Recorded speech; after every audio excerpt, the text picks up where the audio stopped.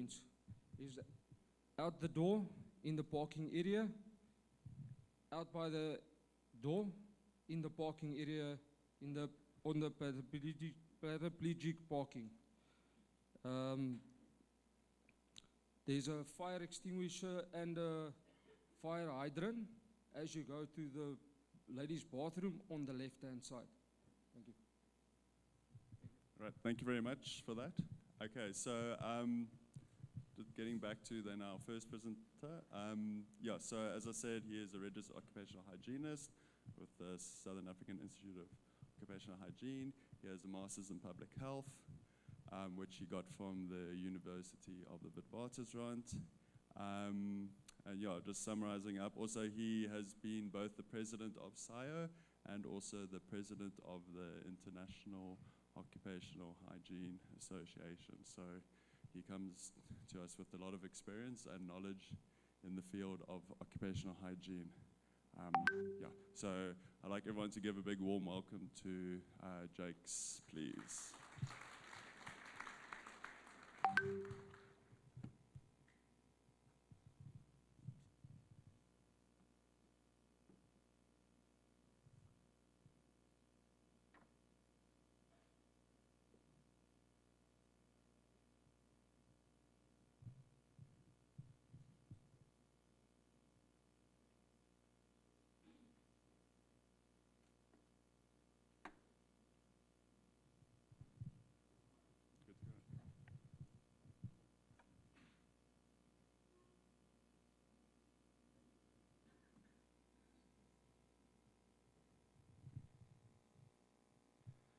A very good morning, ladies and gentlemen, and distinguished guests, Chief Inspector, Deputy Minister. Let me first of all start by saying it's an honor and a privilege for me to be here and to share with you some learnings out of the profession, my career that spans 30 odd years. So if we could just get the presentation up, please.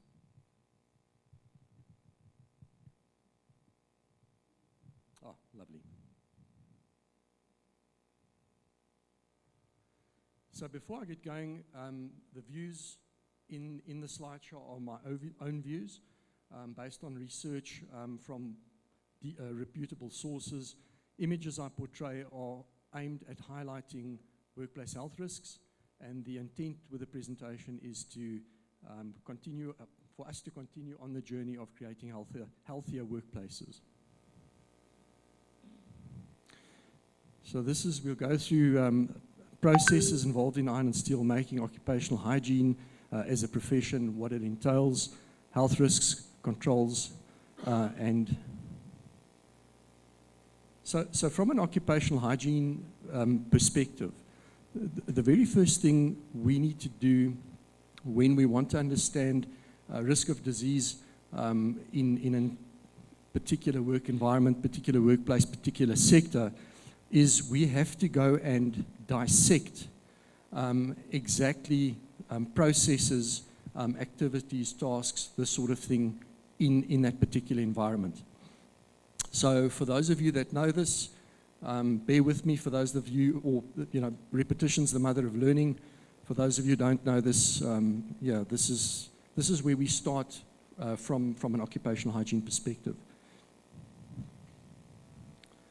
Now, it was interesting that most steel in South Africa is produced via two routes: blast furnaces and electric arc furnaces, and those two processes in and of themselves come with a host of health risks and potential disease-causing exposures generated by those processes.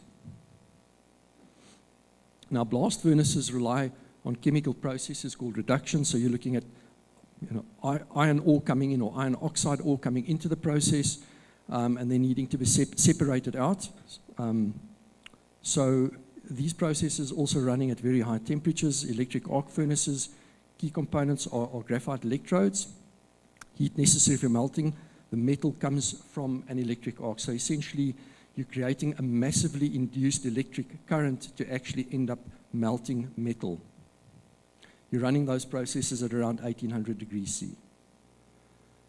So just then, in terms of occupational hygiene, what is it that we do as occupational hygiene professionals? And I think this is important in terms of us eventually arriving at the risks in the occupation. So from a risk perspective, understanding risk, we need to be able to anticipate, recognize, evaluate, and ultimately control exposures. It's one thing understanding a problem, it's an entirely different thing controlling that issue. And our aim is to ultimately make recommendations that lead to solid, sound control to manage risk appropriately. So the goal is therefore good control. Now, breaking that definition down, so please bear with me. Anticipation, it might sound very frivolous at face value, but in actual fact, anticipation, recognition, key components of understanding risk. And if I were to go to everyone in this room and, send everyone out and bring you back in one by one and ask you to do a health risk assessment of this facility, chances are we're going to end up with massively varying opinions or assessments in terms of the health risk. So anticipation and recognition, key components, but are done based on years of experience, training, and practicing in the field of occupational hygiene. The hygienist also we love to measure things, so ultimately we've seen there's a problem and we don't know, we're not sure the extent of the problem, so we take measurement. We evaluate the issue. And ultimately, the aim is to control the problem. So, once again, the goal is good control. If you've never seen or are unfamiliar with the hierarchy of control, I suspect, let me rephrase. I don't believe there's a single person in this room who does not know this. I won't ask you to raise your hands if you're unfamiliar with the hierarchy of control, but I'm convinced every single person's heard of it and has a good understanding of it. But there's one reality in terms of health risk management in the workplace. Zero risk is never possible. It's not possible.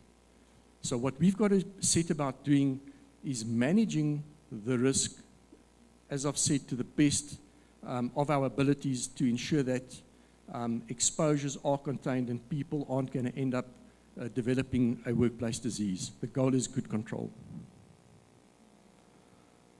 And we go and break down a workplace into 5 key stressor categories: chemicals, biological hazardous agents, physical agents, and that's in subcategories: noise, human vibration, radiation split down into ionizing, non-ionizing radiation, illumination, etc.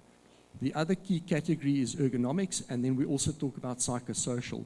Psychosocial is something we typically shy away from. We leave it with the HR department, but some reports I've seen state that by 20, 30, 50% of all ill health related claims from workplaces are going to be psychosocial related or stress related. That's huge. That financial burden is massive. Just to give you a bit of an overview in terms of where the occupational hygienist sits in the occupational health picture. So we work hand in glove, or supposed to work hand in glove, with the occupational medical crew, occupational medical physicians and nurses and so forth.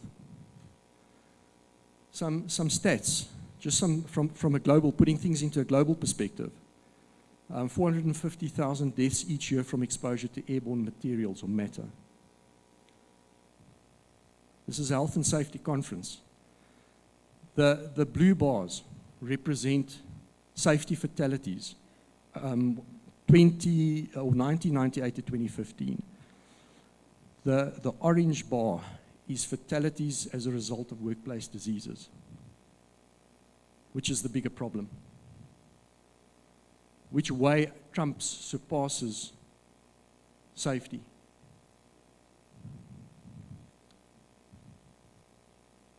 So I'll repeat that. The blue is safety-related fatalities. The orange bars are disease, workplace health, disease-related fatalities. What happens when we get things wrong? So I'm curious to know one cancer treatment. What does one cancer treatment cost? As opposed to controlling exposures. What is this type of bad publicity and I'm back on. What does this type of bad publicity cost us? Sorry, I'm seeing here, and I don't know if there's a delay in the slides. Maybe somebody should just stop me and let's wait for the slides to come in sync with my presentation. Just as a matter of interest, I was reading another document around COVID and the cost of COVID to planet Earth, estimated at around 17 trillion. That's with a T, 17 trillion US dollars.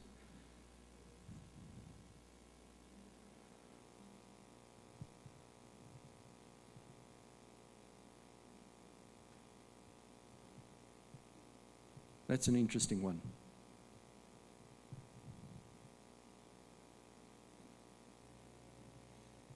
All right, so we spoke about chemicals, we spoke about biological agents, physical agents, ergonomics, and psychosocial. So let's jump into hazardous chemical agents in terms of the iron and steel industry.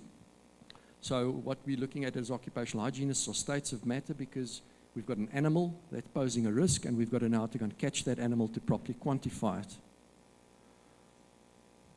Now, this is, you know, over 1,000 chemicals, either in a pure form or a mixture, or some or other process-related change to process chemistry, resulting in interesting, if I can call it for lack of a better description, interesting chemical formulations within the iron steel industry. Raw material, and these from amongst others, the raw material that comes into the process. Nowadays, we're doing a lot of scrap metal smelting. But if that scrap metal dates back from the 60s or 70s, it's old stuff we're putting through our smelters. It may contain lead, it may contain heavy metals that newer scrap doesn't contain. Radioactive materials. Additives in special processes, for example, our refractories, hydraulic fluids and solvents, and then, of course, byproducts, because we are putting coal into the process. So we're getting byproducts such as tar, benzene, and ammonia from these organic fuels that we use in the iron and steel industry. So dusts, mists, and fibers and fumes. Steel workers more susceptible to reversible narrowing of the airways than other occupations. Heavy metals exposure, early subclinical signs of disturbances of the same type of, you know, Parkinson-type symptoms. Steel making works study found, and this is typically as a result of heavy metals exposure. Silicosis, lung cancer from silica, typically in the materials processed, and also your refractories on your linings of your mills, your furnaces. Oil mist generated in the cold rolling of steel, which is a skin irritant, irritates the mucous membranes, upper respiratory tract, and lipoid pneumonia has been, no, excess lipoid pneumonia in rolling mill workers has been observed. Acid mists from pickling areas, skin eye and respiratory irritation, nearly twofold increase in laryngeal cancers. So asbestos, historically used for thermal insulation extensively. We don't use it anymore, it's been banned, but we're still living with legacy issues. And typically maintenance, construction type activities liberate the stuff and people are exposed. So people still contracting the disease in the 21st century in 2025. Cross-sectional study found pleural pathology in 20 out of 900 steel workers. Gases and vapors. So sulfur dioxide, nitrogen dioxide have caused causes of chemical pneumonitis. Carbon monoxide, carbon dioxide. Carbon monoxide is, of course, a chemical asphyxiant, very potent, and very high concentrations can be found in smelting. Benzene, toluene, xylene present in coke gas ovens, respiratory and central nervous system effects. Also cancer-forming agent known carcinogen, benzene, bone marrow damage, and aplastic anemias. Sulfur compounds, high sulfur fossil fuels and blast furnace slag, Polyaromatic hydrocarbons in steelworks, coke making is a major source of PAH exposures. PAH is also a known carcinogen. Irritation of the skin, dizziness, headaches. Coke oven workers have a lung cancer mortality rate twice that of the general population. Respiratory cancer risk for coke oven workers ranged as high as 4.4 times that of non-coke oven workers. Vibration, human vibration, whole body vibration and hand-on vibration exposure, carpal tunnel syndrome, degenerative joint changes, Raynaud's phenomenon, chippers and grinders twice as likely to develop the Dupuytren's contracture than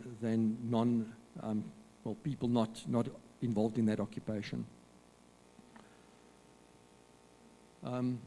Radiation, ionizing versus non-ionizing radiation, both will definitely be prevalent in iron and steel making. Ionizing radiation, typically from sealed sources, densitometers, this sort of thing, X-ray machines used to assess processes, the structural integrity of processes. Of course, radiation is a confirmed carcinogen.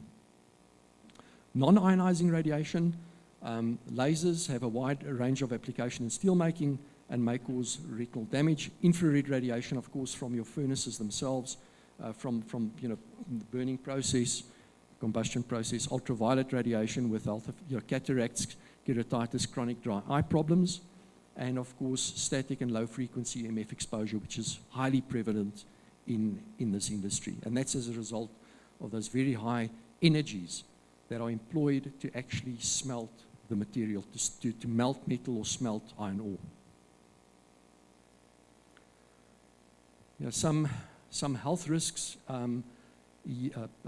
as a result of EMF exposure, and it's interesting, I believe the Chief Inspector announced the physical agents regulations promulgation. It's on its way, and I believe that non-ionizing radiation is also addressed in those, something that we've been involved in for some time. And yes, there are health effects, and yes, it is present, and I'd like to share a little, some anecdotal evidence with you.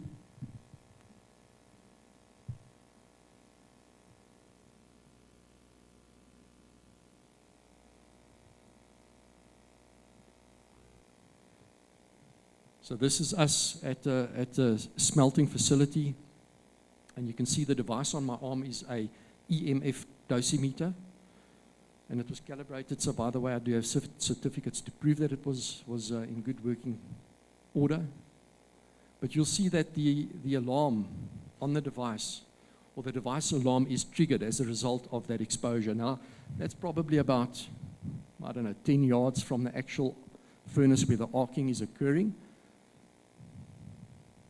And obviously the inverse square laws apply, so the closer you move to that furnace, or the guys working in close proximity where they need to be, EMF exposure is a lot higher.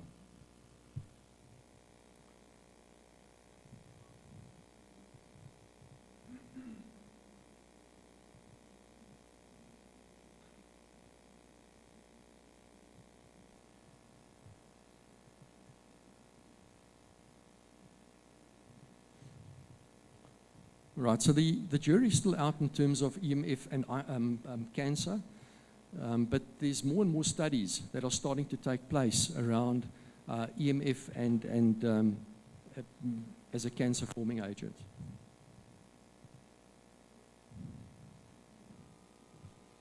Of course, heat-related illness. You're working in an environment, we said 1,500, 1,800 degrees centigrade. Very hot, radiant heat levels up to 1,000 kilocalories per meter squared. Now, factors contributing, of course, to the heat load on the person is high, the ambient temperature, hot environmental conditions, humidity, personal protective equipment the guys need to wear. So they usually wear these reflective suits that are really add to the body load in terms of heat exposure and the risk for heat-related illness, and physical exertion. Study in high humidity environments where in steel manufacturing, up to 90% of the WBGT measurements exceeded exposure values or exceeded the WBGT threshold, the occupational exposure limits. MSD, musculoskeletal injury, common in steel making. People are frequently required to handle bulky, difficult loads. Furnace bricklayers have been shown as the highest risk type work or occupation for upper arm and lower back problems. High levels of stress found in the steel industry. Continuous operation requires shift work. Shift work has also been classified as a human carcinogen, cancer-forming activity, interestingly enough. Hot, noisy, heavy industrial environment, and of course things like risk of job losses, automation also weigh heavy on people's minds and contribute to the psychosocial risk within that environment. So great, we said control. How do we go about this? Well, the hierarchy of control, you know, everyone can throw that at you, but the reality is that, you know, eliminating something is, well, how do you eliminate steel making? We need it.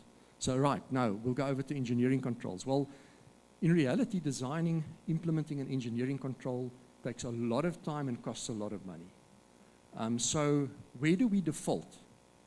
We always go to PPE. And that's why we use PPE so extensively in all industries, including iron and steel manufacture. We need to make sure that we consider PPE as a key critical control, because that is the only line of defense, the only barrier protecting the employee, without a doubt.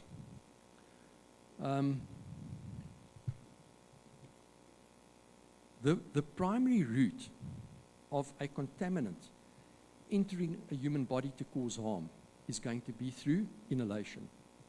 We know that there are a number of routes of entry into the body. The primary route, the key route of entry of a contaminant into the human body is through inhalation.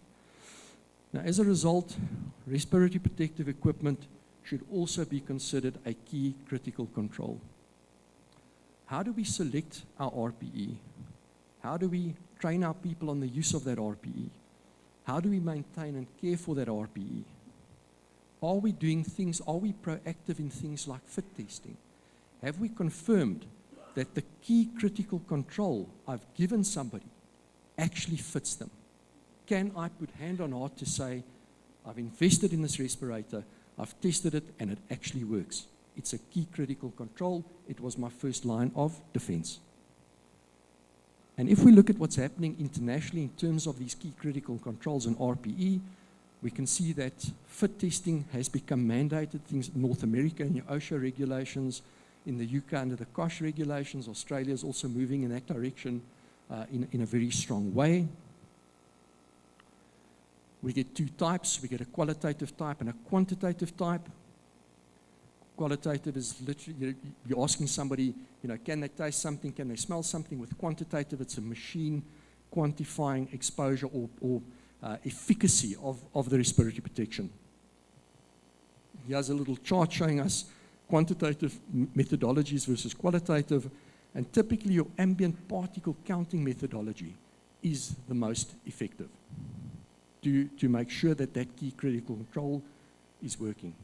Now, interestingly enough, the NIH, Jeanette Mongai, if any of you know Jeanette, done a PhD study on disposable respirators.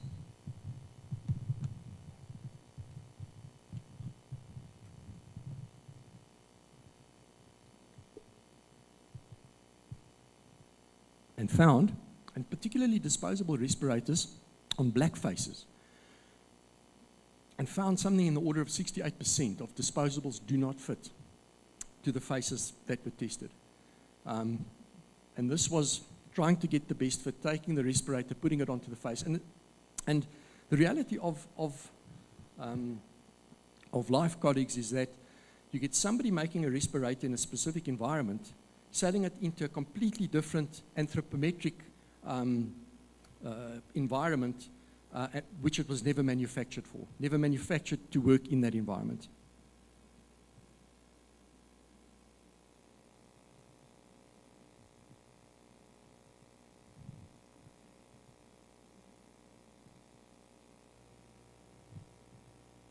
that's my song sung. I'm not sure what the arrangements are in terms of questions from the floor, Warren. At the end, okay. That's me done. Thank you very much for your attention.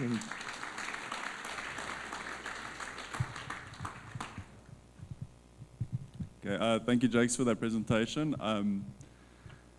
Yeah, I hope everyone was taking notes of the ideas and the hints with regards to what hazards might be in your workplaces, in addition to the normal ones that everyone kind of knows, and especially because of those new regulations that will be coming out shortly, and that those will also need to be kind of assessed, controlled going future as well. Yeah, so in parting, thank you for presenting, giving up your time, and while it's not here, and for preparation of your presentation, Jakes. We really appreciate it, and this is just a small token of gratitude for the. Okay. Thank you. Thank you, Jakes. Thanks.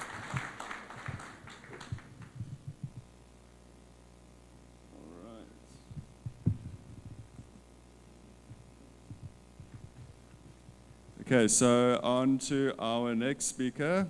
You saw in Jakes' presentation that everyone was paying attention, hopefully, that he skipped out one very important issue in the iron and steel sector.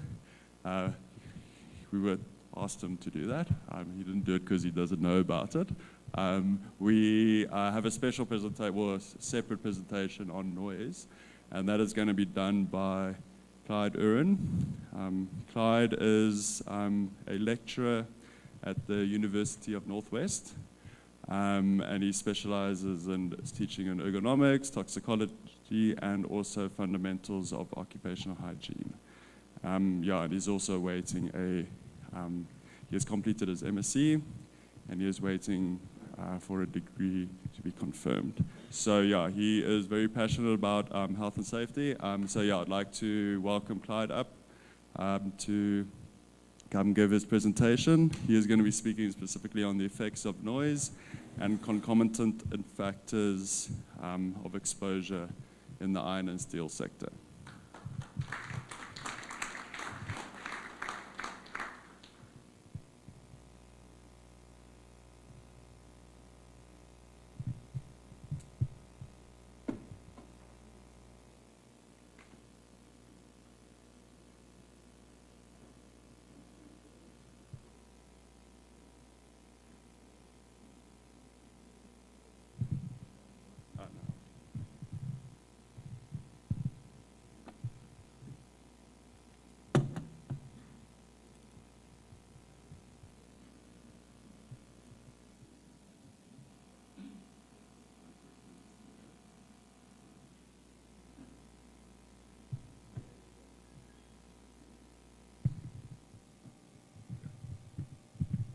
Okay, good morning, everyone. I think it's appropriate that we're in the Northwest Province. I should greet you with Ache.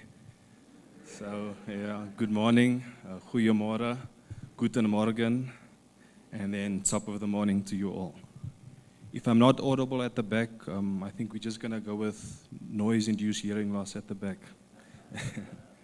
So the title of the presentation, it's Noise Exposure and Associated Factors in the Iron and Steel Sector. I collaborated with my colleague, Prof. Stefan Landa. So what is the aim? The aim is to discuss general issues relating to noise exposure in iron and steel industry from an occupational hygiene perspective. So in order for us to do that, we first have to go back to the classical definition of occupational hygiene, which is the discipline of anticipating, recognizing, evaluating and controlling health hazards in the workplace, with special focus on noise in that regard. So what is noise? How do you define noise? Is noise the sound that I hear 4:30 when I'm at home from my wife? Probably not. So noise is an unwanted sound which may cause damage to hearing. It has uniqueness of sound based on a combination of frequencies. These frequencies have relative intensities, and in the sound rate, it has an onset and decay. So we have the start, we have a peak, and then we have a drop again. So noise-induced hearing loss, it's the permanent damage to the hair cell within the cochlea due to exposure to loud sounds. At this point, it's irreversible, but I'm sure with Mr. Musk and the current advances in medicine, we should be getting some treatments in the near future. So noise is a problem, and noise-induced hearing loss, that's even a bigger problem. So noise-induced hearing loss, it's the most common occupational disease in South Africa, according to the profile of occupational health and safety in South Africa.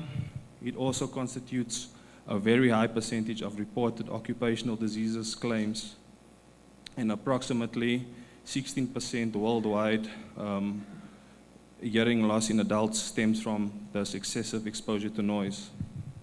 Noise in the workplace, like I said, it is a big issue. So where do we start? So with occupational hygiene, we always start with legislation. So that's going to be the starting point. The Occupational Health and Safety Act, the Noise-Induced Hearing Loss Regulation, refers to the SANS code 10083, and then they refer to the Hearing Conservation Program as being the basis of everything a company needs to do when it comes to noise exposure. In the Hearing Conservation Program, we will do a noise assessment, so you will anticipate and recognize if there may be any noise exposure, measure that exposure, and then compare that exposure to a legislative standard. If it complies, do we just leave it, or do we try and improve conditions? And if it exceeds, we have to implement controls.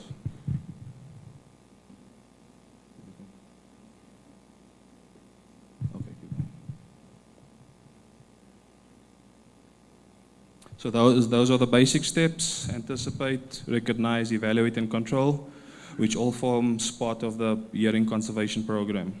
So when it comes to risk assessment of noise, it's actually a strange thing to say, but we can actually hear noise.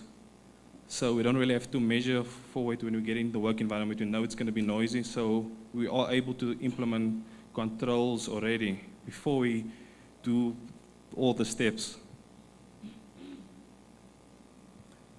So then we have the noise rating limits, the noise-induced hearing loss regulations. They have a limit set for 85 dBA, at and above which hearing impairment is likely to result. And then with the draft regulations, there's a noise action level, which has an equivalent 8-hour level of 82 dBA. And then it also has, in addition to that, it has a peak equivalent level of 135 dBc for impulse noises. And at this point, specified actions or countermeasures need to be implemented. And then the noise rating limit also occurs there. That's going to be the same, 85 dBA for continuous noise. And then in addition to that, we have a peak level of 137 dBc for impulse noises, at which specified actions need to be implemented.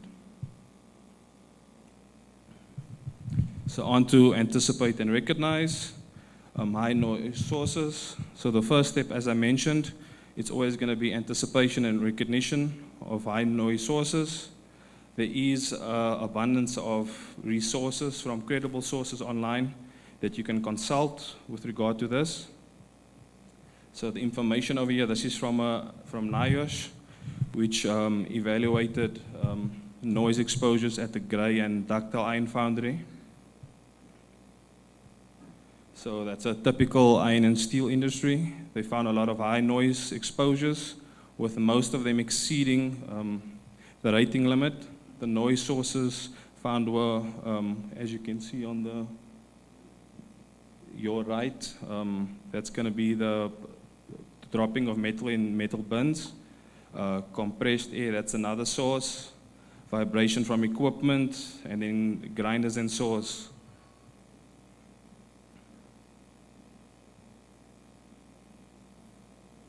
what's usual when it comes to the risk assessment, again, as I mentioned, we can hear noise, so we can act on it immediately.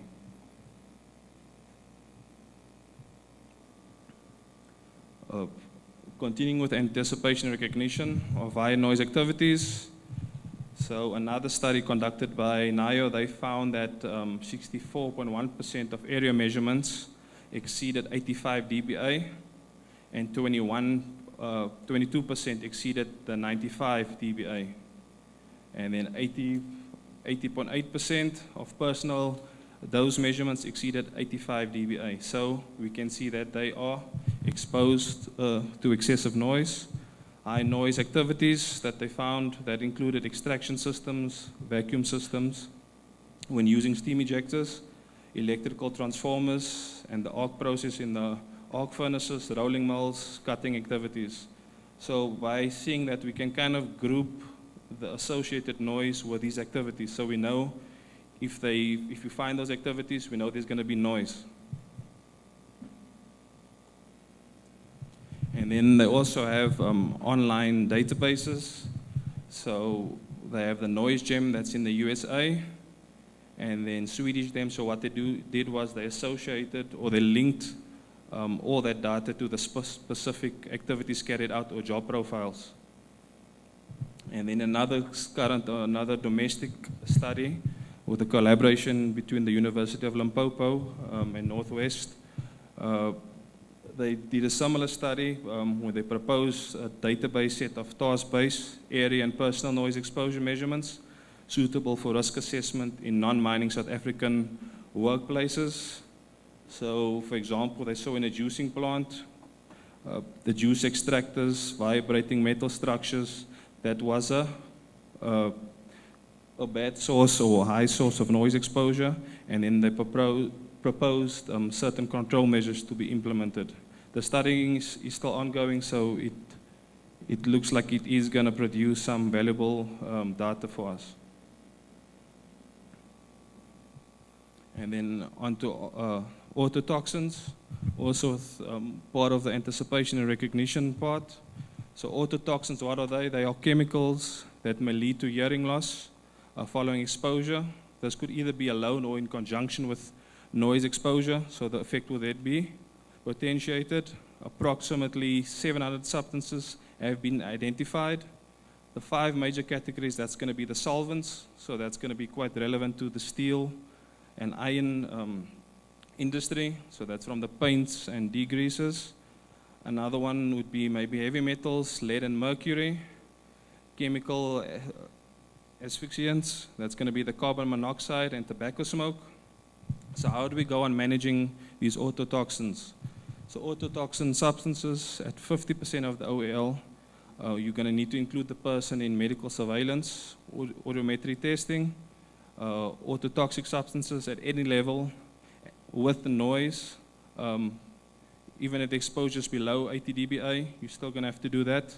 And then another thing to add to that is hand and arm vibration. So if the person is exposed to the autotoxin and hand and arm vibration, it's also going to have a adding effect. Onto the evaluation part. So we know in the field of occupational hygiene, I think the evaluating part, measuring, monitoring, people like to do that overzealously. So noise monitoring must be done every 24 months by an approved AIA, according to SANS 10083. The need for reporting noise is more than just one equivalent value. I don't think that's going to be sufficient. We need more detailed reporting. So that's going to be detailed shift exposure where peaks are identified. So over here on the graph at the bottom, we can see the person was exposed to noise above 85 at certain points. And then noise doesn't really do this, it fluctuates. So those fluctuations, those peaks, are we taking that into consideration? Okay, over here we have dosimetry graphs as well. On the graph you can see this person for the first 2 hours, the top one, they were exposed to noise between 80 and 90 dBA. and then at a certain point it dropped. I think ESCOM maybe assisted in reducing the noise exposure during that period. So there was a significant drop there. And on the second graph, we can see some peaks as well, but we're still only reporting one value. So that doesn't give us a true representation of what the person would be exposed to. And then on mentioning more data should be given, in the bottom right corner, we have a noise contour map. So a lot of the data, the measurements, it was plotted, and then we can see an area of high noise concentration. It gives us a better visual representation of what the noise profile looks like in that area. Extra information on the note of peak noise. Peak noise is the highest instantaneous noise measurement at a peak. So as I mentioned, we get peak values, but we're still only reporting one. Yeah. So even though the noise equivalent may comply with 85 dBA, the peak may exceed 137 dBc due to high impact noise. So by knowing or including this, we can then identify potential noise sources at specific times and then control it at that place. Something else to add is the octave bands.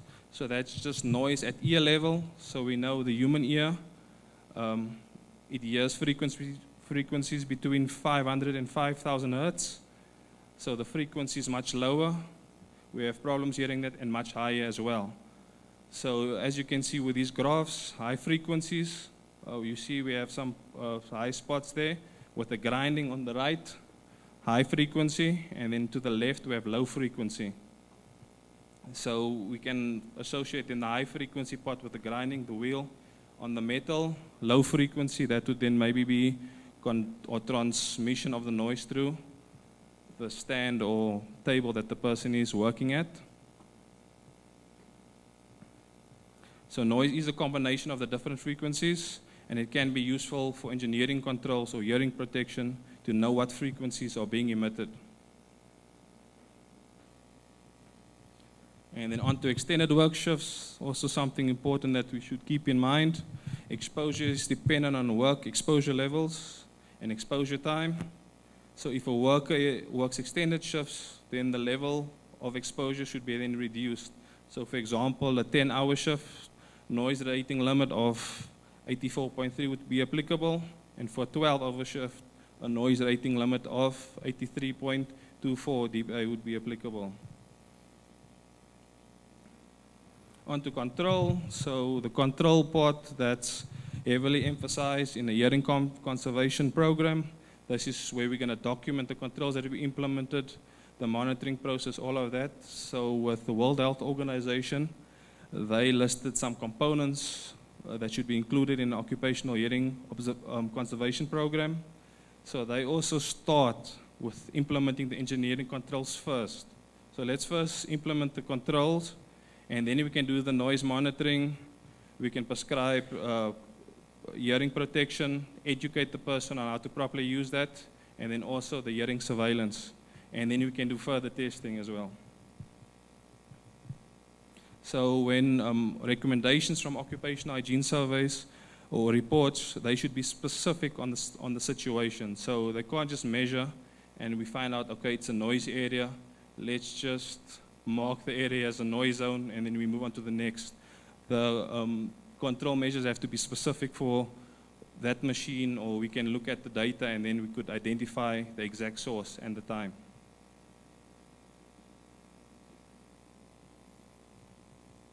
Onto controls again. So we know the most typical way, that's to control at the source, control along the transmission path, and then lastly at the worker. How are we going to control at the source? We're going to buy quiet. That usually requires a lot of capital. Reduce speed of movement or impact. So we could tell the workers or slow down conveyor belts that drop the metal into baskets, or tell the workers, okay, reduce the height that it's dropped from. Dampen or cover surfaces, reduce drop distance, I covered that. And then machine maintenance, and then you could also add silencers and mufflers. control in transmission path, enclosures, acoustic screens, relocating machines, and then remotely operated machines. Control at the worker, we could isolate the worker, reduced exposure time, hearing protection, and then continuous real-time monitoring. Hearing protection devices are still going to play an integral part of any noise management program.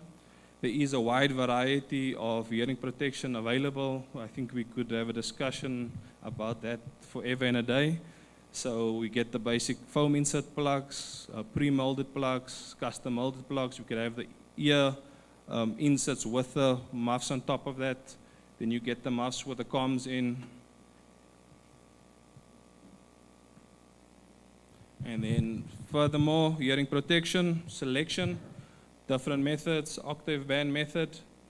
I'm not really going to go into depth about this, but the most important part, I think the previous presentation, they also covered fit testing. So we need to make sure that the hearing protection is properly fitted and that we test it.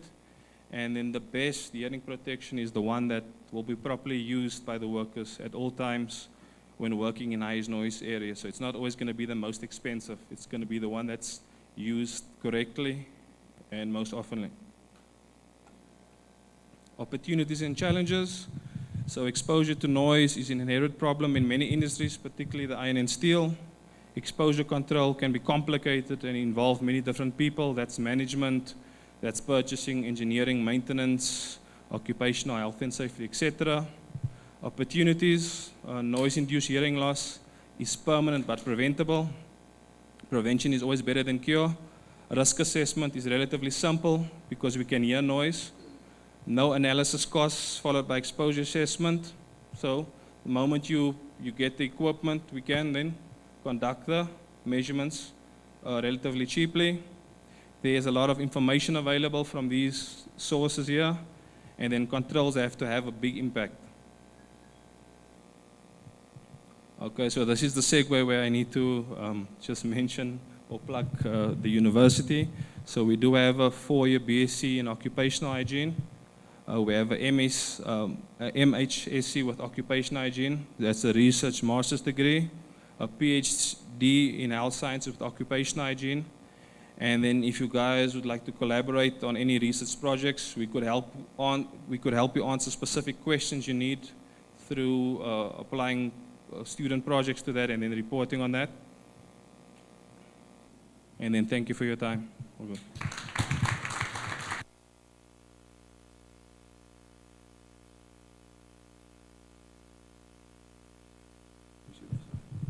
Thank you, Clyde.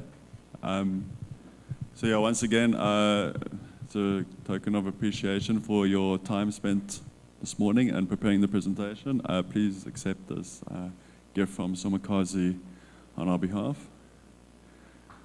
All right.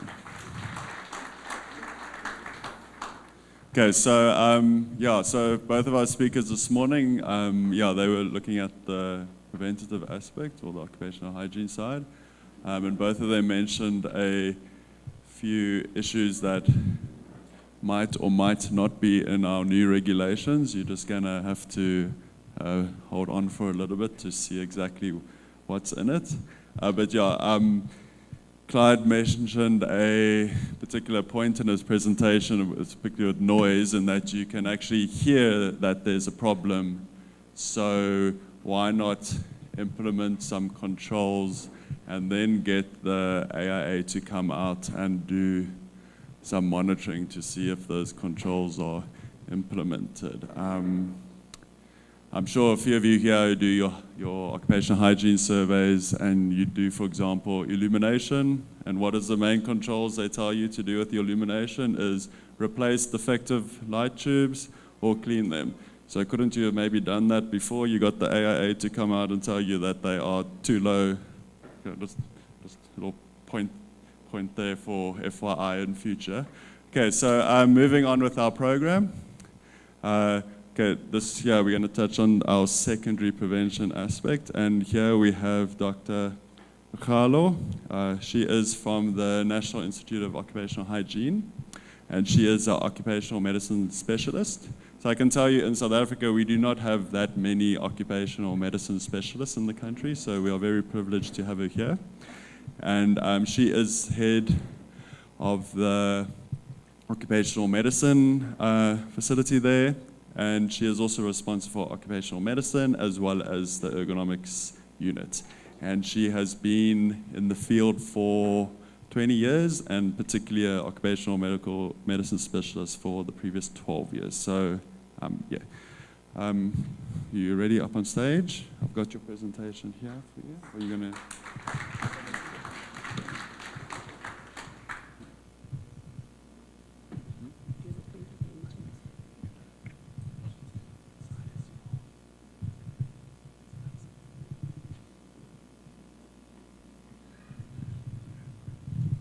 Good morning, colleagues. Greetings to all national representatives, provincial, municipal, all employer representatives, employees, all distinguished guests, all protocol observed. Good morning.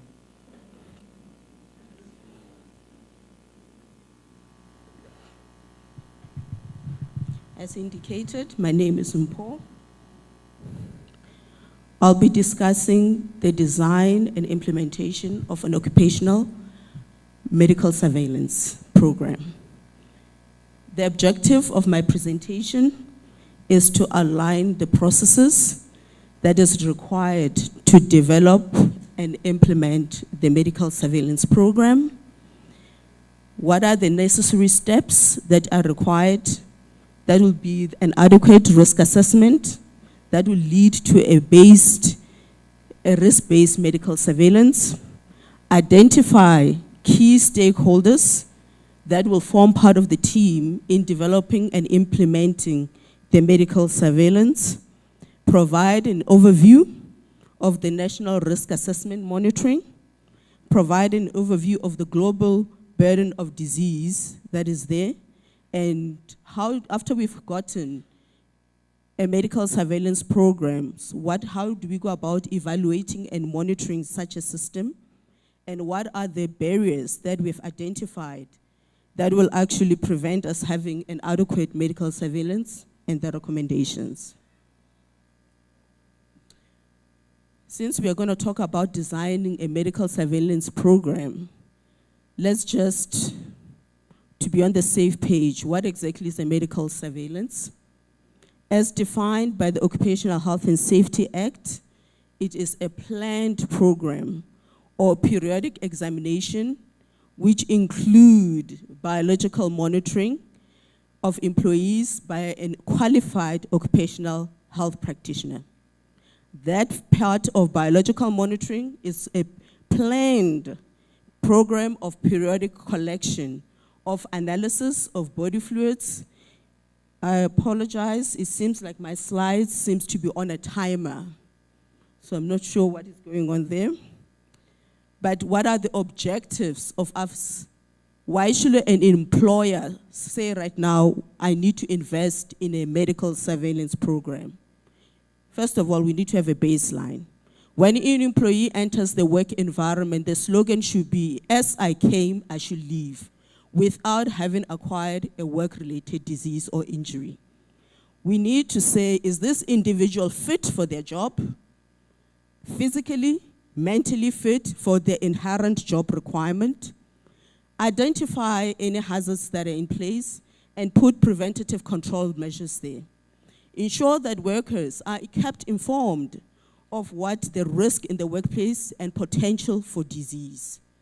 And lastly, should we identify occupational diseases, the process that should be followed in investigating and ensure adequate management takes place. As an employer, this is a legal requirement for you to conduct a medical surveillance within your workplace if any of your employees are exposed to the following. Under the noise-induced hearing loss regulation, Section 8 gives us medical surveillance, mandate medical surveillance to take place. Our hazardous chemical agent regulation, Annexure 3, has a very well-defined what exactly are the design and implementation of an effective medical surveillance in the work environment. If you're going to go through to the biological agent regulation under Section 8, that will also define how you should, as an employer, issue a medical surveillance program. And the asbestos abatement regulation, Section 17, lead regulation, Section 9, and then ergonomics regulation, Section 8. All those are legal frameworks that require a medical surveillance should your employees have exposure. The Occupational Health and Safety Act, by requiring this and stipulating that a required qualified occupational health practitioner, it actually implies a legal mandate for you to have health services that actually will roll out the medical surveillance program. What are the inputs of a medical surveillance program? We said we want to do risk-based medical. So it always has to start with a risk assessment. Identify your hazards in your work environment, quantify them through hygiene programs, and that will lead into an efficient medical surveillance program. This requires leadership commitment. It needs resources. You need to have policies in your work environment that stipulates, as a mandate of the employer, how are we going to protect our workers? How are we going to identify those hazards? What are the prompt procedures in designing? What are our implementation programs, and how are we going to audit that it's effective? So the basis of a risk assessment is to identify hazards, determine it, quantify it, analyze the extent, and ensure that your controls are efficient. There are different toolkits that are out there that can be used when you do your risk assessments. I just gave you examples there, where you have your HSE, your HAZPAC, your NOSA, that can be utilized, that you can utilize when doing your assessment, and it's important to always rate the hazards. It's important that at the end of a risk assessments that are conducted, we have an occupational risk exposure profile. This worker, what are they exposed to within the work environment? Not just from a hazard perspective, also from an environmental exposure perspective. Are they working from heights? Is there any environmental impact that can take in place? Are they working underground? What is going on? The physical demand. This is where most employers skip this. We have a new ergonomics regulation from 2019, but how many of us are doing ergonomic assessments within our workplace? Then we need to then review and ensure a medical surveillance program is conducted with the right tests that are conducted to ensure we know what are the exposure to health effect. Then the frequency of how it's conducted needs to be put through. So when we talk about designing a medical surveillance program, the first point, as I indicated, is an OREP. Determine the affected employees.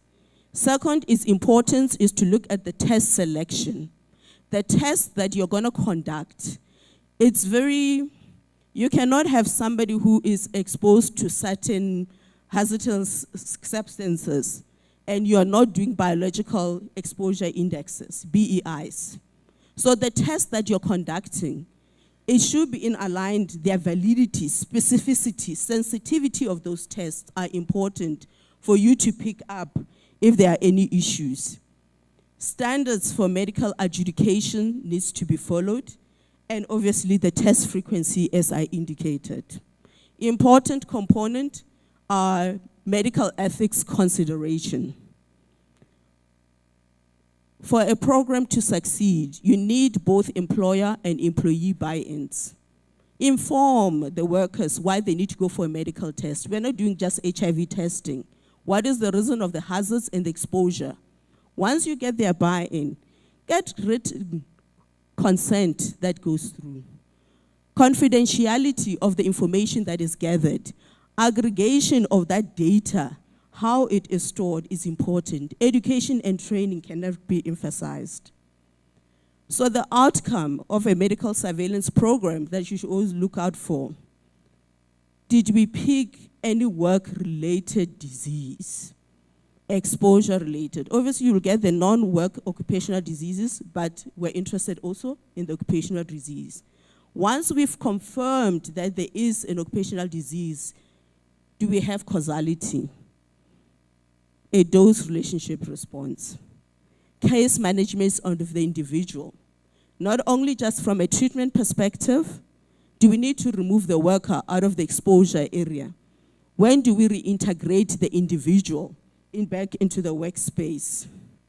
Plan for those other workers that are working with this individual. How do we protect other individuals? How do we review our hierarchy of controls and ensure that it's adequate? And obviously, if based on impairment, submit to COID. Important to always do case tracking.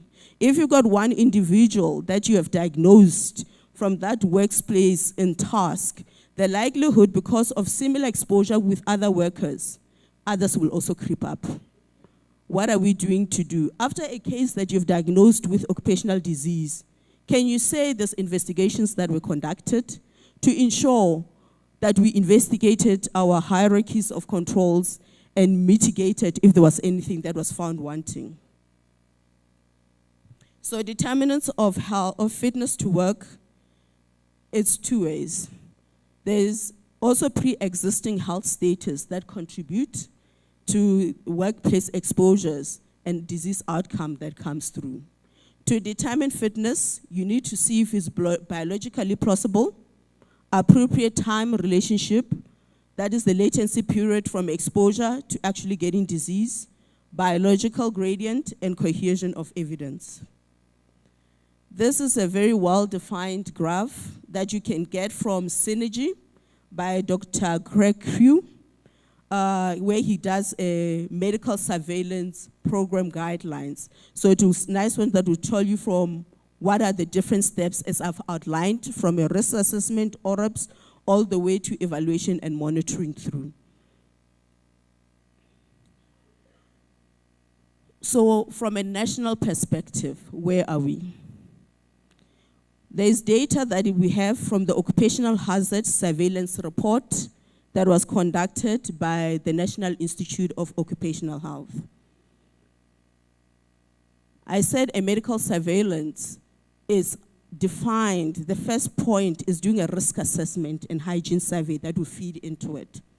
So from industry perspective, you can see that we have a total of 55 AIAs that were completed online during the year 2022 and 2023.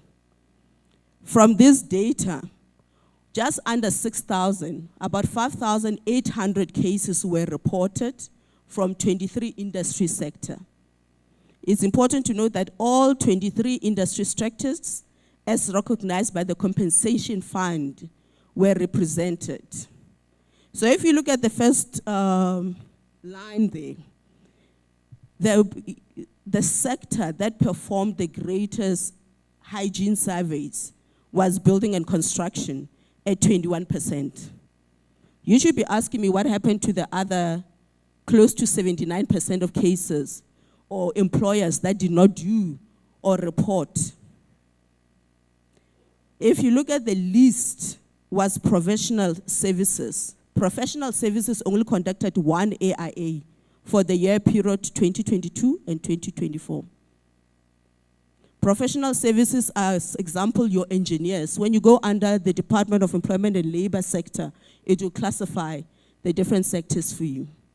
This is important information because if we are not testing, can we adequately say that our medical surveillance program is adequate? We've identified the hazards and so forth. We can't. What is also important to note is if you look at the top 5 of the sectors that are there, look at the range of 21 to 7% of the companies that are actually complying with their risk assessment and hygiene surveys.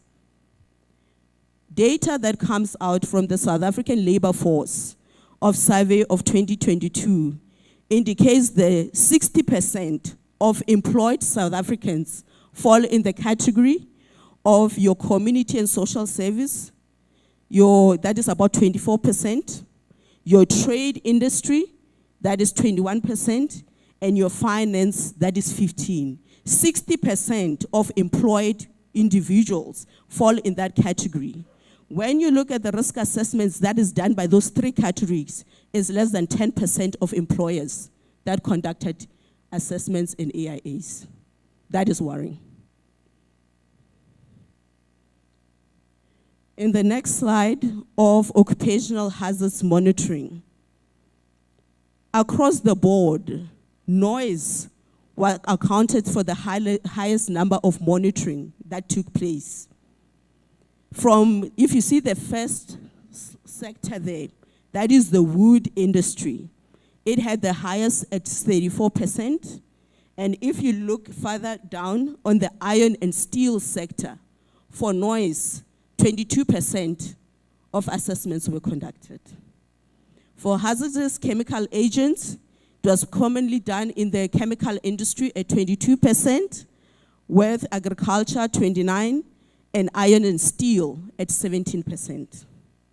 Your asbestos was the most common stressor that was identified in our construction industry at 66%. For those that are predominantly in administrative duties, your indoor air qualities within your banking industry, education, charitable and political services, they all had 24% to be measured. If you look, this gives you a graphic overview that in the past 5 years, there's an increase. If you look in 2018 and you compare to 2023, the number of risk assessments and hygiene monitoring has tripled. So that shows from an employer perspective, there's a commitment that we are seeing that is coming through, and awareness of the health hazards. It's also important to note that across the board, the highest stressor that is identified is noise at 41%, and this is followed by illumination at 35%. The least assessed was lead at 1.7 and vibration at 0.3. When you then review where are we in terms of occupational exposure limits, you will see that although 42% everybody across the board measured for noise, 72% of the industries, the noise was above occupational exposure limit. So that tells you, if you're going to do predictive measures in the future, you will be having a rise in noise-induced hearing loss, unless we are clear that our mitigating controls are in place.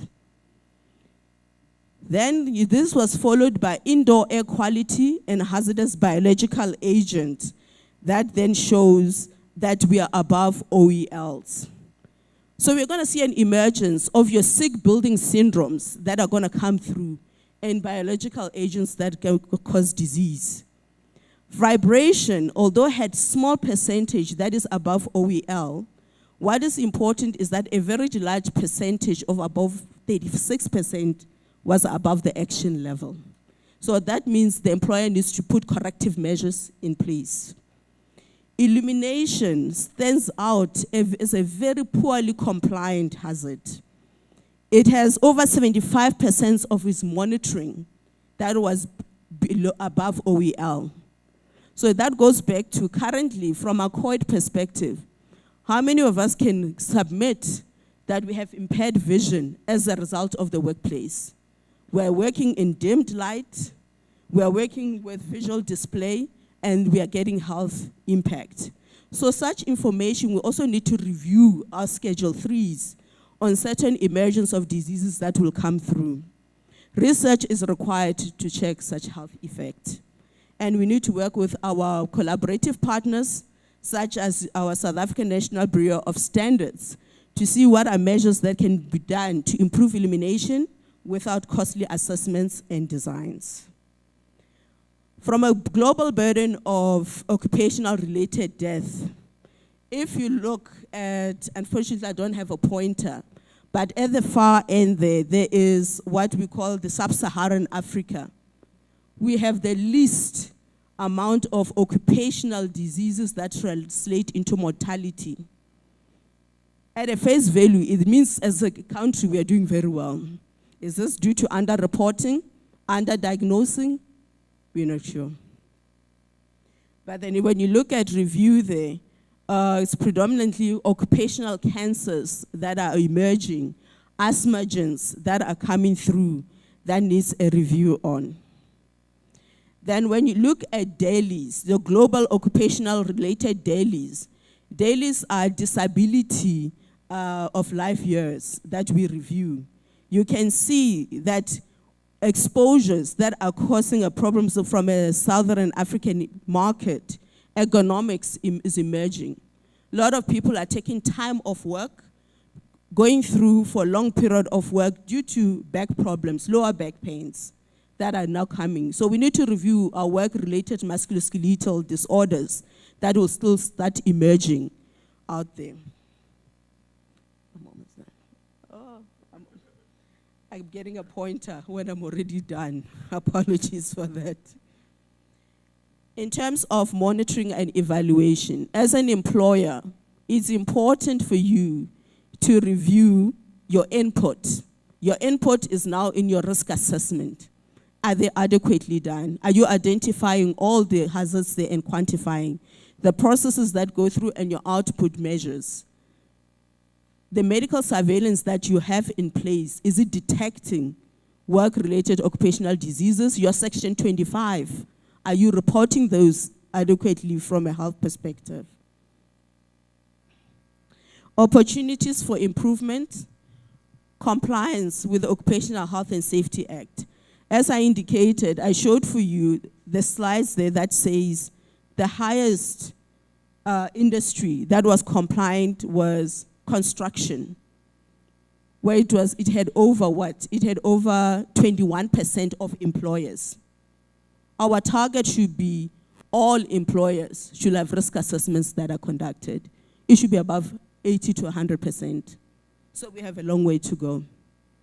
The iron and steel, you are sitting at less than 6% of monitoring that are conducted. So that's speaking to employers. It needs commitment from employers to make sure that we actually do our risk assessments that will quantify into quality surveillance program. Sharing of knowledge.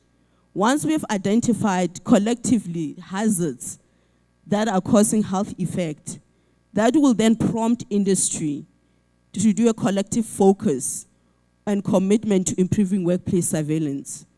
The small enterprises, dissemination of group information will benefit those small companies with limited abilities to monitor work hazards. Risk assessment and medical surveillance is a joint effort that is required from both employer and employee.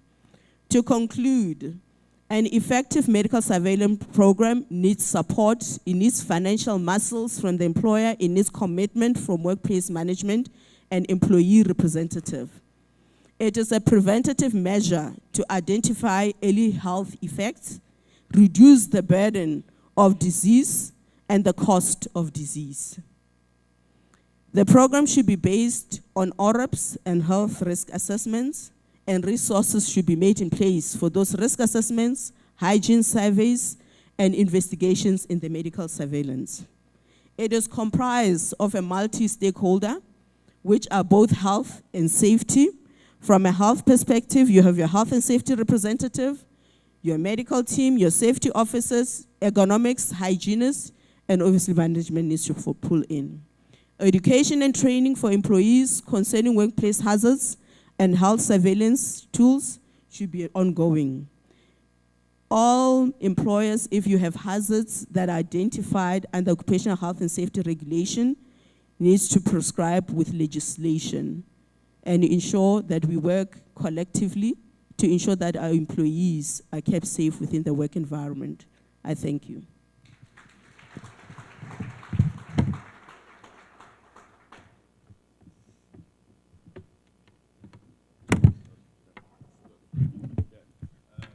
Thank you again, Doctor, for again your time and effort that you spent on preparing the presentation as well as providing the presentation. So Yeah, so I hope everyone can now see that from what the doctor presented, what Jake's presented, what Clyde presented this morning, is that it's linking yesterday to what Ms. Huna presented about what we're seeing as a department when we go to workplaces and an employer does the risk assessment, and it's almost like they just put it aside. Then they do occupational hygiene monitoring, they put it aside, and then they have a medical surveillance, which is not necessarily risk-based, but you can see the importance of it being risk-based, and then also just putting it aside, and those three documents or three programs are not talking to each other. So thank you. So I hope everyone can see from these three presentations this morning how important it is that all three of those talk to each other, and that yeah, it's not just a matter of a tick box that I've done it. You actually need to use that information to actually improve the working conditions for your employees. So we are now time for question and answer. So I'd just like the three presenters to come back on stage, please, and take a seat. So can I see hands? Do we have our assistants with the roving mics? Okay. Okay, so I see one over there. I saw a hand at the...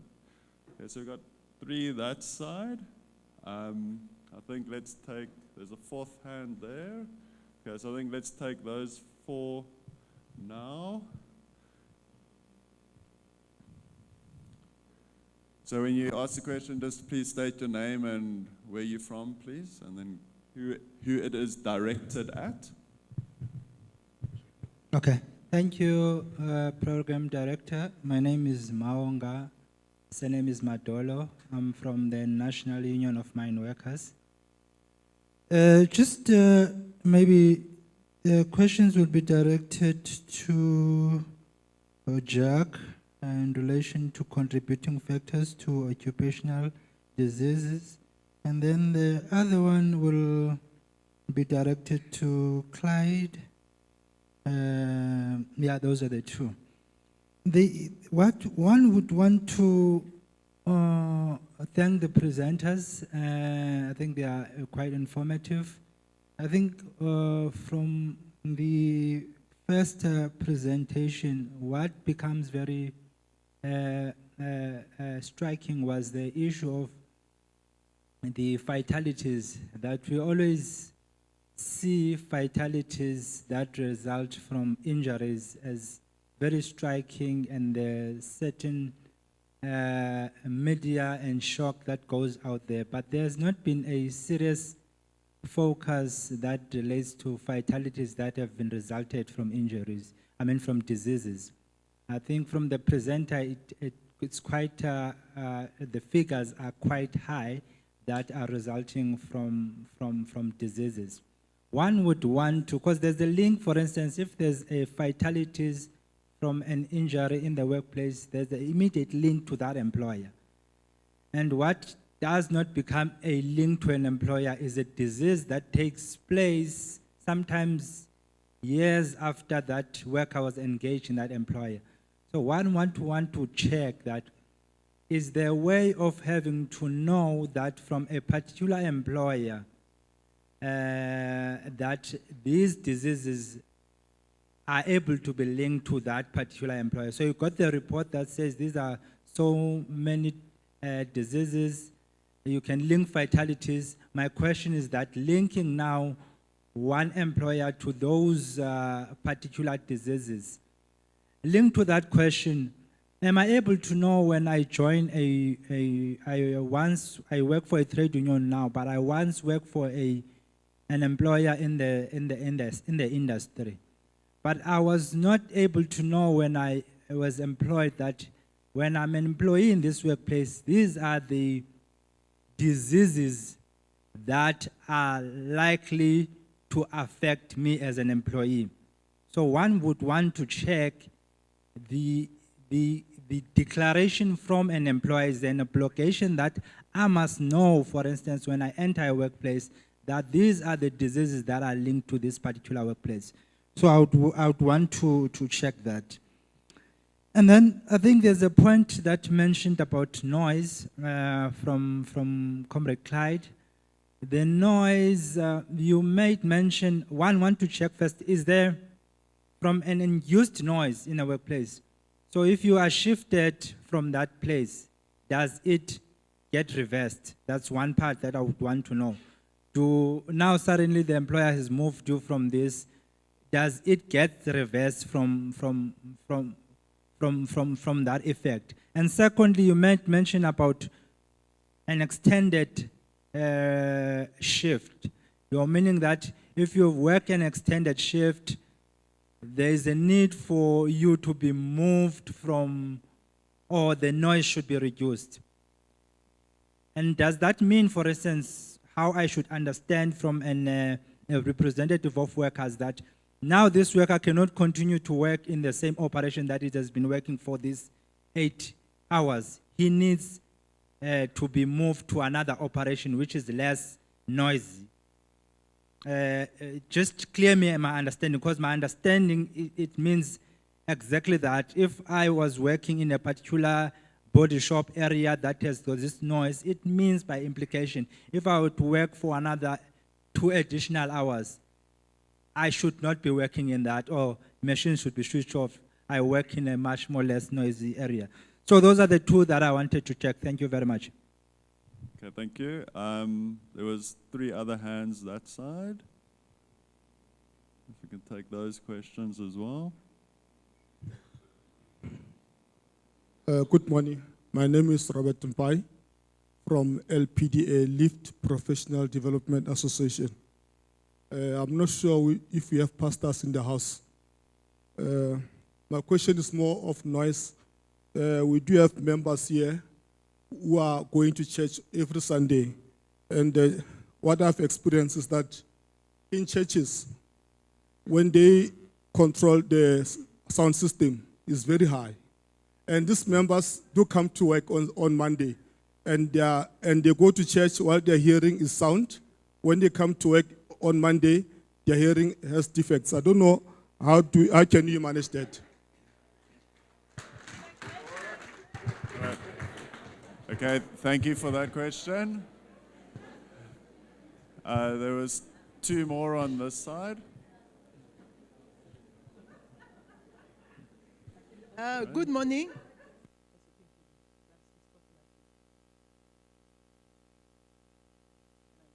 Yes, I am Nancy. I am a health and safety inspector in the Western Cape.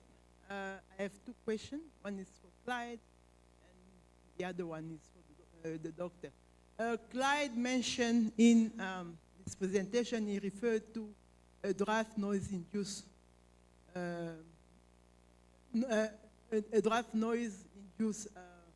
regulation. Is he referring to the new draft, the new physical stresses that is being drafted? Because I got confused there. And then the one question to the doctor is about ergonomics, that you're saying it's now emerging that we find that people are getting sick as a result of poor ergonomics. But you see that mostly it's your physical aspect of ergonomics that is being checked. We'll talk about your muscle pain or muscular disorders. Meanwhile, there's also the other aspect of ergonomics, which is the cognitive one and the organizational one. Is there any research that has been done or any information that talks to effect, that is now cognitive effect of ergonomics and organizational effect? Didn't she hear that? She's shaking her head. I'm not sure if she heard the question. You're breaking up a bit, but I'm okay, getting most must I of it. repeat both questions? No, it's just fine. us? It's fine. Just the last one a bit. Yes, the last line is saying, I'm asking, have you seen in your work whether there's been research done where they've measured actually because ergonomics has got 3 aspects. The 2 other aspects, which is cognitive and organizational. So it's mostly, they will talk about the physical effect. I've got a back pain, my wrist is hurting. But they don't talk about the cognitive effect and the organizational effect. Is that coming up? Do people present with symptoms related to that? Thank you. There was one more this side, and then we'll answer them.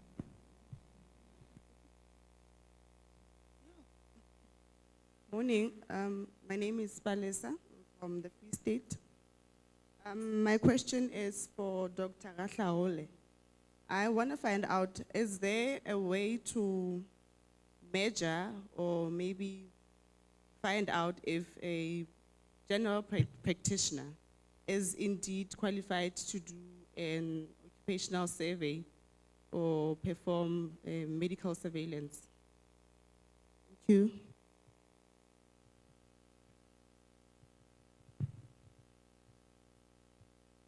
Okay, so thanks for those questions. I think they're quite in depth. So the first one was just Jake's, but it's more of an occupational diseases issue. So we're going to ask Dr. Mpho to answer the first one. You can maybe answer all the occupational ones. So the first one was, how do you link an employer to a disease, taking into account like the latency period for diseases and how it can be so long?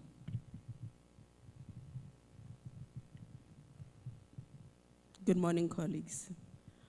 Maybe it's also unfortunate that I didn't have a pointer.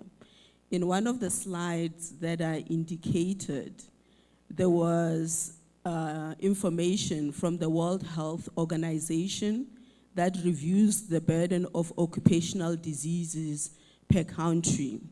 In South Africa, we're classified as the Southern African market.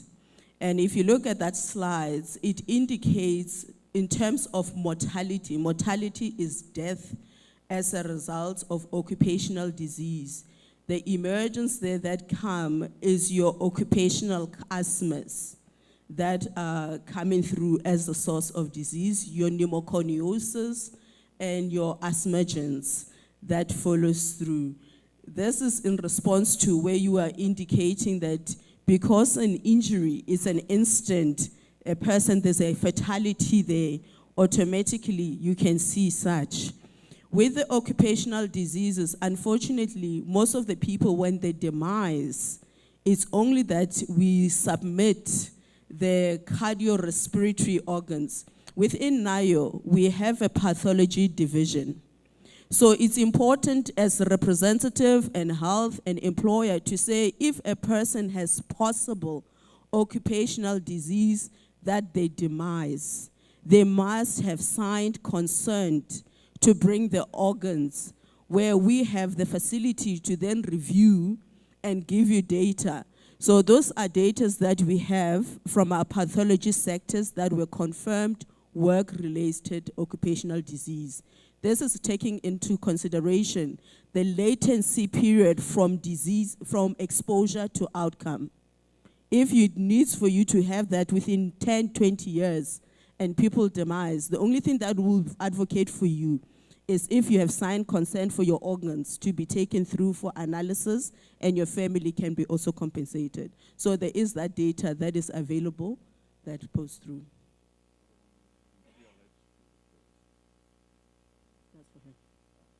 No.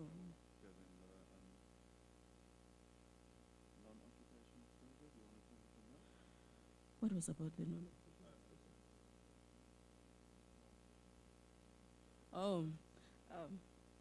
The question was the pastor.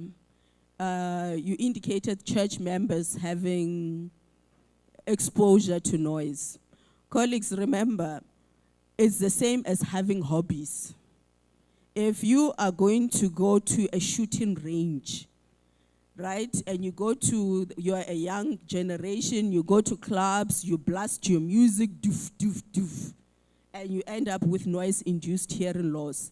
If in your work environment, your risk analysis indicates you do not have risk exposures, you can then not be compensated for exposure-causing disease when you do not have that in the work environment.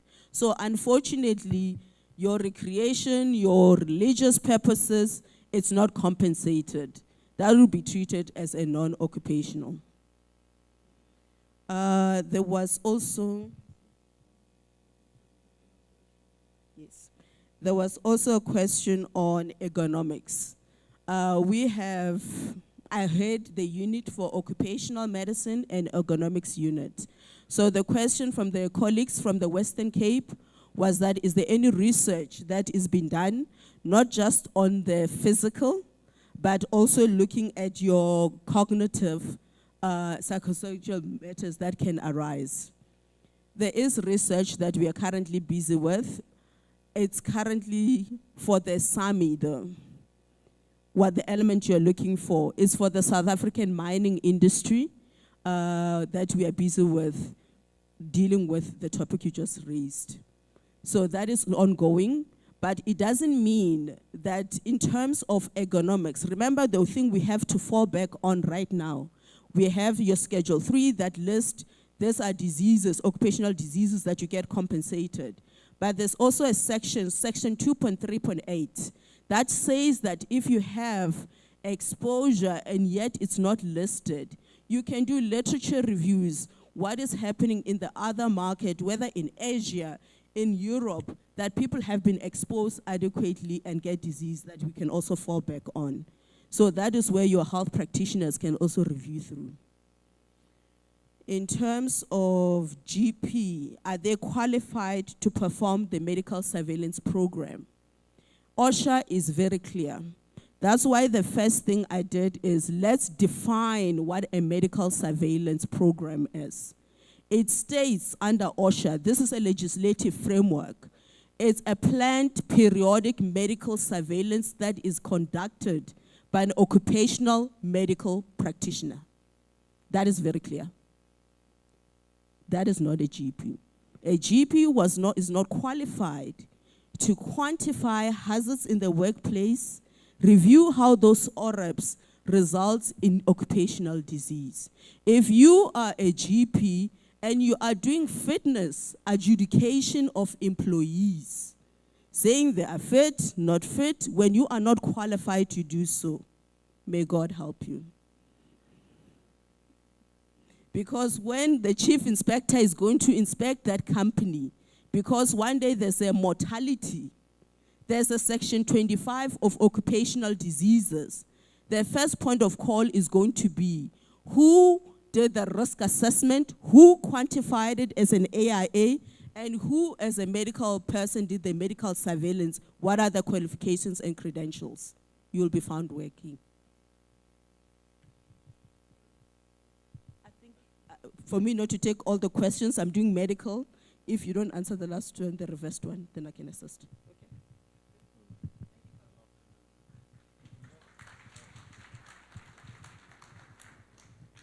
Just to add to the gentleman that mentioned the past on the Sunday, that's actually a very valid point in the sense that somebody contracts noise-induced hearing loss, and how do you know that it's actually work-related? It's not related to him sitting in church on Sunday all day and getting bombarded, with a loudspeaker or the disco. But I don't see, I think we may be a bit more mature to hang out in discos, but we are hopefully on church on Sundays. Or you do a grinding as a hobby, all right? So how do you know that the exposure, the noise-induced hearing loss, is work-related? Well, interestingly enough, there's technology now currently available. It's in-ear dosimetry. It's a hearing protection device that simultaneously measures the sound pressure against the eardrum post-protection. So these types of devices, and it records the data. And you dock and download the machine, and that data gets pushed through into the cloud, so you can actually see ambient. It's a collar with an earplug. You can see ambient noise, and you can see in-ear noise post-protection. Post-exposure, so in other words, the plug is giving you up to 16 odd decibel attenuation of the noise, and then you're measuring beyond that to see how well that earplug is actually protecting you. That information is, this device is docked and downloaded on a daily basis, and that information is recorded. And if somebody comes and says, well, and of course then it sends a push report through to supervisor, whoever needs to see that information, and you can comprehensively manage exposure and control. How effective is the control? And if all of that's good, and this guy's still got noise-induced hearing loss, well, then you've got a very strong argument as an employer to say, it's not us. Or if there's an immediate trend to say there's an exposure, then you can say, but this guy's action, you can see ambient versus in-ear is exactly the same. It means he was not using his hearing protection. Now, this technology is available. My question back to you is, do you guys know about this technology? And why, if you do know about it, why aren't you investing in this type of technology in your workplaces? Thank you. Thank you, Jakes. There was also a question about the extended shift, so I'm going to ask Clyde to answer that because it was included in his presentation.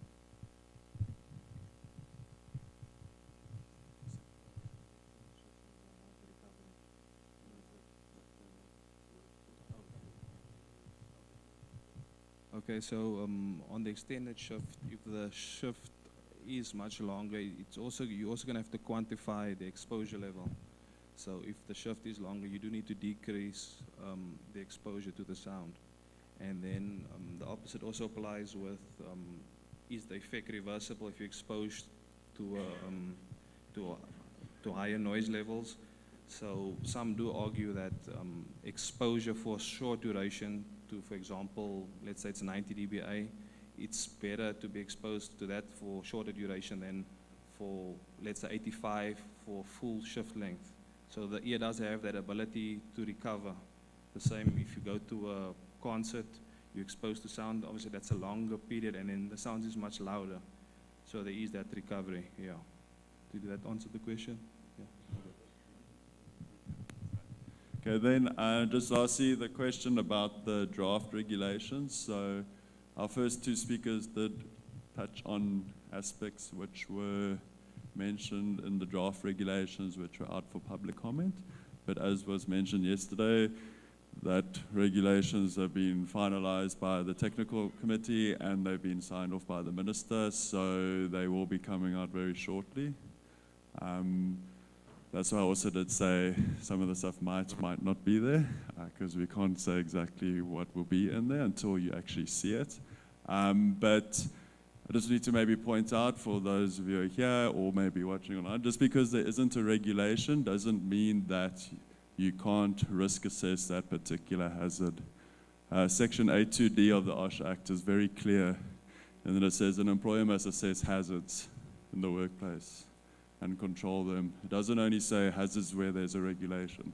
Okay, so let's also keep that in mind, and we don't like to hear when we do our inspections that employer says, but there's no regulation, so I'm not doing that assessment. Okay, so that excuse doesn't fly.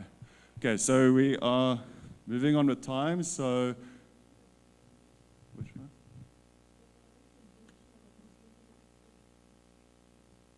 Who asked that?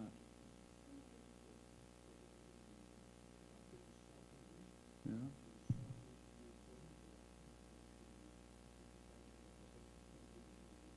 Oh, right, okay. All right, sorry about that. So our regulations are pretty clear that they all have a training and information section in the regulations, and there that is an employer's responsibility to say all workers who are exposed to, whether it's noise, whether there's a part for asbestos, HCA, HPA, that they need to be given information as to what exactly they are exposed to in the workplace, what the legislation says that the employer must do, as well as what they must do as employees. It also talks about what controls have been put in place to protect that an employee, as well as what the employee must do to protect themselves and their fellow colleagues. Then also goes on about the importance of if they need to be used as an example for your occupational hygiene surveys, that why they need to be involved in that, as well as medical surveillance and the importance of that. And also a new thing about that they have access to their own personal medical records. So when our inspectors do inspections, they don't only look that the employer is giving training to the employees, they also check what scope the employer is following when they're doing that inspection, because the regulation is very clear of what that scope must be. if they want to add more to that scope, they are more than welcome to. But yeah, our inspectors do check that that training is according to what the regulation says. Okay, sorry, I missed that one. Okay, so I'm going to do a last round. There was one hand on the far side there, so that will be the only one from this side. This side was quite quiet, so we'll do that lady there, and then any hands on this side? We got one, and then two. There's a pillar in the way, so I can't see if there's anyone on the other side of the pillar.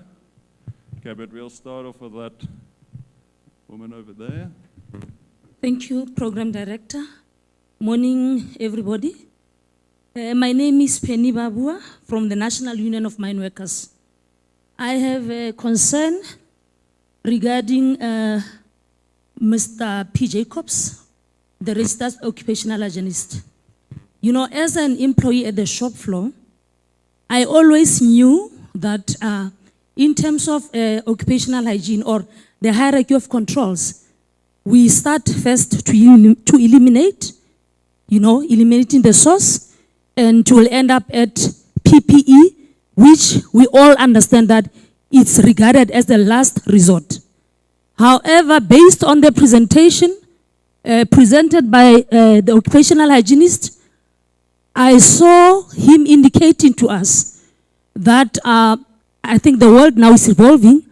I agree with the new international standards, or for us as South Africa to benchmark with what's happening in the world. However, are we ready to say now we are going to shift from, elimination to the PPE? Because he's saying key to prevention is PPE. And our understanding is PPE is the last resort. We still, from the labor perspective, are saying elimination is the best in terms of the hierarchy of control, because now you're talking about where the source of exposures are coming from, and PPE could be the last resort. That is my, our concern from labor. Thank you. Okay, thank you. There was a hand up here. Do we only have, got you, yeah?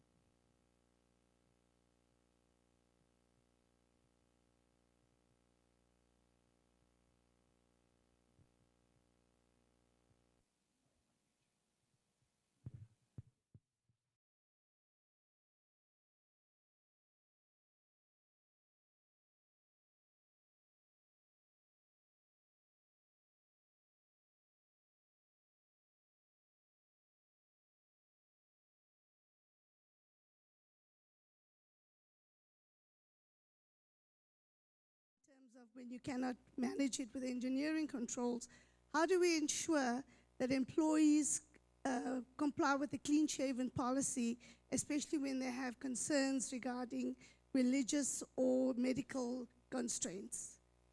And what does the company do to enforce it? Or does the company, is then the company liable to provide additional controls for these particular individuals? Okay. And then for the doctor, we have the recent legislation in terms of the reintegration and rehabilitation of workers into the workplace. So when an employee is unfit or restricted to do their normal day-to-day jobs, be it an injury on duty or not an injury on duty, this will then impact on the whole medical surveillance program. Are there specific guidelines that will guide that? Because it's a new space, and we're noticing already that between the doctor and the occupational nurse practitioner, as well as the management or line management, there's always this debate between HR line and the occupational health staff on how to manage this. Are there guidelines that will guide us on periods of time or reporting, or at least even have a template which we're trying to introduce in our workplace so that we can manage the progress of this employee until this employee becomes then fully fit to enter into his workplace. Okay, thank you. Thank you. Then the last hand, front row, that's one. Yeah.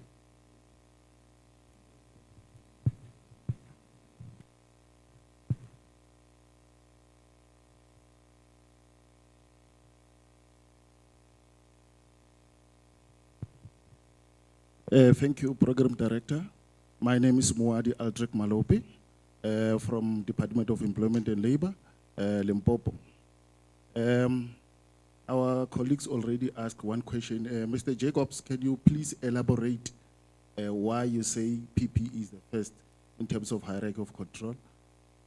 You will give more explanation, please. Then the second one, Doctor, I once attended a certain conference whereby there is one of the presenter in terms of whether the GP can conduct a medical surveillance. So he mentioned that as long as a GP, you can go on site in the plant, then you identify the risks, the hazards, you are part of the team, then you can qualify to do medical surveillance. Thank you. Right, thank you for those questions. So yeah, Jakes and the doctor are very important today. So I'm gonna, especially the RPE question, so I'm gonna ask Jakes to come up and answer those questions about the PPE and the shaven policy and that. Thanks, Warren. So I wish I could just pull up the slide on the hierarchy that I presented. That's an inverted pyramid, meaning that PPE will always remain the very last option because it is highly ineffective. But in reality, because of the prohibitive costs in some instances of engineering controls, we're eliminating a process. So take iron and steel, the processes, and go and look at the stats that were presented around the noise exposure, for example. Those are way above 85 dB. How do you eliminate, engineer, and we heard, and Clyde had a good, good points there in terms of engineering out noise, but the reality is, and Clyde also mentioned that it's capital intensive. And a lot of companies simply can't afford it, so what do? They resort to PPE. And this is my point. This is my point to say, well, we don't have another option at the point while we're still evolving into an engineered controlled solution. We have to use PPE. Hence, PPE becoming a key critical control. It's that thin paper, this thin little paper of defense between me and a workplace disease. Now, I can tell you, I do not want a workplace disease. That I can promise you. I don't want noise-induced hearing loss because I've seen the effects on people. I don't want asbestosis, and I most certainly don't want lung cancer. And to have to go through that personal pain and suffering 3, 4, 5 years of cancer treatment, chemotherapy, whatever the case is, as a result of a workplace exposure, no thank you. Hence me saying, and I'll re-emphasize, respiratory protection, which we rely on all too often, has to be considered a key critical control, which brings me to the point, I've got a workplace and I've got guys wearing beards. So I also wear a beard, right? There's one of two options, and that's simple. I shave it off, or I wear loose-fitting PPE, i.e. a PAPR, powder purifying respirator. Those are one of my two options. Now, I can cry foul to say, well, the doctor gave me a sick note and I can't shave all because of my religion. I don't believe religion's going to prevent me from contracting a work-related disease. I'm going to get that disease if I don't wear that respirator and I'm exposed. It's simple. And so how do you, and I know it's not easy. It's not an easy solution. But I work with a couple of clients, and I've got one particular client whose respiratory protection program stands out head above shoulders from the rest. And it took them around 5 years to implement that system. And they're still battling. They still have their odd struggles. And this clean-shaven policy was one of those very contentious issues. And they got around it through you take the quantitative fit test device, right? You put that onto a person. And in real time, you can actually show the effect you'll take a hairpin, for example, and you'll breach the respirator with a hairpin, and you'll see the spike in particle count inside the respirator. But that is education, training, re-education, some more training. And then if all else fails, you may have exceptions. Well, then what this particular company's done, they've got PAPR available for those people. So the MD of the company, he wears a beard, but he sits in an office somewhere away from site. But when he comes to site, they give him a PAPR. When I go to site, for example, I get a little email, please shave before you come to site. So guess what? It costs me so for okay, loose-fitting respiratory protection, PAPR is a powered air purifying respirator. So what it is, it's like a belt with a fan, with a motor, with your filter that filters out the contaminant, and it sucks the air through, and you wear a helmet, and it blows positive pressured, clean air into your breathing zone. That's a PAPR. The other stuff we talk about, elastomerics or reusables, those half-mask respirators that we can reuse, all the disposables, the stuff you use once and you throw it away. It's not an easy journey. It's not but looking at, as I said, speaking from past experience, it's achievable. And training and education is key. And eventually you get people to change their minds and shave and say, look, I need to do this. But if all else fails, PAPR. And then to the gentleman there from the Department of Labour, say, I trust you now have got what I was emphasizing around PPE. PPE is always going to be a last resort. It's highly ineffective in terms of controlling exposure, but it's all we have in many, many instances. Use it wisely, use it properly, do everything in your power to make sure that it's doing what it needs to do. Okay, thank you, Jakes. Okay, before I ask the doctor to come up again, I just want to say it's okay for different employees to wear different types of PPE that are going to perform the same task, right? Isn't a blanket everyone needs to use the exact same, because there's individual variations, vulnerabilities, that needs to be taken into consideration at a particular workplace. Yes, the majority might wear a particular type, because remember, size is different, the ear canal is different. It's not just a one size fits all. So there are certain situations, like Jake says, that individual might need something different to the rest of the employees. So it's okay for employees. Others must just understand why they might not be using a particular PPE when someone else is. Okay. Right, doctor, I think there was just another question related to the GP and then also the reintegration and rehabilitation. Yes. In terms of the colleagues, the one thing I always say is when all fails and we have different opinions of who can do a certain task and who can't, we fall back on legislation. The Department of Employment and Labor has defined who can conduct a medical surveillance. If they have stated an occupational health practitioner, they have an index that defines what is that. That is very clear.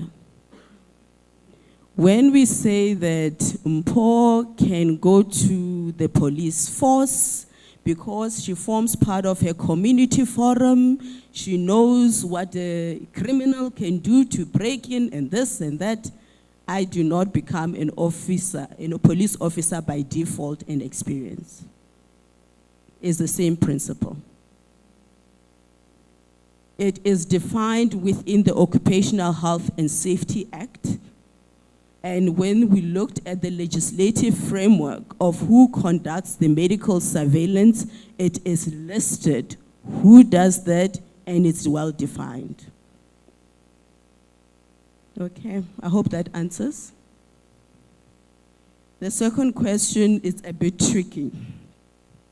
She's asking from a national perspective, if we have an employee that we have used guidelines, whether the AMA guidelines, and we say this individual is impaired, and they are now off on a short-term incapacity leave, do we have national policies that talks about reintegration of the individual back to work and in terms of also rehabilitation? We do not have a national guideline, but From, for example, if you were an employer, you must have a must have a policy that talks about disability and incapacity within your workplace.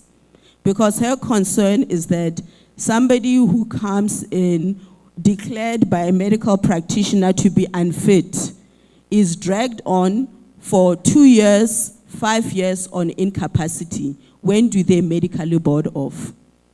I'm going to revert to what does your company policy on disability and assessment state. For it to be in place, you're also guided by your SASOM guidelines. There is SASOM guidelines, there's the International Labour Organization and WHO that has guidelines on rehabilitation of workers in the work environment. But the period of incapacity and reintegration, it's not a one-size-fits-all. That has to be in alignment with your company policies. That will then require stakeholder engagement from your employee representative, your HR, and your medical team on how you're going to cap that together with your medical insurance team. Are we clear? Thank you, colleagues. Right. Sure, thank you. So yeah, I think we are now scheduled for a tea break. So thank you again for all the interaction. I think they were quite challenging and thought-provoking questions. And thanks again for our 3 speakers. So yeah, tea is from 11:10 to 11:35. So if we can all be back in 25 minutes, please, for the post-tea session this morning, please. Thank you.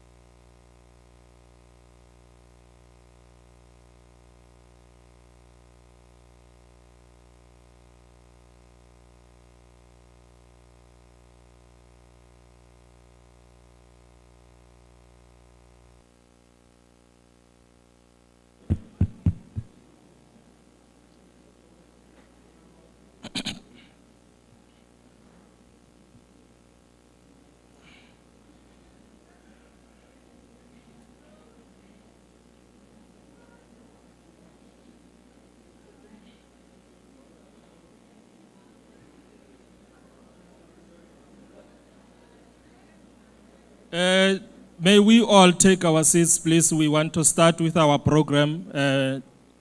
Ladies and gentlemen, please take your seats. We want to start with our program. We are behind schedule. We were supposed to come back at 11:35. It's now 10 to 12. So please, we were doing well this morning, but now I think we are losing it. So please take your seats. Thank you. My name is Mohlakola Monyaki.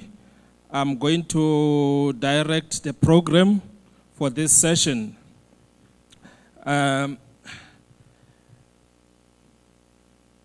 To our Chief Inspector and senior management present here, distinguished guests, our speakers, ladies and gentlemen, good day. Are you good? Okay. You know, this position it's a powerful position. As I'm standing here, I've got more powers than the inspectors. I can actually instruct all of you, including the Deputy Minister, to stand up. I can also direct you to sing. I can ask you to dance. But today I will be a bit lenient with you.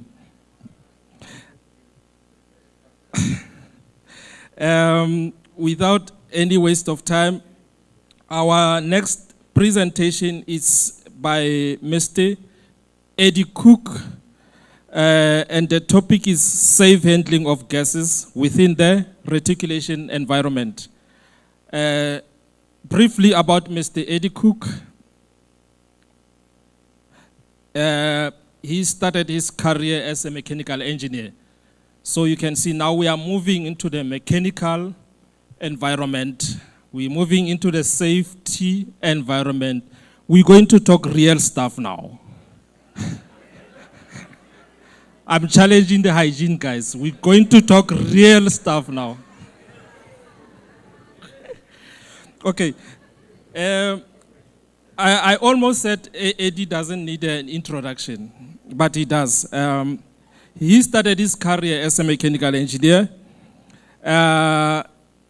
His duties includes running vehicles on LPG. I hope you all know what is LPG, but if not, he will explain that. He's the director at SAQCC and SA Gas Association. Part of his duties is that he's the convener at SAPS, at one of the technical committee at SAPS. He's also served as technical director at South African Biogas Industry Association. He's a member of the gas conversion project at RMI. He's a consultant, and he's also involved in green hydrogen and alternative green technology and training. Allow me to invite Mr. Eddie Cook to come and give us a presentation. Can we please give him a hand?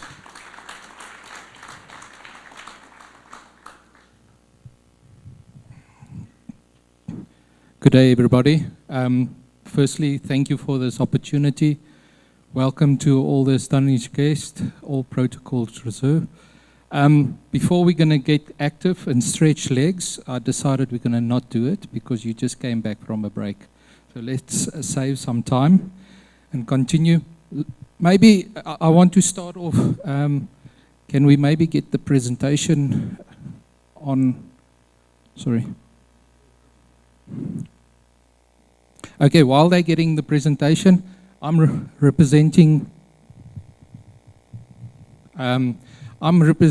association SAQCC Gas, which was basically formed for the gas industry related to registering practitioners working within the gas industry. And part of my topic for today, as mentioned, was, let them just finish here, just a sec.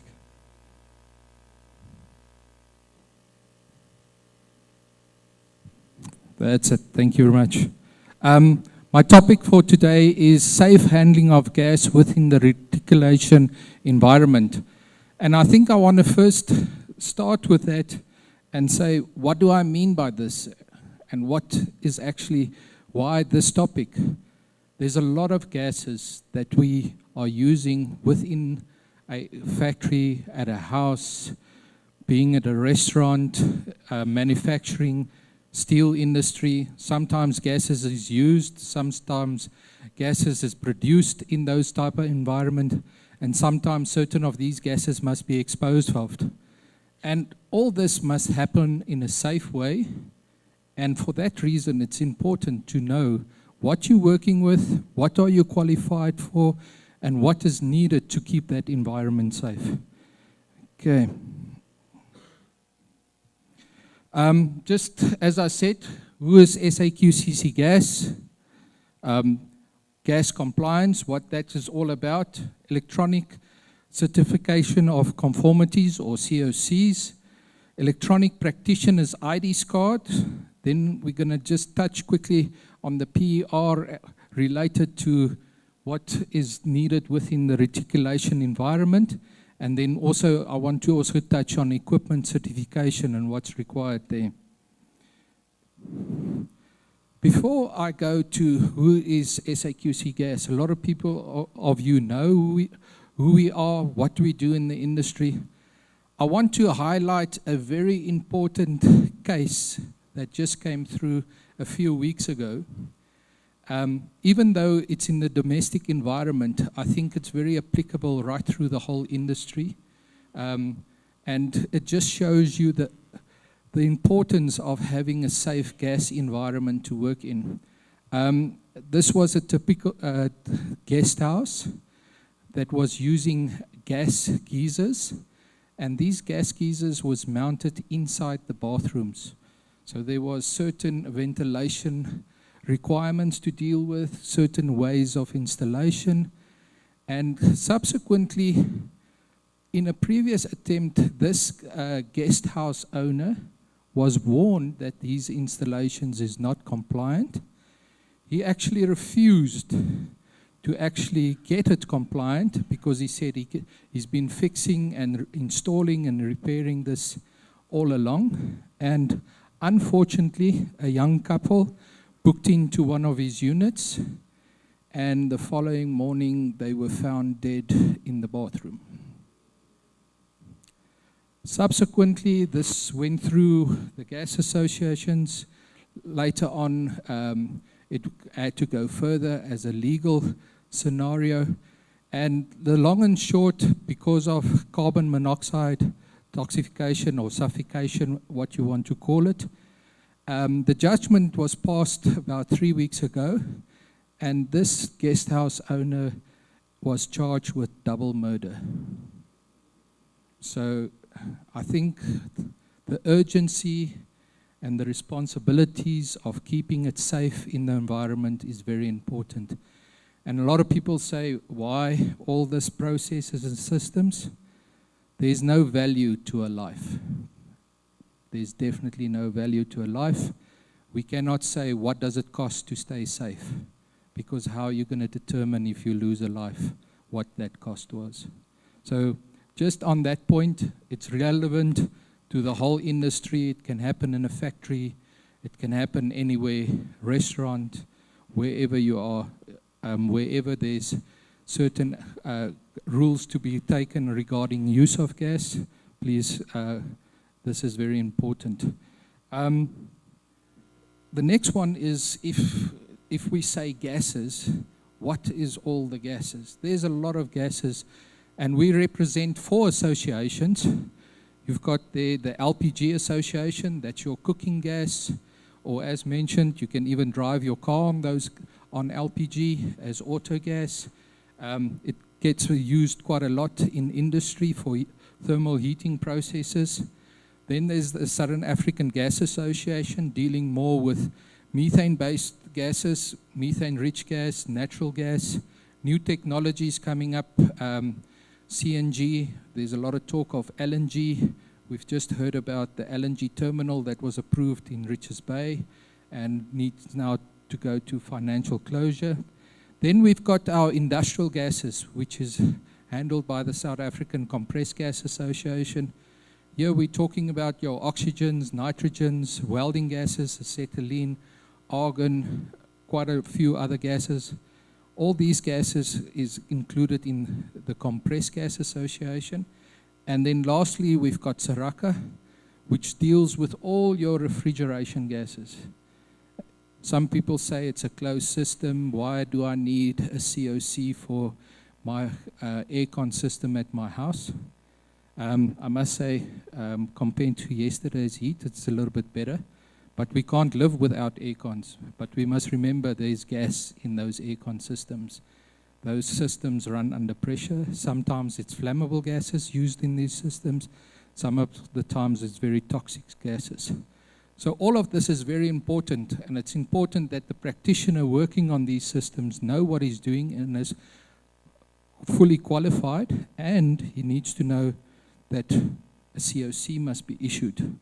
There we refer a lot to the pressure equipment regulation, and specifically to regulation 17 within the pressure equipment regulation. So we all talk about COCs. I've heard mentions of COCs this morning and things like that. We've got electrical COCs. You go and get what they call a roadworthy certificate for your vehicle. It's also seen nearly like a COC, and it's the same in the gas industry. However, we found that there's a lot of COCs being copied, and we decided to move away from the paper COCs, and I must say, we're now basically 4 years later, and it's been a great success. The amount of electronic COCs being issued, the controls we have, how we can track what COCs is issued where. We're now starting to realize that how many fraudulent COCs was issued in the system. And I want to make a plea to everybody here. Insist on an electronic COC if it's got anything related to gas. If there's a paper COC and it's before March 2021, it's fine. But anything after that, it must be an electronic COC. And please go and look at it and make sure in the industry. You've got the right to ask for that COC. If you see there's a gas system, and when I talk about a gas system, it could be a small pipe installation for a small burner. It could be a bigger installation. Even if you've got a fire prevention system, you need a COC for it if it's used any of the inert gases or anything like that. This COC would be in a PDF form, would have a certain, would have a serial number, and that can all be traced back to the SAQCC, and you can always ask, is this a genuine COC or is it a fraudulent copy? We need to get everybody legal. We want to get everybody legal, and this is one of the ways to ensure getting people legal. And if we all are legal out there, it's to our all own benefit of having it safe in the environment. So I've started talking about all the benefits of why the COC and all those things, but, sorry, that was too quick. But we're going into a paperless industry. We're tracking records. We have a proof of where that person was when he signed that COC, so that if something goes wrong, it's not a COC that was issued in Cape Town for installation in Vanderbijl. That's major problems where people were on holiday in Mauritius and a COC was issued in Durban for a plant, and now they say the place is safe. This electronic COC is looking at all of these type of things to prevent people to say, yes, a COC is issued, it's safe, when the person responsible was not even on site. The tracking, the database, all the information we can retrieve, we're using the Internet of Things to actually track and say how many LPG sessions was done or COCs was issued in the industry itself. Going to some of the benefits, it's on your phone, it's on your tablet, wherever you are, you can issue the COC, and everybody immediately that's responsible gets electronic copy, and it's also signed, and that signature is embedded into that specific COCs. There's a whole process of getting practitioners registered, training through the associations, ensuring that they are competent in the way. And previously we had an association card, and we also changed that also now to electronic card. Nobody can fraudulent go and actually change or make a card and say, this is my card. He needs to now show that card to you electronically on his tablet or on his phone and cannot be reproduced. Getting to reticulation, and you're saying, where is gas all being used? And I've listed the whole things here. We're talking steel industry. There's a lot of gases, a lot of gas systems. There's a lot of gas pipes, networks in the system. And all of this must be maintained to keep it safe. And whoever is working on it must be qualified. And COCs must be issued for those piping systems. The equipment being used is just as important. That equipment must comply with minimum safety standards, and these equipment must be certified to be used within that application itself.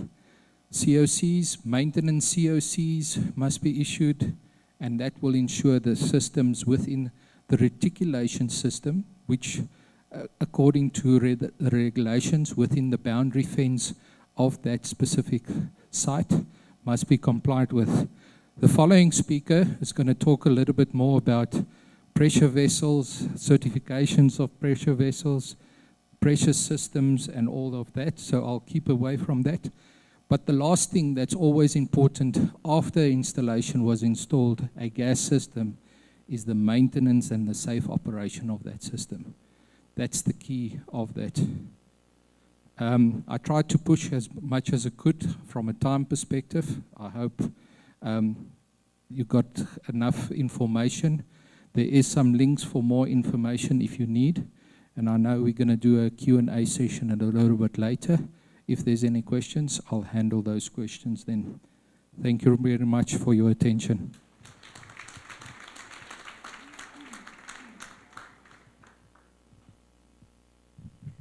Thank you so much. Let's give him a hand again, please. Thank you, Mr. Cook.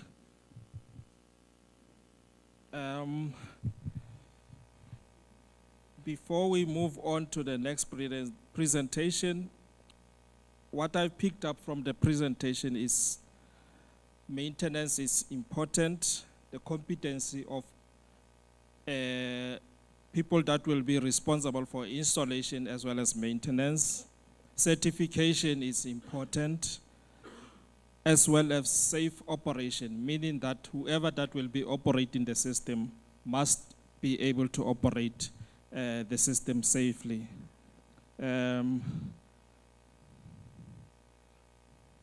trying to multitask, and unfortunately men are very, very good at multitasking.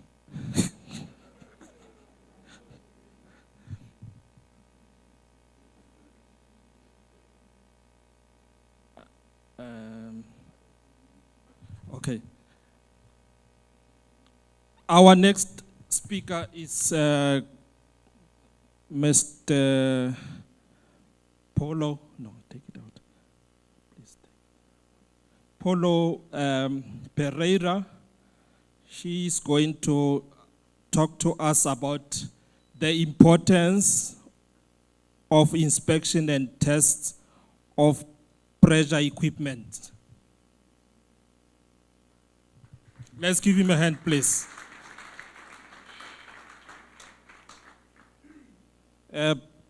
Briefly about Mr. Polo. He's also a mechanical engineer. He's got a government certificate of competence.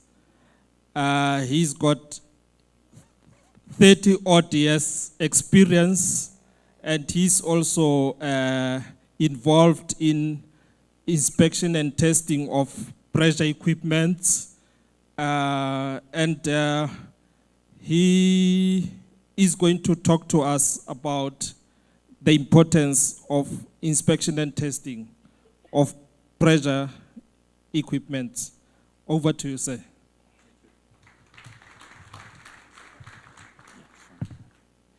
Thank you. Good morning, everyone. Madam Chief Inspector, distinguished guests, ladies and gentlemen. It's a privilege to be amongst colleagues and many that we've worked together for many, many years in this environment. So I think this presentation links to many of the presentations this morning. We've just heard Eddie talk about maintenance of pressure equipment. We heard Jakes talk about this morning the exposure of humans to certain chemicals and processes. And what we're trying to achieve when we do inspections on pressure equipment is to make sure that these things do not leak, that we have some kind of preventative actions in place to prevent those kind of exposures. So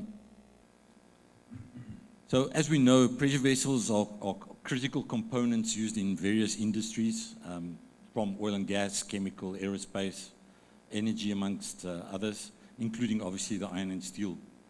These vessels are designed to hold gases or liquids at pressures that are significantly higher than the ambient pressure. So by just an illustration, something that you can relate to, if you take a balloon, a party balloon, which you many times have blown up for all your kids' functions, a party balloon, when you blow it up, has a pressure of 10 kilopascals. Okay? And you see what happens when you put a pin to it. It goes kaboom, and it makes a big mess. Okay? So now you can imagine if you have a piece of pressure equipment that has sometimes got 300 or 500 times more pressure in it, what damage it could cause if it explodes.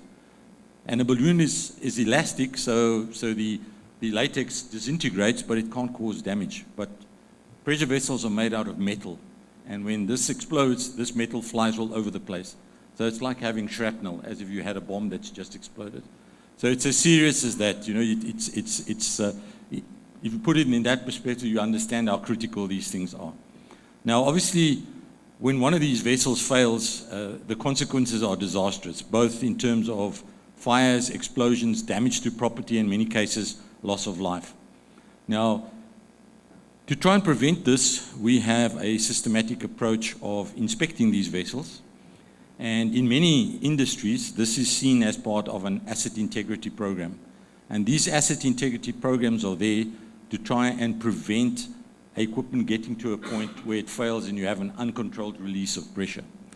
Now, obviously regular inspections make sure that the efficiency of the vessel stays in place, that the vessel remains safe to use, and also that we have compliance with regulatory requirements. Now, as we know, many users tend to be naughty boys. They do not follow the regulations, they don't abide, so we have to obviously enforce these. Now, typically, I'm sure that all of you, in some form or shape, every day come into contact with a piece of pressure equipment. Whether it's going to the garage to fill up the tires on your car, guaranteed that air is not coming from anywhere. There's a compressor somewhere that's generating that pressure to fill up that tire. Even, I don't think so, but many of you guys that frequent the pubs, when you go to that draft and you pull that little handle, that beer doesn't come out by itself. There's a beer keg underneath that's got 30 bar pressure in it that generates the foam and the pressure for that beer to come out the tap. So all these things, driving on the road, you drive past a road tanker. That road tanker is a piece of pressure equipment. So in one way or the other, everyone in this room comes into contact with some kind of pressure equipment on a daily basis. And I've just put some pictures up there to illustrate some of the examples that we use. Right now, in terms of our current regulation, within the OSH Act, we have the pressure equipment regulations that were mentioned briefly this morning. And it defines 3 items in there. The first one is the definition of pressure equipment. That's an all-encompassing definition that basically covers everything, including boilers, pressure vessels, piping, pressure accessories, safety accessories, the transportable gas containers, fire extinguishers, hyperbaric chambers in the medical industry. All these are part of the pressure equipment environment. And then we have a second definition, which is those of the pressure accessories. So most of these pressure equipment are fitted with a pressure relief valve. They're fitted with a gauge. They're fitted with a magnetic level indicator. These are then termed to be pressure accessories. Okay? And then if you really want to define a pressure vessel, the definition in the regulation is actually quite straightforward. It's a housing. It's designed and manufactured to contain a fluid, and it's got to be under a design pressure equal to or greater than 50 kilopascals. Okay? So that's 5 times that balloon that you are inflating with your lungs. Okay. Now, these include a range of stuff like storage vessels, beer kegs, mobile pressure vessels, road tankers, rail tankers, accumulators, and it's a range of equipment. So again, some more pictures of the type of stuff that would fall into this category.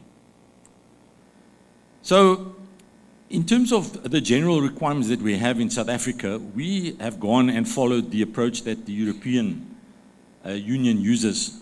They have a regulation which is called the Pressure Equipment Directive, and we adopted and adjusted that regulation to formulate our pressure equipment regulations. And that one requires that anyone who's manufacturing, importing, selling, or putting any pressure vessel on the market must make sure that it meets the regulations before you can actually sell it.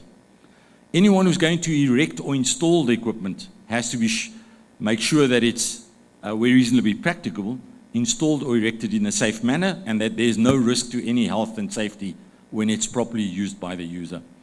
And then the third thing, which was a new concept introduced in South Africa, is that we now categorize our equipment based on risk. So we basically have 4 categories of pressure equipment. We have SEP, which is sound engineering practice, and then we have Cat 1, Cat 2, Cat 3. As the category number increases, so is the risk of that pressure vessel increased as well. Now, in the regulation, we then have to obviously cover all the parties that play a role when it comes to fabricating, installing, or inspecting pressure equipment. And the first one is obviously the manufacturer.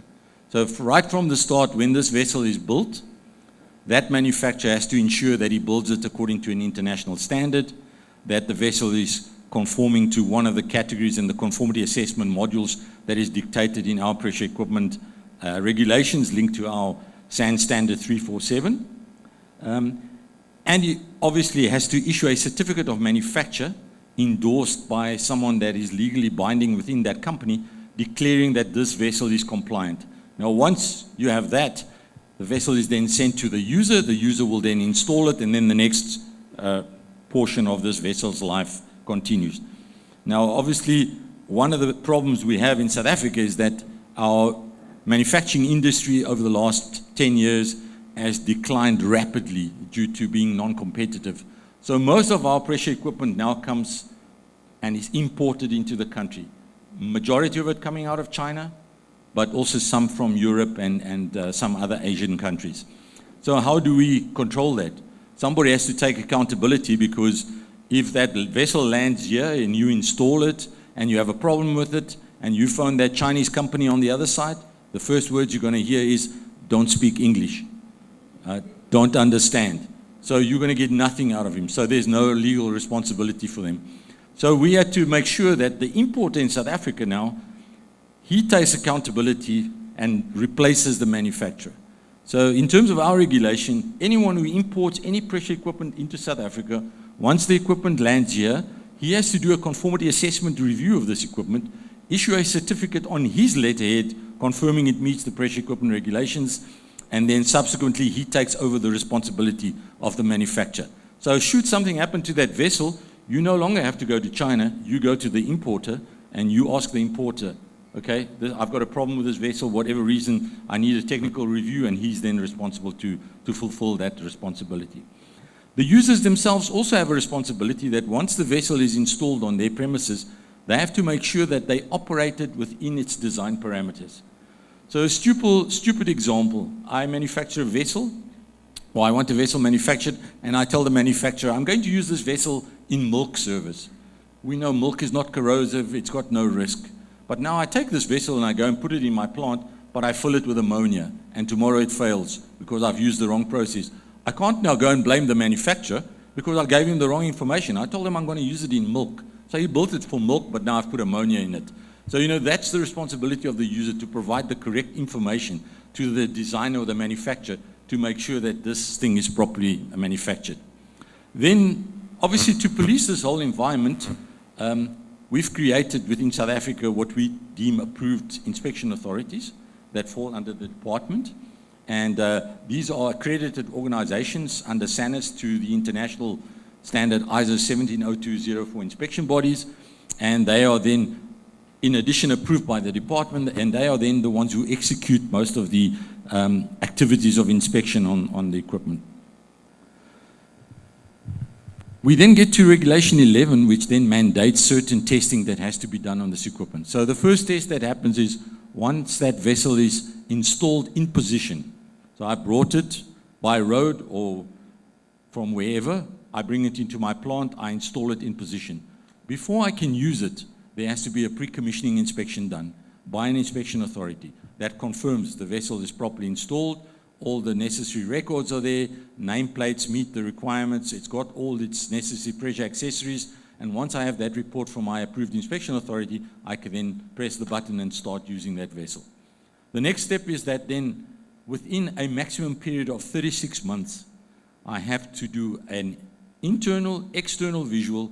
I have to re-pressure test this vessel and make sure that it's still in a condition that is fit for continued service. So that is mandated within our regulation. If I have a boiler, in addition, there's an additional requirement that I have to do a 12-monthly inspection of my boiler with the boiler online just to check for steam leaks. So I don't switch the boiler off and climb into it. I just go to the boiler house, I walk around it, I identify if I can see any steam leaks. If I see any steam leaks, I pass it on to the user, and he then has to make sure that he rectifies those to prevent any further deterioration of the equipment. Now, what kind of inspection methods do we use? So we focus on visual inspection. Obviously, it's the simplest, the easiest, the cheapest. You open the vessel, you clean it, you climb in, and you visually inspect. And you know, they always say there's no replacement for a human's eyes, because with a human eye, you can pick up a lot of things, and especially if you're trained for that, you will pick up any deterioration on that vessel pretty quickly. The second option is, and a supplementary inspection, is to use non-destructive testing. So non-destructive testing are things like radiography, magnetic particle inspection to check for surface cracks, dye penetrant testing. So it's something that you can test the vessel with without destroying the vessel or harming anything on the vessel. You also do wall thickness measurements by using ultrasonic methods so that you can determine, when I installed my vessel, it was 10 millimeters thick. 3 years later, I measure it again. If it's still 10 millimeters, I know there's no corrosion, there's no erosion. My vessel is still in the condition that it was intended to be. But if I measure 8 millimeters, that means I've lost 2 millimeters within a period of 3 years, and that is an alarm bell. I need to now assess this vessel and see, is this vessel still thick enough to continue under the same operating conditions, or do I have to downrate it and bring the pressure of the vessel lower to enable them to operate safely? And then nowadays, obviously, with the evolution of technology, there are non-intrusive inspection methods like endoscopes that you can send in. You can send robotics into the equipment with cameras on them. And also, if you are doing, for instance, a flare inspection, you can use drones or remote-operated vehicles. Now, typically, the types of defects that you can pick up or you will expose the vessel to, the first one is obviously corrosion and erosion. You can detect cracks and fractures, any deformation, dents or bulges on the vessel, any leaks or pressure losses, any welding defects, any internal deposit or fouling, if it's scaling and it's attaching to the inside and it's affecting the performance of the vessel. Cyclic failures, so something that is continuously pressurized, depressurized, pressurized, depressurized. So it's always seeing a cycle and it's going through cycles. it's designed for a certain number of cycles. Once those are exceeded, the vessel is then placed in at harm.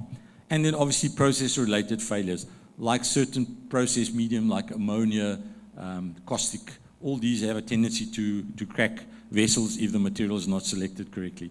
Now, if you take these two photos that I've got on the side there, the bottom one is a boiler explosion in Germiston. So it happened in South Africa, where the boiler exploded, and you can see it basically took off, and it came back and embedded itself at 45 degrees. So the boiler was horizontal, but by the time it exploded, it came back and it's sitting at 45 degrees. The one on top is an interesting case. It's a LPG sphere, normally operating in gas service, and the legs have got fireproofing on them. So fireproofing is like a cement that they put around the legs to prevent it from any flame or heat. Now, this item had been there in service for many years, and they did a repair on it, and then they subsequently had to do a pressure test to confirm the repair was done correctly. So on filling this vessel with water, the legs could not handle the weight of the water, and it basically collapsed, and it killed an operator working underneath it. On investigating, when they removed this fireproofing, because at that stage nobody had bothered to check the condition of the legs, they found that with time the fireproofing had cracked. With rainwater, it had gotten in behind, it had corroded the legs to such an extent that it was so thin that it could withstand the weight of it filled with gas, but as soon as you put water in there, which is a lot heavier, this thing just collapsed. So a typical example of where maintenance can go wrong if you don't do it properly. Now, what happens when I find a defect? So I'm doing an inspection on my vessel, now I find a defect. So our regulation is quite clear. The user has to stop using the vessel. He has to repair, modify it, or fix it to the satisfaction of the approved inspection authority, or downgrade the vessel to a suitable pressure. Once the inspector is happy that that has been achieved, then he will allow him to put the vessel back and to continue operating and using it. Now, obviously, one of the key things to demonstrate from a user's perspective is that you need to keep records. And I can guarantee you this is the Achilles heel of all users. You can walk into any user now and you can ask him, can you show me the last 10 years inspection records of your vessel? You guys that are in the inspectors in the field. And you'll get this blank stare because most users lose the stuff. They haven't got a proper system. And in the days when we were mainly keeping records in paper, that was a good excuse. Oh, we had a fire, it burned down. But nowadays, everything can be kept electronically. So there should be no excuse why users do not have records. And you'll see in the second paragraph there, the typical records that they have to have. They have to keep them for the operating life of the equipment, and they need to keep things that will cover repairs, modifications, in-service inspections, and all the related documents, any deferments, any pressure test dispensations, any NDT reports, and also the manufacturing-related records. So evidence of the materials that were used to fabricate this piece of equipment. So all these things have to be in place. Okay. The manufacturer, he needs to keep records as well, but he keeps the original records of when this vessel is built, and he has to keep them for 12 years. So after 12 years, he can destroy them, but for the first 12 years, which is like the guarantee period, you would say, for the vessel, he needs to keep those records. Because should something go wrong, those records must enable a technical review to be done and to ensure that that vessel was manufactured correctly and was not, does not have a latent defect in design or fabrication. So in conclusion, these pressure vessel failures can have devastating consequences. They do endanger human lives. They cause extensive damage to the environment and to property. So understanding these common causes of failures and implementing preventative techniques is crucial to make sure that you can operate this vessel safely across all the various industries. By complying with all these recognized codes and standards that are followed and the possibility of looking at fitness for service assessments, one can actually make sure that you prevent and proactively have a program to prevent these failures from occurring. So when you want to start a program, if you are an employer, the first key thing and also for you inspectors when you go into a manufacturing facility, is ask for the equipment list. If the user cannot produce an equipment list where he's listed all his pressure equipment, all his safety accessories, then you already know that he's got no control over them. Because that's step number one, is to understand and know what do you have in your facility so that you can then put in a maintenance system to proactively make sure that they continue operating safely. Thank you for your time and attention.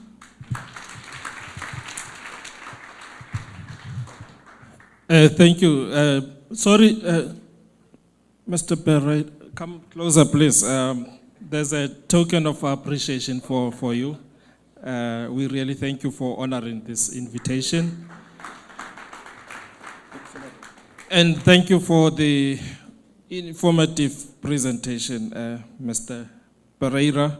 I think one thing in common from Mr. Pereira's presentation as well as Eddie Cook, they're both talking about documentation, that they are saying that we need to move on to electronic documentation.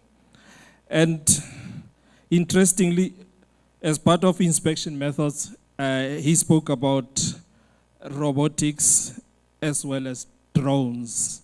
Now, if you look at our program, the next presentation is around robotics and artificial intelligence.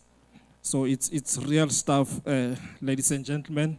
Once again, a round of applause for Mr. Pereira.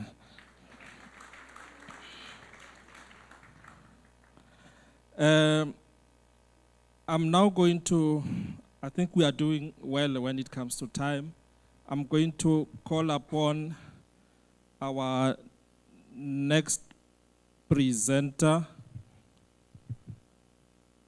That is Mr. Tians Marais. Please come closer, sir.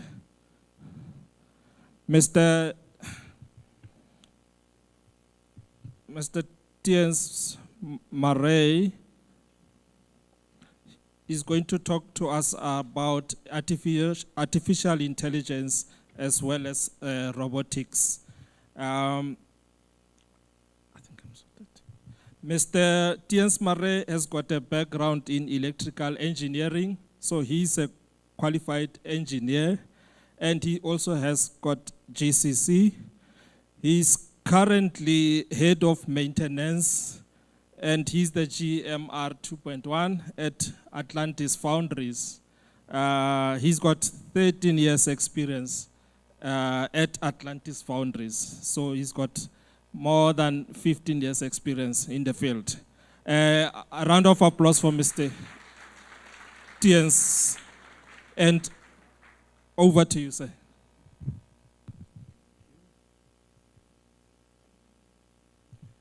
Thank you, Mr. Monyaki, and good afternoon to everyone here at the conference today.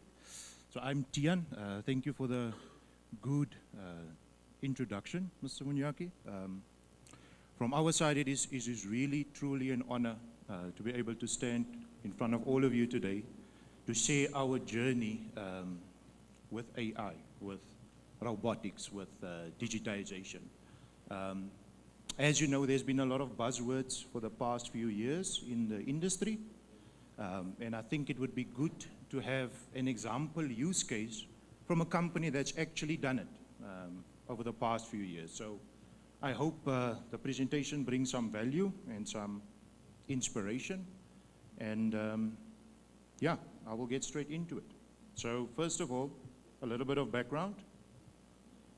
If I can get the presentation up. So who are we? We're Atlantis Foundries. We're located in the Western Cape, a few kilometers outside of Cape Town. Some of the gentlemen here might know us back then as the old Atlantis Digital Engines, or ADE. We were established by the IDC back in 1979. 1979, way before I was born. Right? In 1999, we were bought by Daimler Chrysler, established as Atlantis Foundries. In 2015, we became part of a private foundry global group. And then in 2020, rebought again by Daimler Truck, Mercedes-Benz Daimler Truck, okay? So today we are Atlantis Foundries. Our footprint is 940,000 square meters. We employ more than 800 local people from the Atlantis and surrounding areas.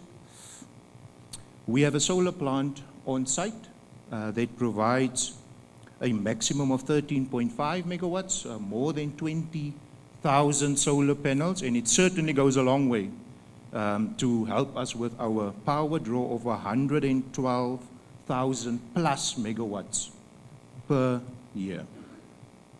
All of that brings us to a total capacity, melting capacity of more than 100,000 tons per annum, okay? So we are a foundry at our core, and we all know that involves melting of scrap steel metal. So a little bit of background, we procure scrap metal from the suppliers, especially local by us. We try as much as possible to be local, support the local communities. So we procure scrap metal. We then melt them in our... No problem. No problem. We then melt them in our induction furnaces, of which we have 4 of them. And the temperatures, for those that's interested, 1,400 degrees plus. Okay? From there, we then put them in holding furnaces where we perform chemical analysis, secure the metal, etc. And then we pour the metal. So we pour the metal into a green sand mold with a silica inner. Okay? Once that's done, the metal solidifies, it becomes a casting, the engine block.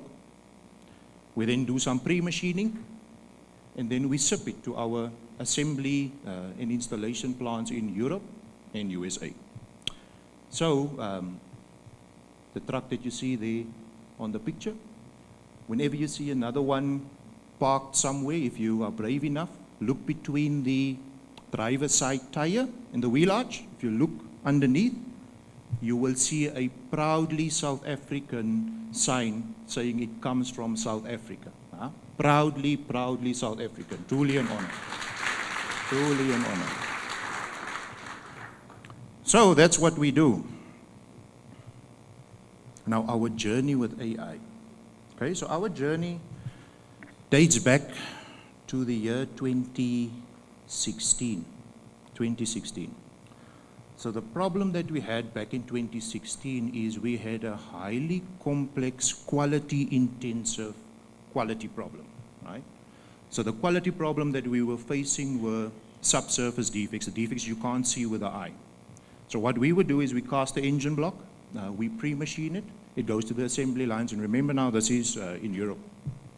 So once it's there, our assembly plants does some more machining to it, but then once they take the surface level off, you would see a pinhole, or you would see a slag defect, or you would see whatever type of defect that would come up, and that is a huge problem, right? So the assembly plant stops.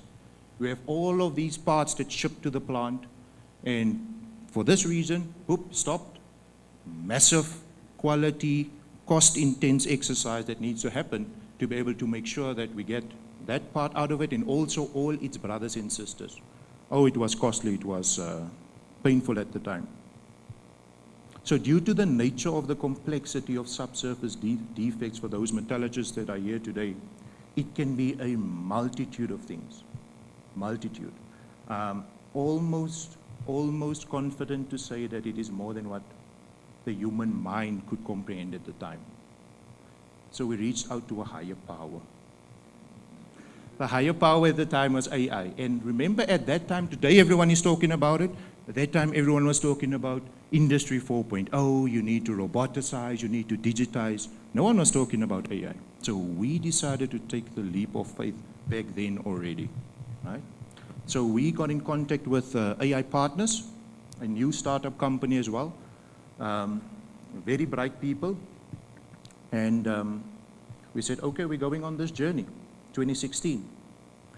Now, the thing with AI is, it needs data, information, to be able to give you and direct you and push your people, push your processes into a certain way. AI is nothing without data. So we had extensive data on the shop floor, PLCs, robots, paperwork, you name it, extensive data. But how do we get to the utopia that we wanted to be at, right? So we had our challenge that was clearly defined. Our teams was focused, however,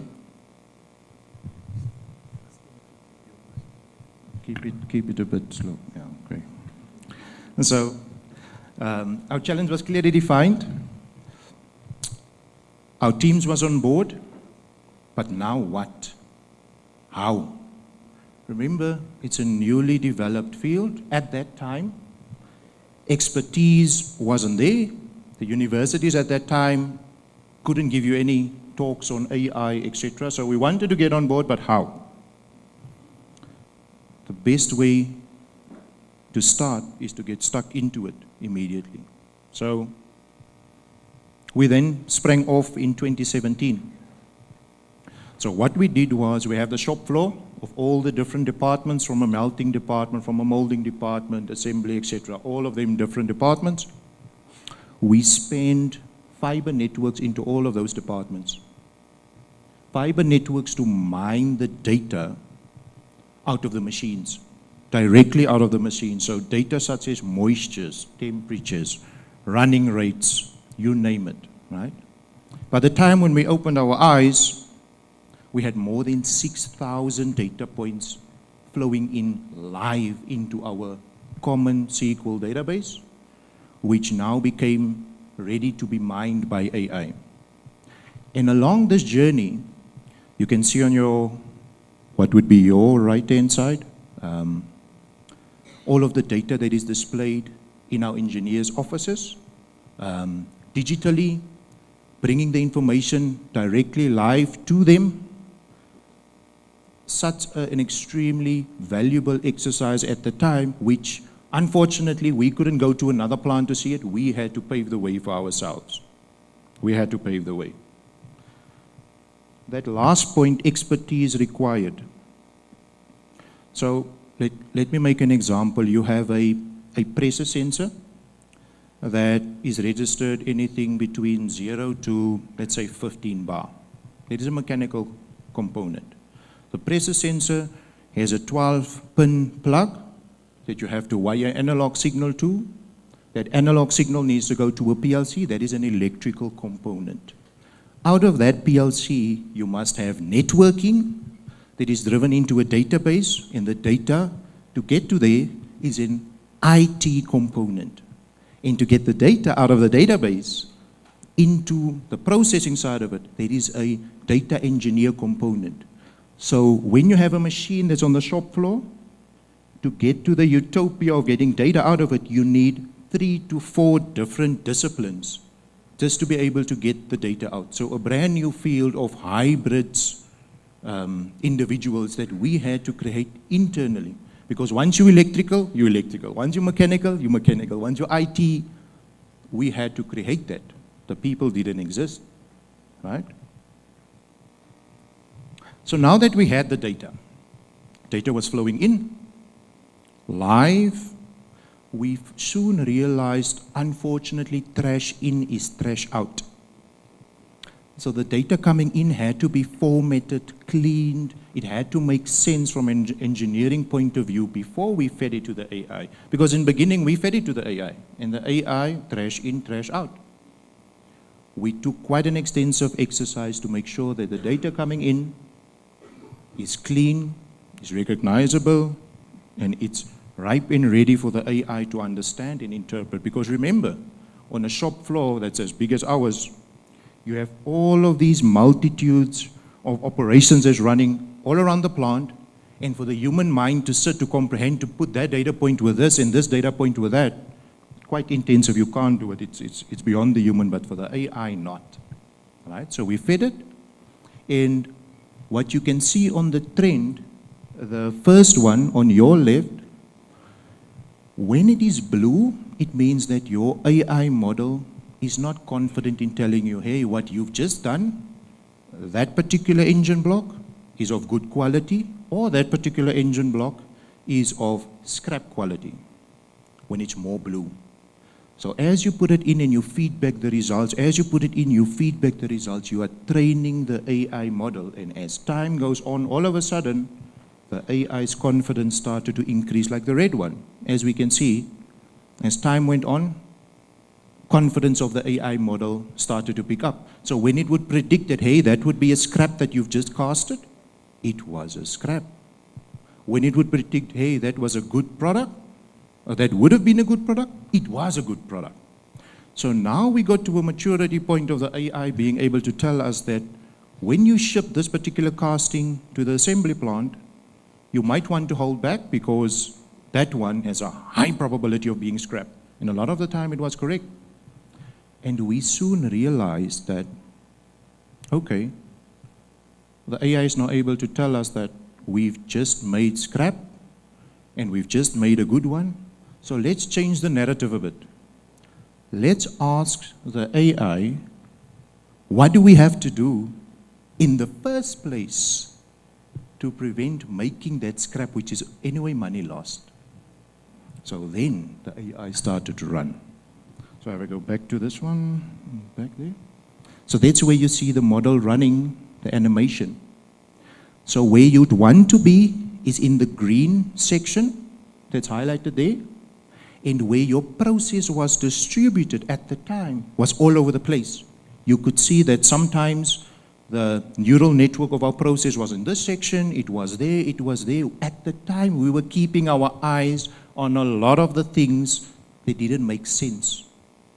It questioned conventional foundry casting methodology. The old toppies and the old people in our organization would say that, hey, we kept an eye on this parameter for all the time, and it's been good, but the AI would say, no, go this way, go this way, go this way. And it challenged conventional casting theory, right? And as you could see, that is actually a depiction of where we were operating at that time, and we were all over the place. So we asked the question to the AI, and the AI then went from predicting our scrap to prescribing recipes for us. So it would then, as you can see on the left side, all of our parameters, whether it's moisture, sand additions, the quantity that we would mix our ratios, the AI would say, hey, you are all over the place, stick within these limits, because historically we have seen that when you hit those limits, your quality is the best. You are achieving what you'd want to. So we started to follow the AI's prescriptions like our doctor. Oh, when it was tough work. Because the thing with the prescriptions is, remember our process was designed all over the place, but we now had to tighten our controls. We had to tighten. The big challenge was the people's mindset had to shift. We had to put a lot of the things in place into those areas to make sure that we are achieving and hitting the prescriptions that the AI told us to hit, right? And as you can see in the middle, that's where we started. Big red area. Let me go there. Big red area. Yeah, thank you. Big red area, we needed to move more towards the green side. And as we followed the prescriptions, what the AI told us, followed it, fed the results back. Followed it, fed the results back. Months worth of work. It does not happen overnight. Months worth of work. Eventually, look at the right top. We started to hit it spot on. And as soon as we started to hit it, the red overlapping with the green, all of a sudden, like overnight, our results started to come down, down, down, down. Huge percentage, multitudes of costs being saved because our KPIs started to be green. We just started to see the results pouring in, pouring in, pouring in. And people started to see it as well, and they got more on board of following the prescriptions, etc., etc., etc. And this or that was a journey that at the time, there was no blueprint to go and follow. We had to pave the way for ourselves at the time, teach our people at the time, entrench the information and the culture into the people at the time. And this was years ago. So where are we today? So today, after starting on the journey, 10 years later, we have access to over 9,000 real-time parameters. I can pick up my phone right now, go to any department and tell you exactly the recipe that's running there right now, the moisture that the operator is running at, our foundry's power consumption. We are completely, totally digitized. We control our power by picking up the phone and dropping the foundry's power when ESCOM needs us to. Yeah, yeah. So quite extensively digitized, and it took years, hard work, really hard work. The only way to make AI sustainable, because remember, it is your doctor, right? So it will prescribe to you, but you, same like the human being, you need to change your diet, you need to change your lifestyle. We had to change our culture. And it's much more than what one person, me, and that's the man in charge of our process, much more than what he could do. We had to entrench it inside our people. The young engineers coming into the foundry for the first time, they had to get into that culture straight away of using data, using the prescriptions to run their process, the higher power. So what do you see when you go to the foundry today? On the shop floor, you see data, screens, showing the prescription, showing where you are versus where you need to be, live running for the operator, showing him or her what he or she needs to see right now to be able to make a good product right now. The same with the engineers.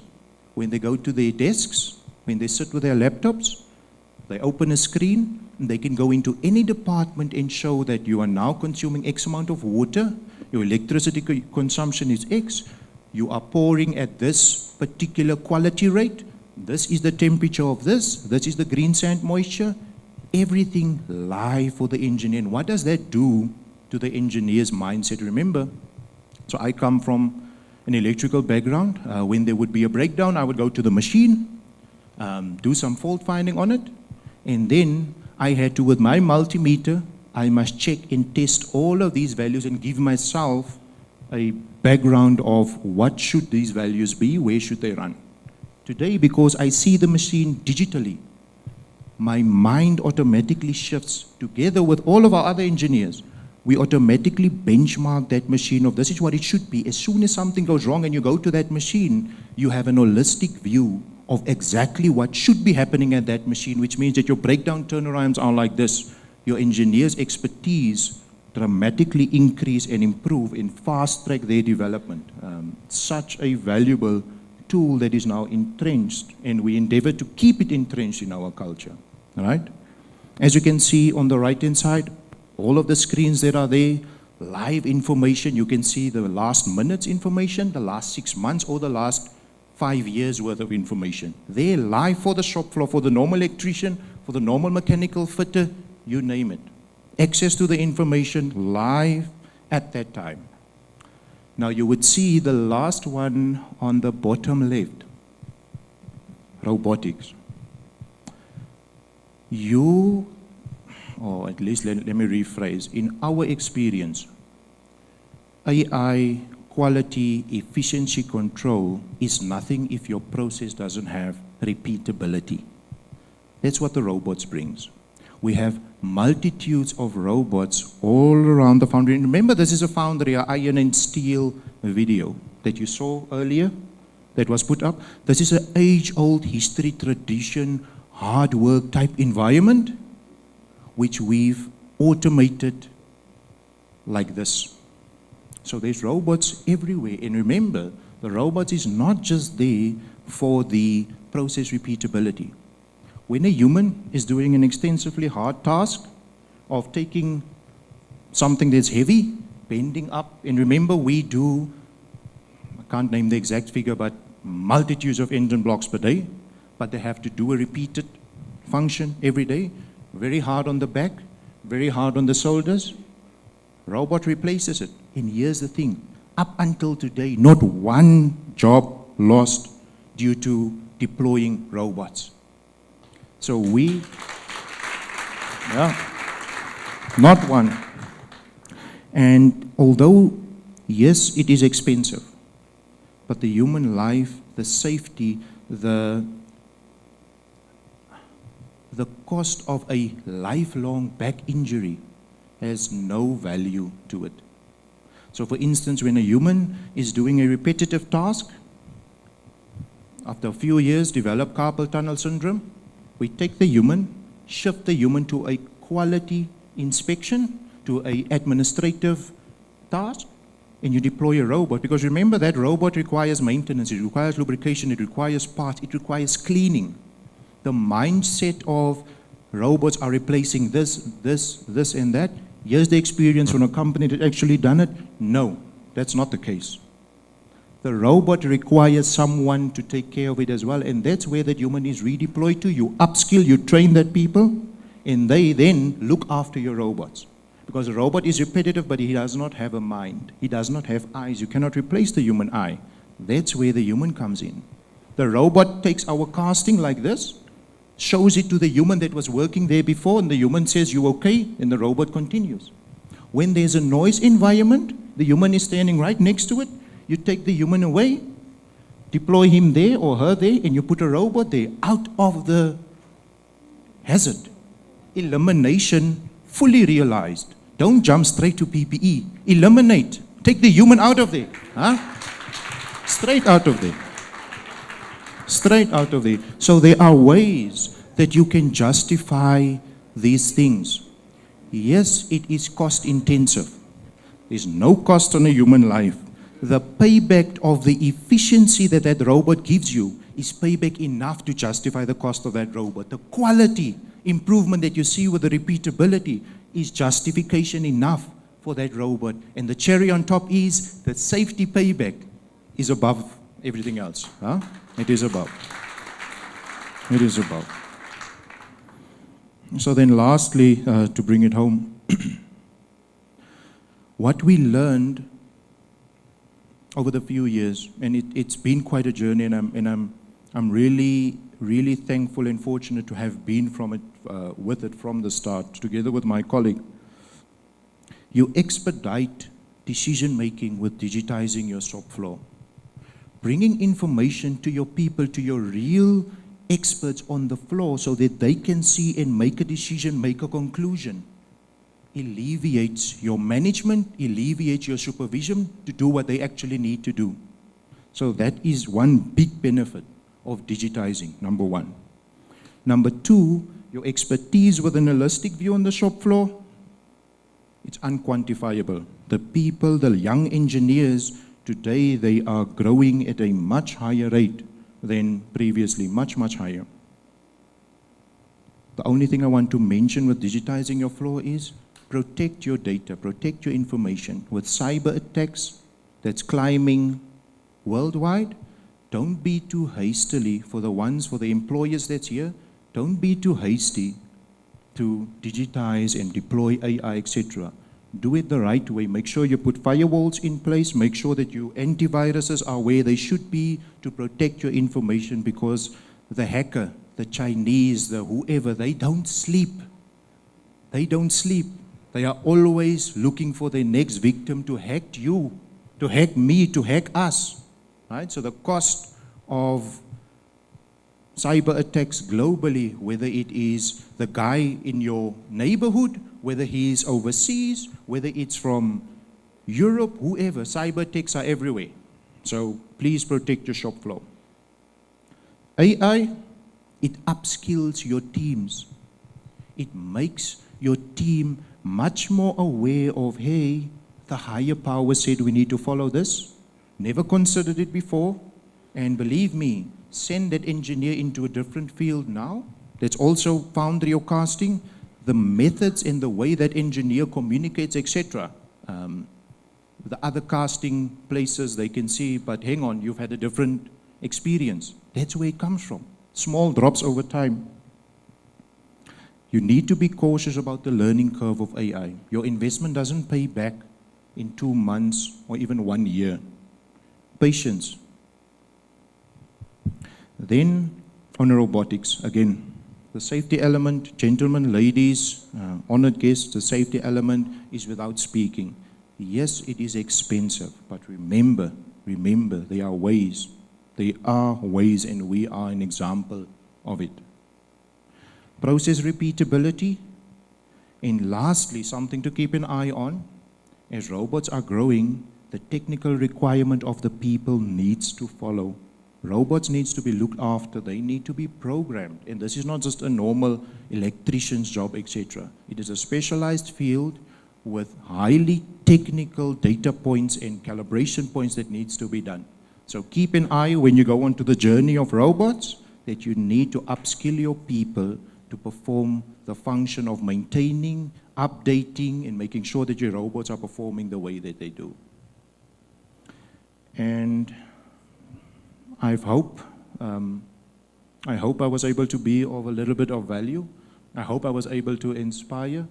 And I hope that we take something away from this. That is me, gentlemen and ladies. Tian, thank you.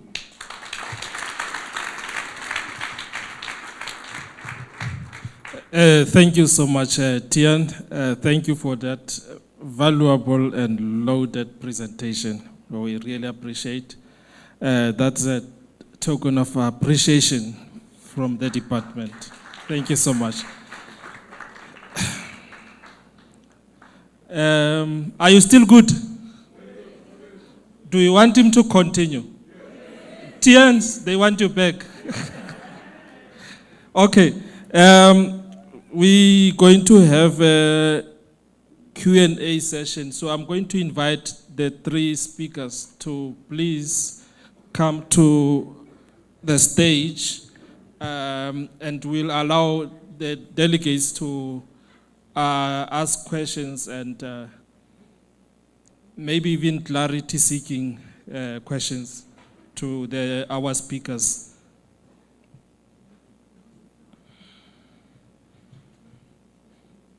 So I hope the mics are ready.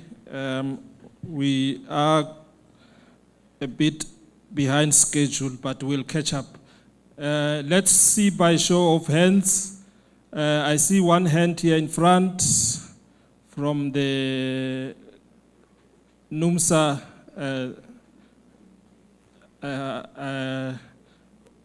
organization. Can we see, if you can please raise your hand? Okay, there's another one at the back there, 3, 4 in that sequence. I think let's take those 4 for now. Thanks very much, Program Director. Program Director, my question will go to the last speaker. You know, my heart begins to pump very fast when he talks about robotics. Because once you talk about robotics, then that means that there's a reduction in human bodies, which is workers in that particular factory, and then the union. Can we have your name, please? Just. My name is Welohlanga Mzwama Jwahandiki. I'm from the National Union of Met Workers of South Africa. So, sir, you just missed one point, probably, to tell us that before your implementation of robotics, how many workforce did you have, and how many people did you retrench in the process, and how many that you are left with, and how many that you have tried to train that were untrainable? I think my question is very clear. Thanks very much. Thank you. There's a hand at the back there.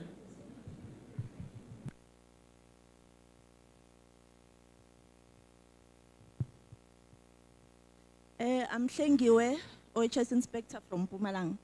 The question is, I need clarity from Mr. Pereira. If the compressor is connected to the receiver, are they both subjected to hydraulic pressure test? Thank you.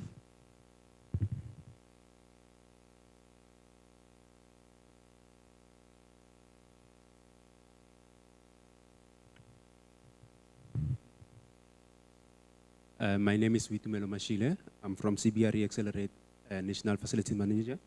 So I just want to ask Mr. Quentin Koch,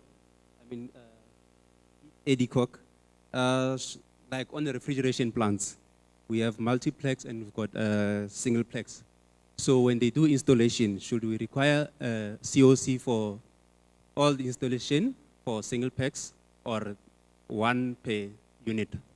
And then secondly, when they're replacing compressors, should we require a COC again for the replacement of the compressors? Thank you.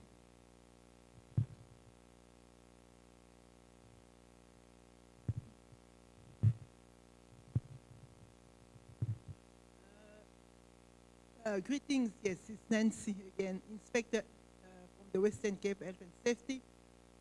My question is for Mr. Robert. I can't even remember his name, but I remember Robert. Anyway, yes, I had two questions. The one was how to use robotics and AI to enhance health and safety, which you've covered in your presentation. Now, the other flip side is it comes using robotics and AI comes with additional health and safety hazards. Have you evaluated those? And if you have you included those in your updated risk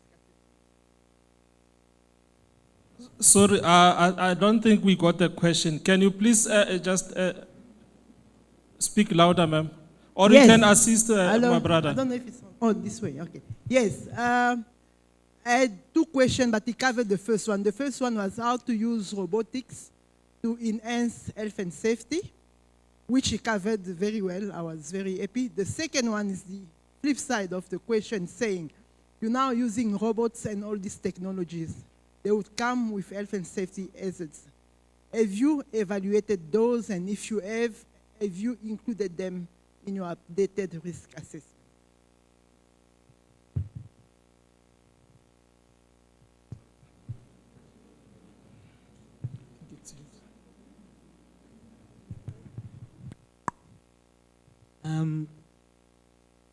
Thank you, Program Director. My name is Umlungisi Zondi. I'm from KZN. My question was for Mr. Cook. I think he indicated that the COC, which is generated by the system, indicates where the person is. I had a question, or maybe it's clarity around that line. Take, for instance, my company is in KZN. We then get somebody who asks that we do an installation out of the province, or even in KZN, but different town, Durban and Newcastle. My guys go there, they do the thing. But for quality assurance, I say upload the documents. We can see whether the work that you have done is in line with the requirements. Then once they upload those documents, after quality review, then as the person who's qualified as well, I then upload the COC. It's issued in my tablet in Durban for a site that is in Newcastle. So what I wanted to ask then is, this quality assurance model that one would want to implement in their system, would it then not be feasible because you have indicated that it should be issued exactly where the site is? Thank you. Okay, thank you for those valuable questions. Tians, there's two for you. I think let's start with you, followed by AD and, okay, followed by Paulo and AD. First of all, thank you for the questions. So the first one, before we started, I can't give the exact figure, but 800 plus, this is years ago. Today, 800 plus. No employer or employee of ours to date has been retrenched because of a robot. Not one.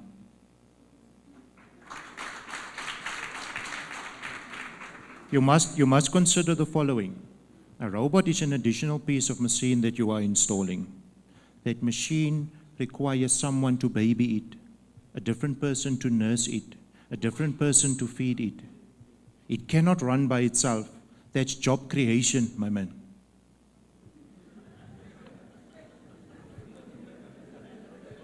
Yeah.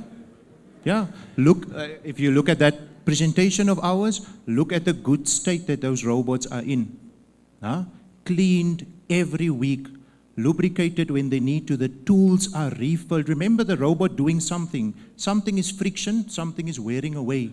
So that tool needs to be replaced by someone. The robot doing something as quality standards, the robot, even though our camera technology is where it is today, it's not good and it doesn't pass the QC standards of our high standards. So the human still needs to inspect it, not the robot, right?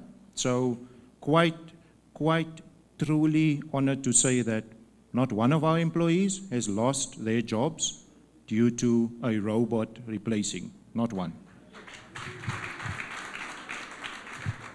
The second question for the how do you incorporate the health and safety? So first of all, a robot is a machine, right? So the robot must be electrically certified. It needs to have its electrical COC. Depending on the application of that robot, it might have a pressure vessel mounted on its back that is pressurized at 3 bar, 5 bar. It needs to have a COC for the pressure vessel, certified, tested, whether it's yearly or 3 yearlies as per the regulation. Still the same. And here's the last thing. So when that robot replaces a function that is doing a lifting mechanism, so remember what was there before? Someone standing with a crane, hooking it, taking it, and lifting it. So what is the risk? If the crane overhead of that employee with a helmet on comes down, huge problem. So you take that employee away from there, there's nothing over that employee. It's a robot performing that lifting from here to here. The gripper is certified, the inserts is certified, completely risk eliminated. Completely. I don't work for a robot company. I'm not promoting them. I'm just giving the true, honest, and facts, okay? The last question was risk assessment. Yeah, so the risk assessment with our robots, we perform the exact type of risk methodology that we do on all of our machines, and this is yearly. Electrical hazards, mechanical hazards, chemical hazards, ergonomical hazards. The ergonomical hazards that comes in when the robot is safe for downtime, the machine must be locked out, and the human going in to perform cleaning, to perform certain functions, must have it isolated. There mustn't be overhead risks. That is still done the same way like all of the hazardous machines are being subjected to in our factory. And when it's a new machine, the machine is not commissioned without that assessment, and that assessment reviewed, and the loops closed before production. Not for the fact that you've done a risk assessment, you put it on the side and now we run. No.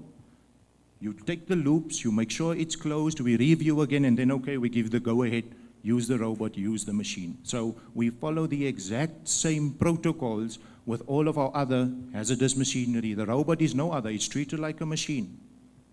It undergoes the same scrutiny like all the others, okay?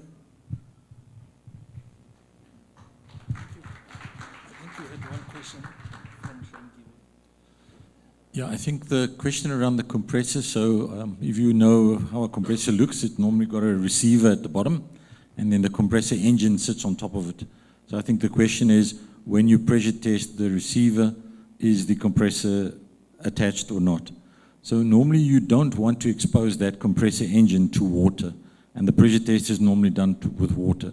So you have two choices. You either remove the compressor to the side, pressure test the receiver, bring the compressor, install it back on, or alternatively, you can isolate the compressor from the receiver, but the only part that gets pressurized would be the receiver itself. You would not pressurize the compressor as such. I hope that answers your question. Thank you, Paulo. Thank you for the questions. I'm going to start with the refrigeration. If you've got a multi-pack system and it's connected into one gas system, that means it's completed as one system, then it would require one COC. So each individual's gas system would actually require COC. So a loose standing unit will require COC.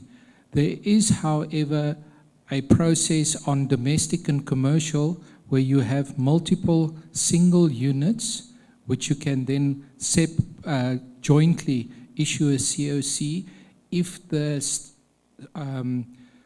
let's say, the specification of those units are identical. So maybe the same size, 12,000 BTU units, 4 of them in one building, you can sign it off as 4 units within that specific building. But then there must be similar specifications to do that. Are you happy with that? Does that answer? Okay. On the next question, based on the regulation, the responsible person issue the COC is taking responsibility of that installation and therefore needs to be present and have inspected that system that is signing off. And that's why the due location system is installed onto that electronic COC to ensure that that person issuing the COC has been on site, because if something goes wrong, that person needs to answer to what he's seen at that day and what was that conditions, because he's the responsible person. So remote signing of COCs is not recommended at all. Thank you so much. Shall we take another round of questions? Okay, I can't see. Okay, there's one hand there. Going here, there's nothing. Oh, here's another end. Okay, it looks like it's only those two. Can we take those two quickly, colleagues?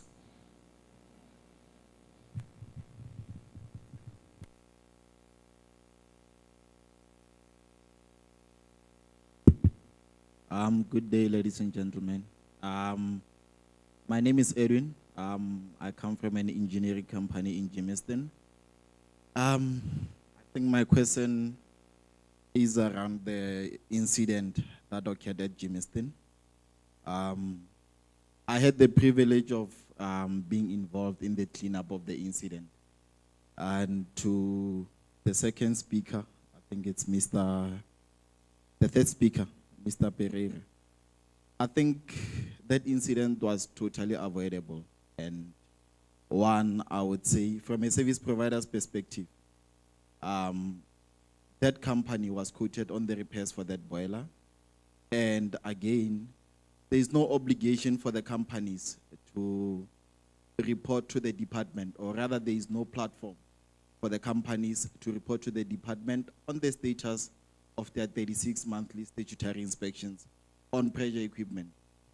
So in that case, we've got, we specialize in pressurized equipment, specifically boilers. So we do the 36 monthly statutory inspections on the boilers. So in that case, we've got a clientele where we inform them probably 6 months before that this particular boiler is due for inspection. And due to the cost involved, sometimes they might move the inspection, sometimes they might generate the order to then attend to that particular boiler and inspect it. My concern is more or less on the reporting system for the employers, or rather the people that own these facilities and use these boilers. There is no mechanism where they report to the Department of Labor to say, we have inspected our boiler. So I would give an example with... Can we have your question, sir, please? Okay. My question is based on the reporting system for the employers to the Department of Labor in terms of inspecting the boilers. There is no mechanism currently in place for the employers to report to the Department of Labor to say, I am, for example, Coca-Cola, I have done my 36 monthly inspection. So my suggestion was around the fact that, how about the department look into an electronic reporting system similar to the environmental affairs system, where they report on emissions, for example. Where it could be electronic, the employers could report on their boilers at the designated intervals. Thank you, Eddie. I think the speakers will comment on that. Can we take that last question? I think it's from somewhere here.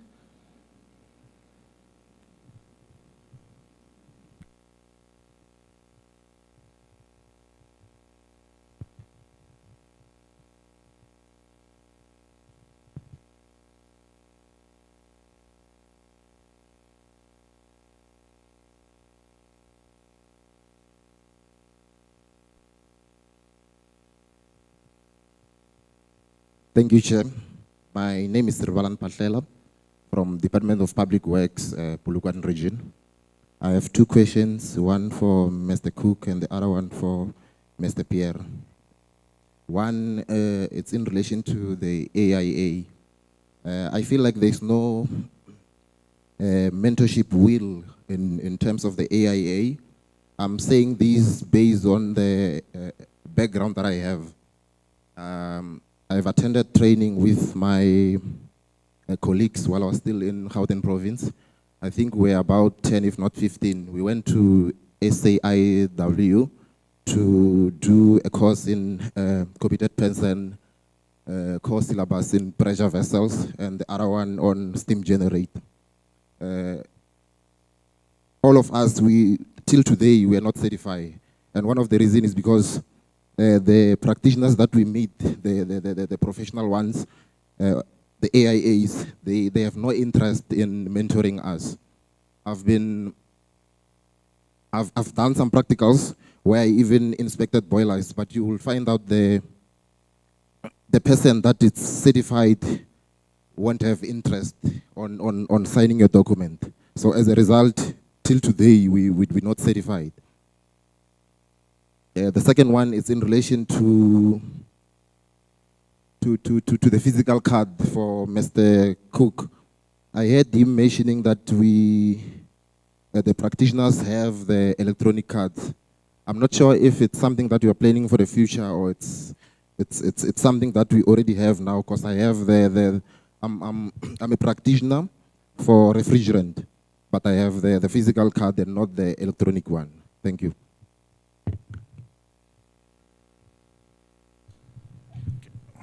Thank you very much. Regarding the card, if I can start with that one, you will see if your card expires and you want a new card, your new card will be issued electronically. The electronic system is already in place for the last 18 months, but you could have received your card more than 24 months ago, and that's why you still have a card.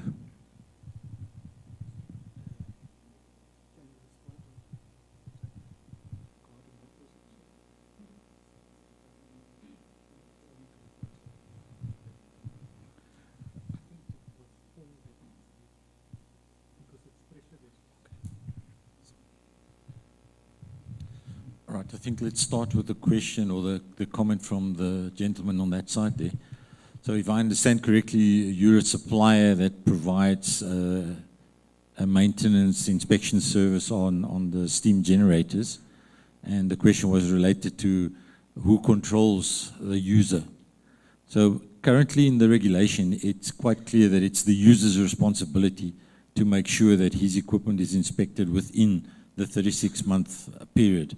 Now, should you come across something like that, the only recourse is to report it to the department so that the department can take action. I don't think the department has the facility or wants to create a system where they control all statutory inspections for all pressure equipment in the country and become sort of proactive in sending out messages saying, oh, your vessel is due for inspection next month. You must now action it. I think that's going to be just an impossible task. So I think at the moment, it's like you said, once an incident happens, then that user, if he hasn't complied to the regulation, has to please explain and take the consequences for non-compliance. But I don't think the idea is to go anywhere further. Mr. Malatsi, I see you've got...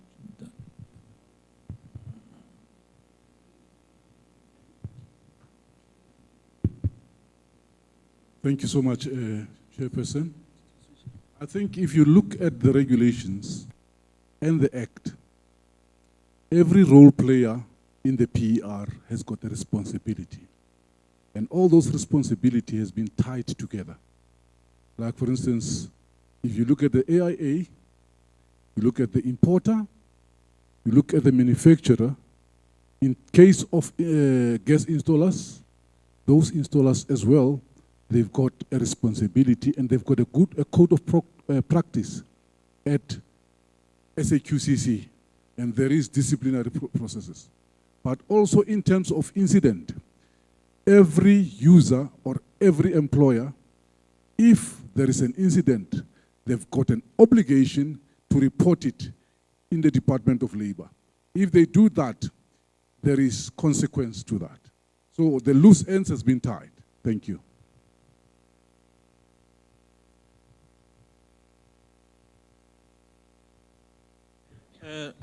There's a question from social media, whether the gas system in the restaurants fall under the gas reticulation system. I think Eddie will respond to that.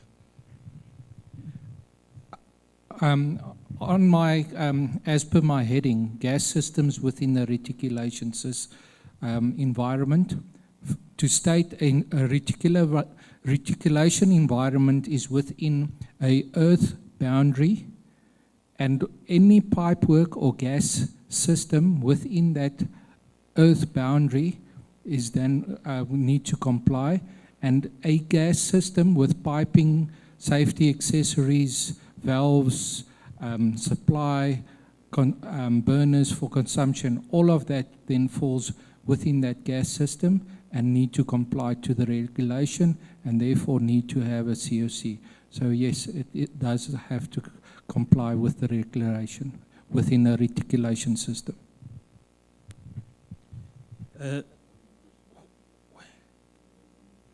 There's another question. Oh, okay, sorry. I think we had a question on the mentoring of the inspectors. So I think the way the system works is that, you know, an inspector, a CP inspector under the SEQCC as a standalone is nothing. He has to be employed by an AIA because the AIA basically controls the activities. Now, as you know, the AIAs are all private companies and it's a very competitive environment. So for them to allow a person to come in and attend inspections with them is sometimes quite problematic. But there are a number of AIAs that have gone that route. So let's say you, as the Department of Public Works, you say that on any vessel in your facility, you want your trainees to be present when the inspection is done. That you can probably request because the AIAs will not object to that. But the problem is you need to do 10 vessels and have that evidence before you can apply to be registered. And I think you'll have to set up some kind of agreement with AIAs, any of them, to basically allow you to come in when they're having a shutdown and you basically stand by and watch while they execute, and then you obviously can be involved in the actual inspection tasks as such to learn and to get mentored. But yeah, there's no easy, straightforward way to do that.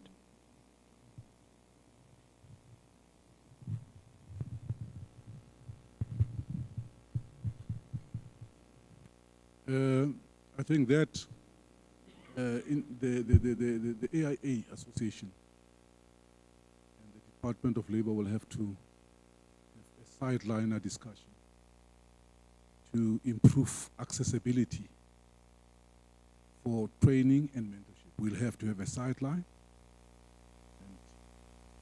and maybe change sometimes the way of doing things and how we've been doing things all the time. Thank you. Okay, thank you. We have come to the end of this session. Can we give our speakers another round of applause, please? Thank you, gentlemen. Right now, we're going to break for lunch. Can we be back at 2:10, please? Can we please be back at 2:10 sharp? We still have 3 more presentations. I don't want to tell you if you're going to leave, you're going to miss a lot. So please, let's be back.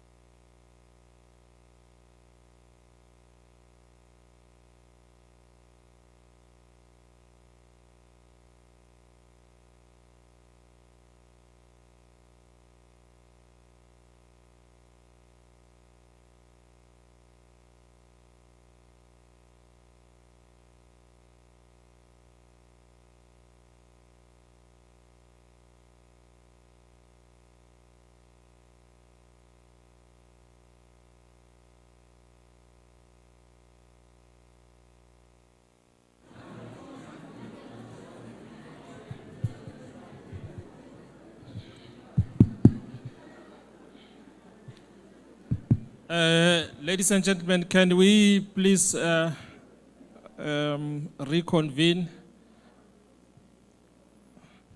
Thank you so much for coming back. We are going to continue with this is the last session for the day. We have 3 speakers. Our first speaker is Mr. Tanai.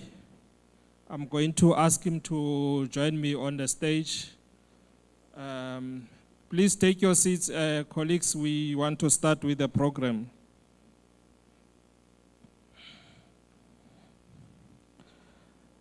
Let's give him a round of applause, please. He will be talking about the National Code of Practice for training providers of lifting machinery operators. Mr. Tanai started as an operator, and he's joined the engineering background basically, and started as an operator, and thereafter became an assessor. And ultimately, he was appointed as an operations manager at one of the training companies. He's currently a consultant. He's self-employed, and he's been working in the stakeholder forum that was responsible for the review of the National Code of Practice. And he has done a lot of training on the lifting, this code of practice. So I'm going to invite Mr. Tanai to just address us. Over to you, sir.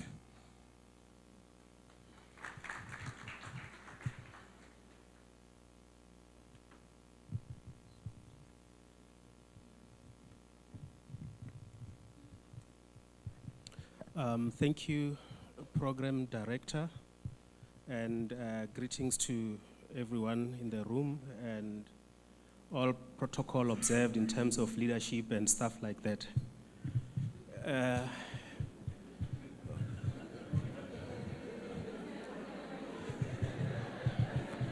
Because sometimes when you greet and you forget to mention the union members, hey, it's tough.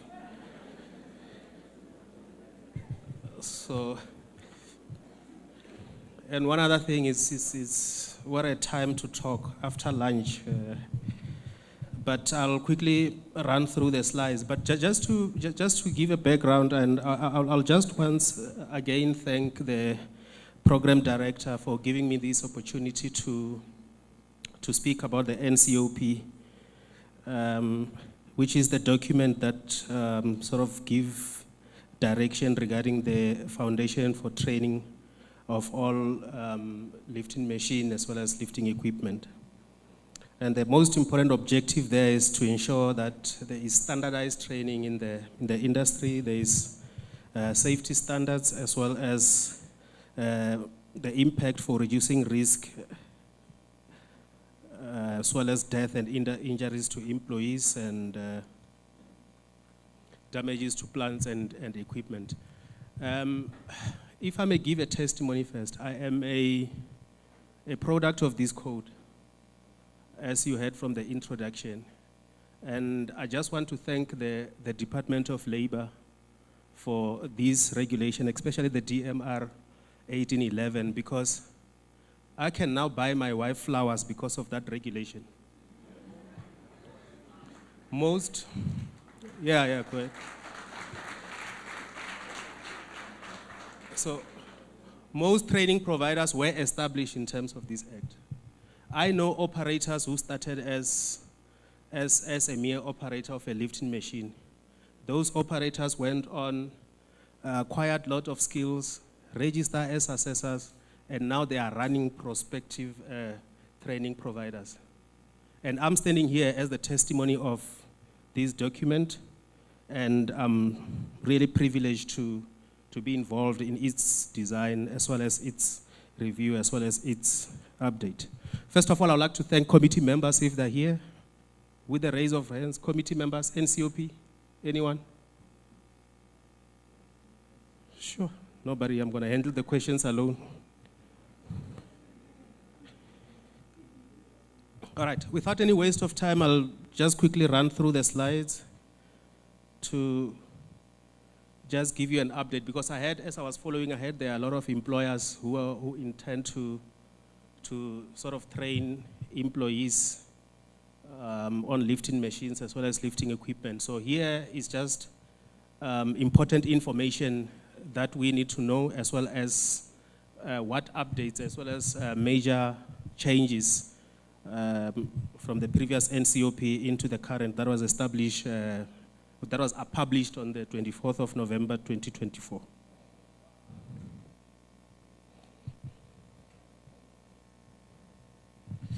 All right, I spoke about driven machinery regulation 11, which says that users of lifting machine must make sure that operators are specifically trained for that type of machine and are licensed. And the current NCOP was published in 2015. That was under review. And there were sort of engagement as well, because we needed to amend the NCOP to meet the QCTO requirements, because we're in that transitional period. As we were aware that unit standards reached their expiry date June 2023. Now we're moving over to skills program. So there was an important need to amend the NCOP to speak to the skills program, as well as to standardize the training operators. So we don't want a situation where one train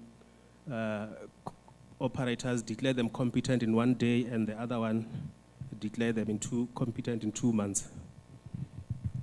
But the current National Code of Practice was published on the 24th of November 2024. So on your screen, those are examples of lifting machines as well. So those are cranes that runs from C30. They start with code C30 up to C60. So operators in different fields, whether manufacturing, construction, has an opportunity to articulate horizontally or vertically within those codes. And there is as well the F codes as well. The pictures are not illustrated there. The F code starts from F1 up to F16. So there is as well horizontal as well as vertical articulation there. And then SAQA Act was repealed, we replaced it with NQF Act. And then SAQA Act was repealed, we replaced it with NQF Act. And then I'll speak about the introduction of the licensing body, as well as the introduction of the skills programs. Those are some of the major changes that compelled the review of the 2015 NCOP to the one that was published on the 24th of November. So there's a section there on the document about definition. So authorized body was changed as mandated by the NQF Act. Certificate of competence will be now issued by the authorized body. Licensed operators, previously called certificated operator, now is becoming the licensed operator, because you can't do matric twice. So once you are, I don't know if we still appear on newspapers. Once you pass matric, you can't go back and do matric. Once you get a certificate gets issued once, if it had followed all the processes of quality assurance. So previously it was a certificated operator. Now it will be the licensed operator. So under definitions there, you will see there's a definition of non-credit bearing skills program, and we removed a unit standard and replaced it with a skills program. So there's a section there under duties of authorized body. So we replaced Quality Assurance Standing Committee with the Internal Accreditation Committee, because all accreditation now will move to QCTO. QCTO has that committee. So that's why we had to realign so that it speaks to the QCTO requirements. So authorized body is mandated by the chief inspector.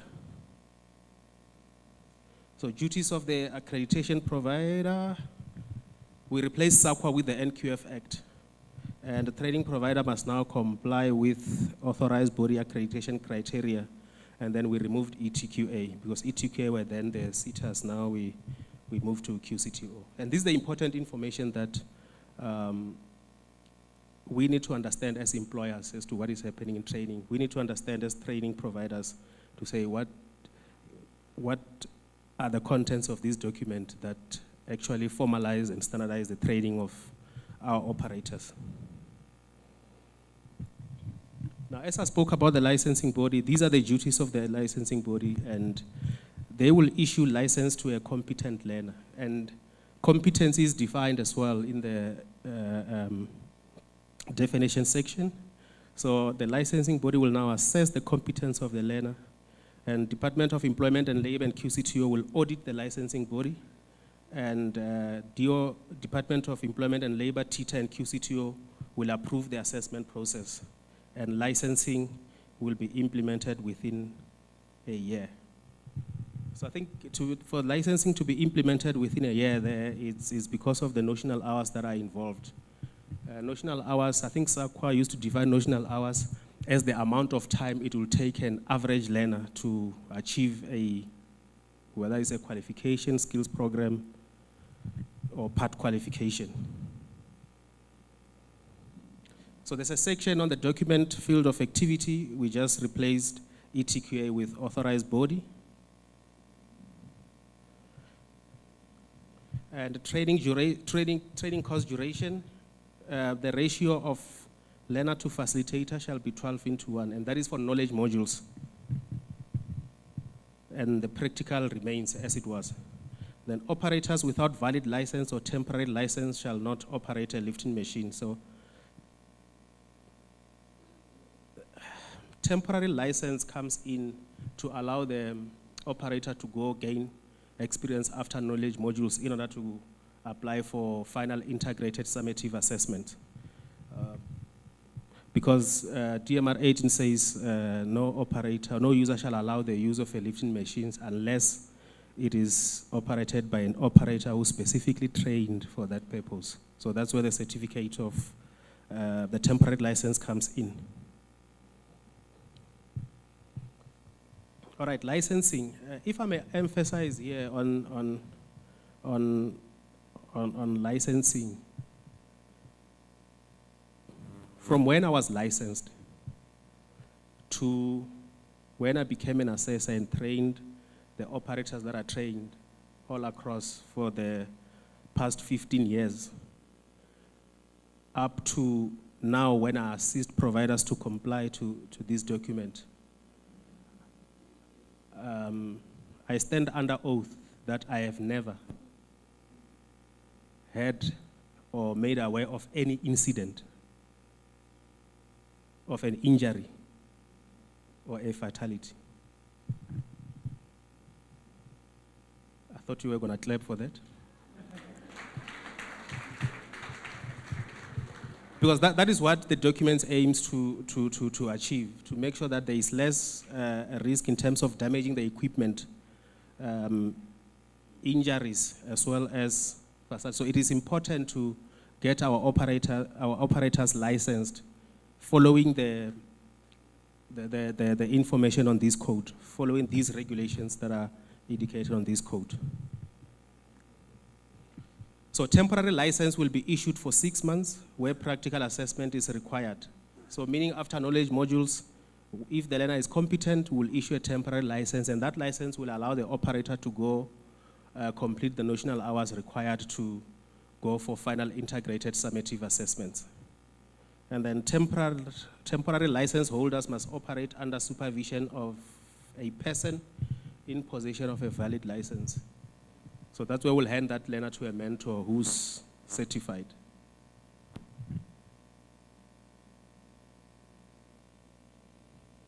So that is the example of a license. I see providers now are becoming strict.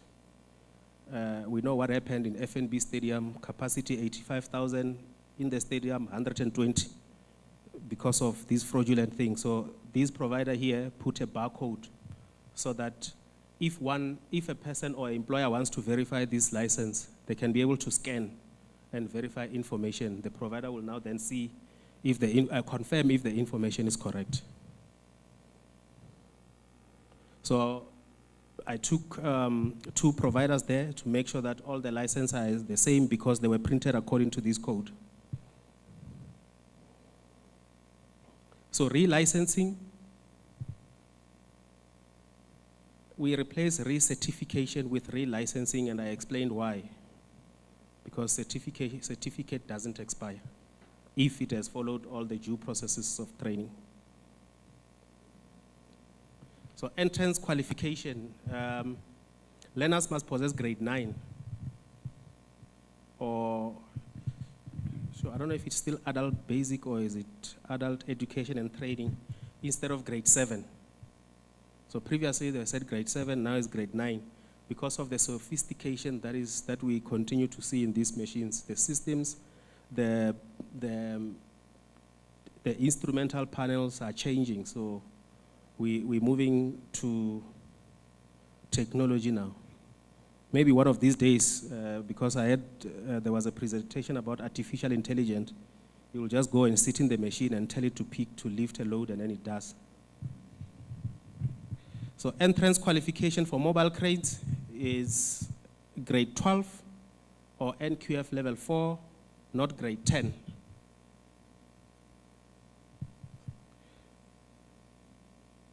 So requirements of one to become an assessor,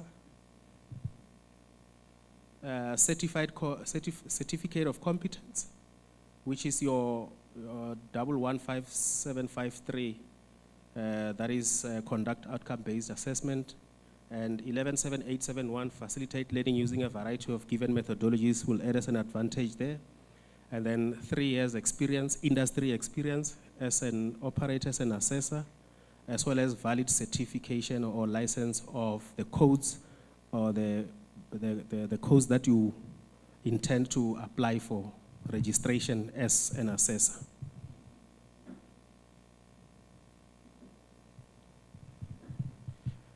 Then under section of certificate, there are a few changes there. We changed the physical address of the training provider must be included. Full names and surname of the operator, and skills program number and title, because the one before used to say unit standard title and ID, and 2 authorizing signatures. License carry card that I just illustrated there must also have license identification number or serial number, as well as and it must indicate there that the temporary license will be valid for 6 months. And important recommendation for training providers as well as the users of these lifting machines is that we must make sure that by June 2027 we are all accredited by QCTO. And just to testify or just to accentuate this point, I'm aware of 7 training providers that I was involved in applying for accreditation, guiding and support, handling the site visit. There are 7 providers that I know that are accredited for skills program at QCTO right now. So if there are providers in the house, let's get moving and get those accreditation. If needs be, let's pilot these skills programs and see how we can better train and skill our workforce. So after we've applied at QCTO, then we'll receive accreditation letter, and that accreditation letter will send it to the Department of Labor. For now, it's still 450. So we send the blank company letterhead, the QCTO accreditation letter, as well as and send a proof of payment for that 450. And I will encourage all assessors who are here, facilitators that are here, employers, employees, to comply with the requirements of this code. As I testified when I started, that I am the ntswalo of this document. So it has made me, so it works. So once you've paid and send email to the Department of Labor, it will indicate on the letter which email address must be sent to, and you must be aware of the changes in the certificate that you will receive. So the one that is displayed there is the old certificate, the LMO certificate that allows you to issue licenses, and the new certificate will look like that. So I try to make it easy and simple that there won't be any question. I thank you.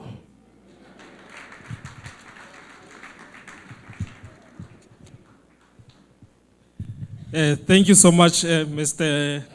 Tandai. A round of applause again for you. Please don't go. I think we do have a token of appreciation for you before you descend the stage. Ladies and gentlemen, I think the weather is changing outside, so I think we'll sort it out. You can please see. We're going to take the next presentation.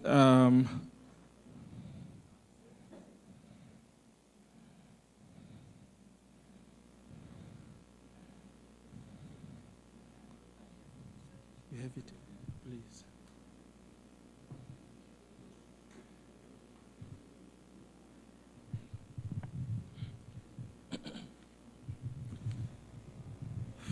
My apologies. Our next presentation is by Mr. Kutsie. He's going to talk to us about the electrical machinery in hazardous locations. Please ascend the stage, sir.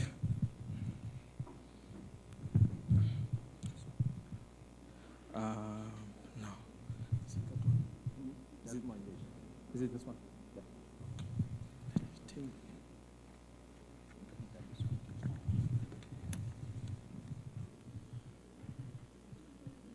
Okay, Mr. Kutsia has a lot of experience, and he's also an AIA. As you can see, his shirt is branded. So he's got a SANAS accreditation as an AIA in electrical engineering. And he's also involved in the development of standards at SAPS, and he's got a electrical engineering background. If you're ready, Mr. Kotsie. Let's give him a round of applause, please.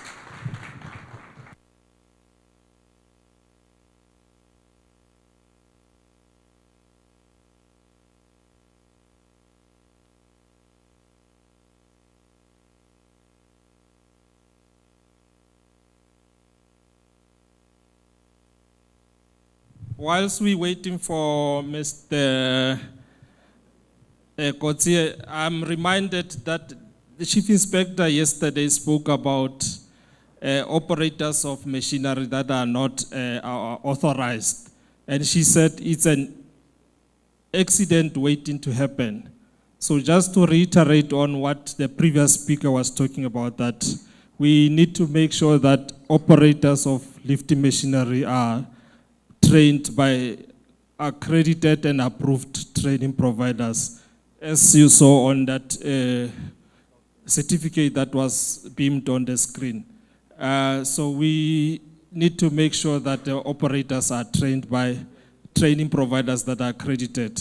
And as the department, we do have a list of training providers. If you want to verify, please contact the department. But also, the training providers can produce a certificate prior to you appointing them to render a training service. So whilst we're waiting for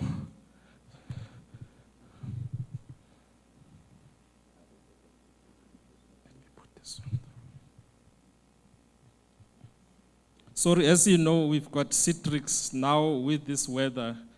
It's giving us some challenges, but we will get it right.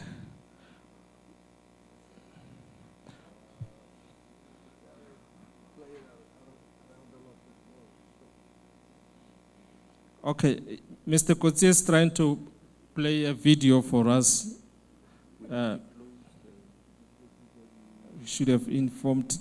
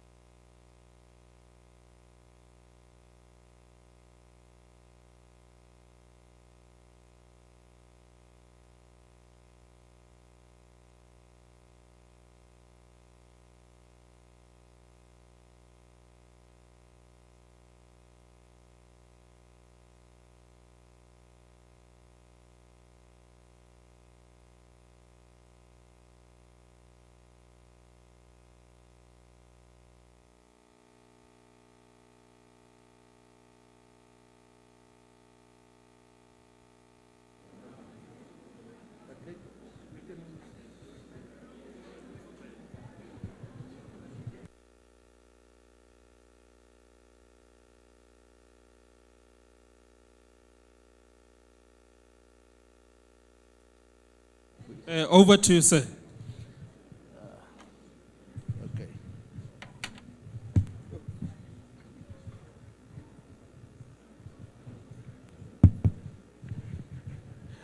Good afternoon, ladies and gentlemen.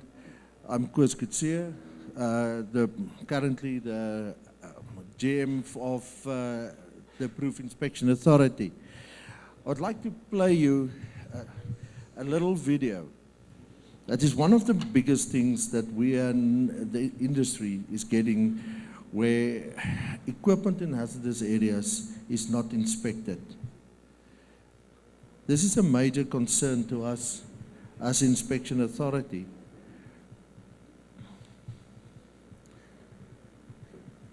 This will be a clear result of poor maintenance.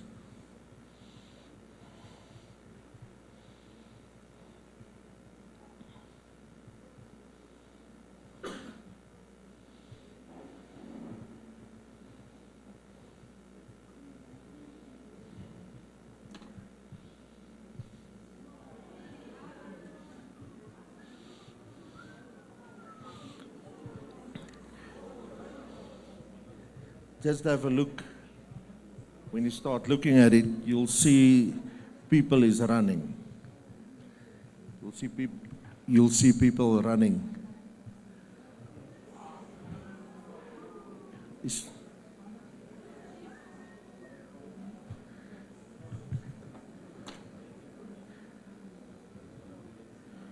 This is the consequence that we've experienced. Although this isn't out of the country, but this can happen with us.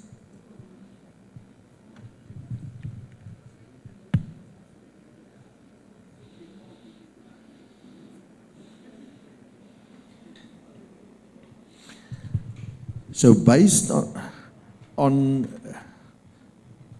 let me just get this thing rolled up here. You know, at my age, a lot of times slideshow. No. Please. There it is. Just want to see. Is this thing working? You know if this thing is working? I think use this. Okay. Okay. Right. Okay, inspections in hazardous areas. This includes instrumentation, electrical, and now mechanical side is also coming on board. But what is a hazardous area? Hazardous areas of where flammable gases and vapors and combustible dust are present in explosive quantities during normal operations. Come on. Now, this is a dust explosion. Now, what happened during dust explosions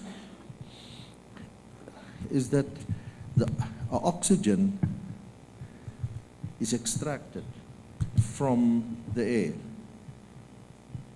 So you've got, this is the result with fatalities. We can discuss it on a later stage. My time is not limited, but I can't explain to you exactly what happened during the explosion to the people around it. A pharmaceutical factory in India, as well as a little bit closer to home, in Durban 5 years back. Industry normally stops operating after that happens. Put your mic up a bit. They can't hear you. Okay. I need to put my glasses on as well. I can't see the board. All right. What is the purpose of inspections of electrical equipment in hazardous area? Why do we do it? Purely to protect human life. This is the whole purpose of this conference that we've gone through. To safety and people. And the two is hand in hand. With the inspection of equipment in hazardous area, we also maintain subsystem integrity, ensure compliance of to regulations, minimize the risks of accidents, downtime, and operational inefficiencies. This is important because this is where industry can save money to comply to legislation. Different types of inspections that we get. Firstly, initial inspection. This is when the first time when the installation is put into operation. That's when you first issue your first initial COC. And the next presenter will also talk about what is a compliance liability of the certificates. After that, legislation states that a periodic inspection needs to be conducted every 2 years. Periodic inspections is visual inspections, close-up and detail inspections. But what is the importance of this? During a visual inspection, there's a sequence of events that we need to follow. If there's a deviation occur, and you found it, and you see that you've got 10 light fittings or motors or things like that, where you've got a problem. So first in your visual inspection, that will force you to have a close-up inspection so that you can touch the piece of equipment and make sure that it still comply. If it does not comply, you do a detailed inspection where you open this piece of equipment to make sure that it complies, rectify, and reinstate with the COC. But how does all this link to our legislation? According to the Electrical Machine Regulations 9.1, every employer shall identify hazardous locations. Now, what is a hazardous location again? Where dust?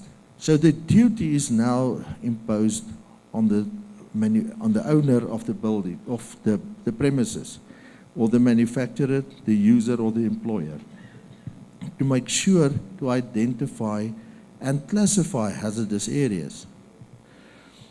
Normally, this is a type of drawing that they're supposed to do to indicate what is the risk in which area. You'll see that there's small portions of this plant that is been hazardous, while larger sections is non-hazardous.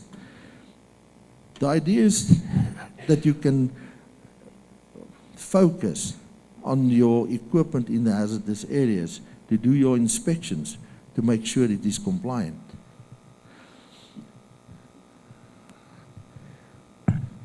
The next portion of this is where no person may use electrical machinery where there's a danger of explosion and fire could occur. And that equipment must be specified according to the national safety standards. The safety standards that is incorporated into the legislation is SANS 10.10.8, 10086 Part 1 and 2 and 3, as well as 10089. Start deteriorating the piece of equipment and the installation thereof.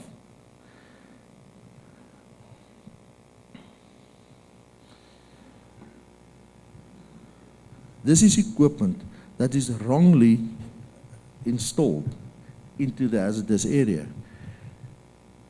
You'll see open entries and with the result that happened. This is an accident busy happening. It can be ignited by the accumulation of the dust that is in there. If there's a shake in this, where the dust is being thrown into the air, this will definitely create an interesting situation. Electrical Machinery Regulation 3. Every employer or user referred to in SAP Regulation 1 shall have a certificate for each piece of equipment that they've got in a plant. Remember now, that means that piece of equipment that we've had just now is supposed to have a certificate from an approved test laboratory indicating that that piece of equipment was supposed to be safe to be used in that area.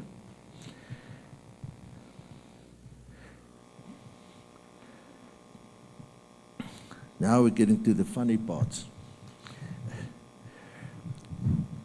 Where this is create a lot of confusion. This is a system, and a system is incorporated from motors, control stations, cables, everything that forms a system, and everything, and that is what's clear in this regulation or sub-regulation 9.3 or 9.4.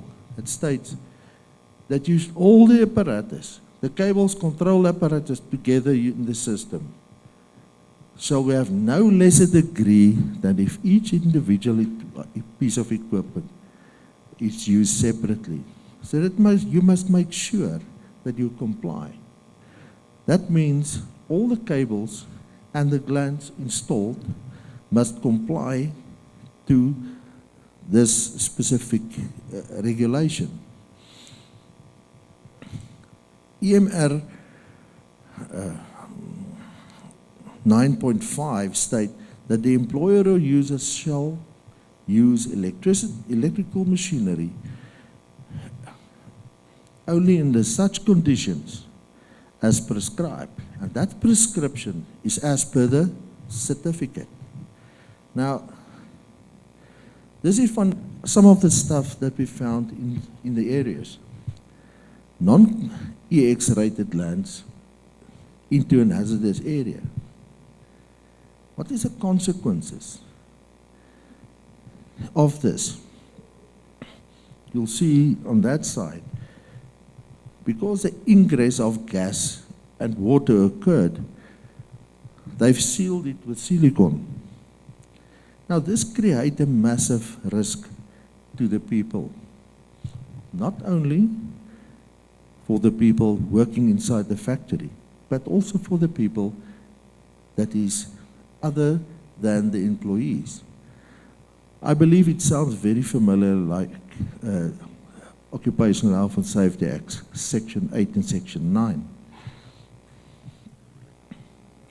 Again, cables way too small for the glands. And again, modification of glands the whole time. This is, gentlemen and ladies, this is what we found in installations, and this we need to act upon this, because lives are at stake. Electrical Machinery Regulation 9.6 state, no employer shall affect repairs. This means that the artisan you've used all the time is not qualified to work on equipment in hazardous areas. He's not competent to use that, to be used and then maintain. You need to maintain it, but he cannot repair it unless you have a mark scheme. Now, with this is one of the biggest concerns that we're also going to have, and I'll show it to you now. The possibility of forming static electricity. Because static electricity is the same as when you, especially in winter, when you wear your woolen jackets, when you start climbing out, rub something on it, and you get a static spark. Now, this is just a little bit worse. Now, what is the purpose of bonding and earthing? Earthing is to take the fault current and stray currents away to earth. This is to protect the industry and is to protect human life. Bonding is where we bond the pieces of electrical, or the bonding of all metal parts together to prevent static discharge. Come on.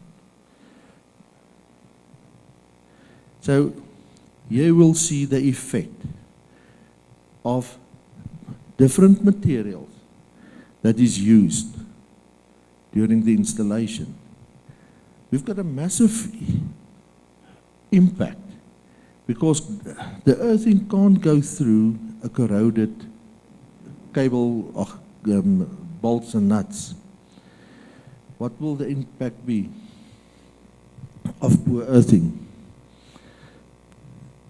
Static electricity, you'll see at the portions there, and it's forming all the parts.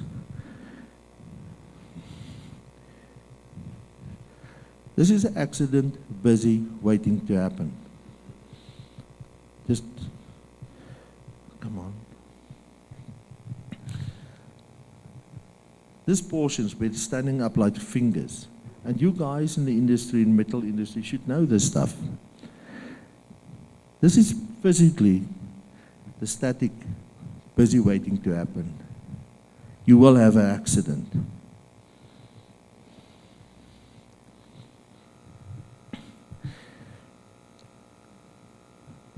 EMR 9.8 state that you will visually inspect and test all electrical installations in hazardous area every 2 years.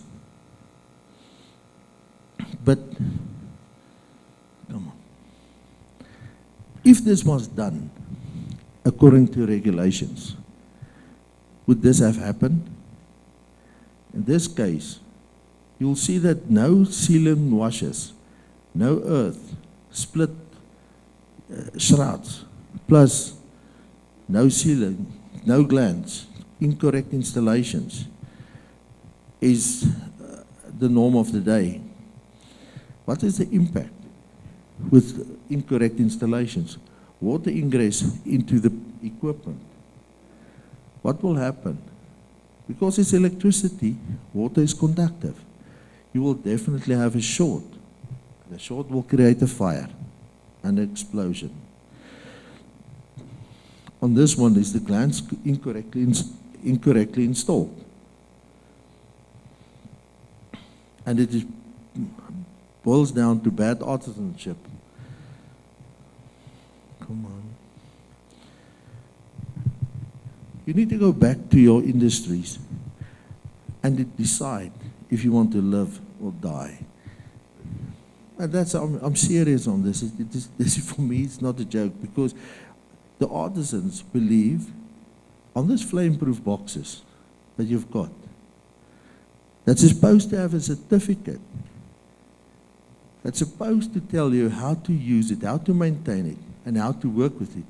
But the artisan decide it is not necessary to have put in all the bolts. I think you all know when you walk through industries, you'll find this. What is the consequences? Fire, explosions.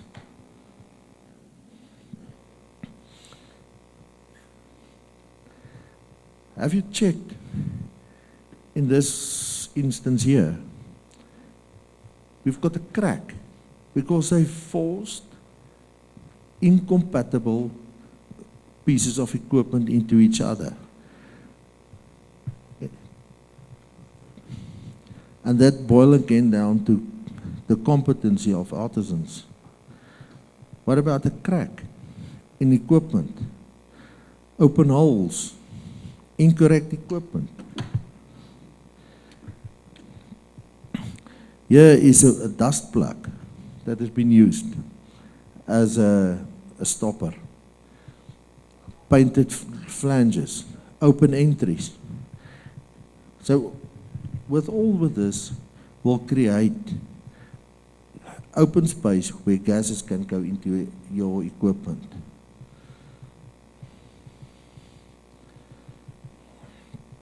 What about modifications? This is where it was, this piece that we see here, the little white chocolate blocks we see here, there at the bottom, is where the artisan modified equipment. As this is not your certificates, this is an illegal action.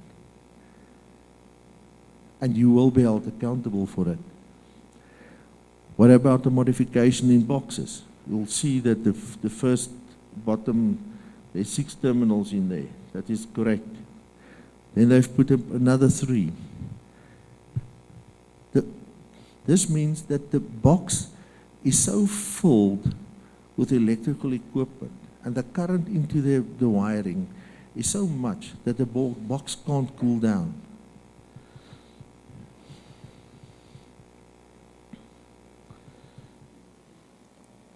What is the consequences of this? If you look on top, you'll see as the boxes was opened, it has already been, the cable, the cores had already been damaged. It's an accident busy happening.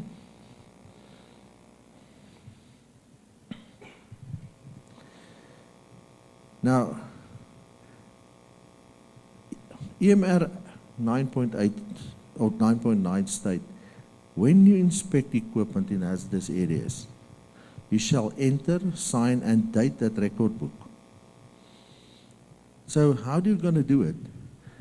Have you ever thought on how to find a certain piece of equipment in your plant? That specific piece of equipment that got a deviation on it. How do you write a job card to get that light, that specific light, in 1,000? How are you going to get it? How do you make sure that the artisan can find that piece of equipment? So this is why we've developed a principle that we physically go into your plant and then plot everything. Each and every piece of equipment is being plotted so that we can find your pieces of equipment. We create a certain number so that you can find the piece of equipment. Normally we take a unit number, what discipline it is, and there's a whole principle that we follow to do that. And that all to find that piece of equipment. Then we do an electronic inspection This whole thing is so that we can go into the future, so that we can do electronic inspections on equipment.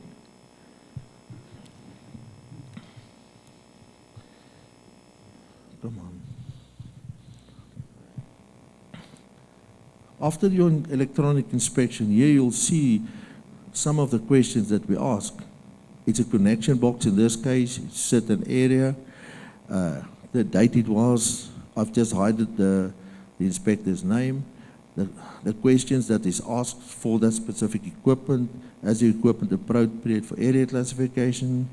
Is the enclosure, the glasses is all intact? Are there any visual and modifications? And the list goes on.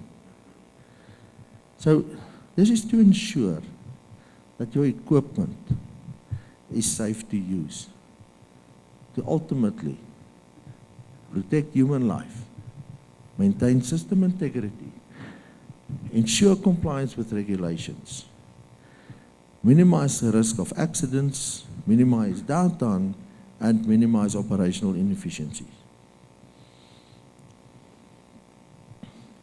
So in the end, Section 8 of the Act states,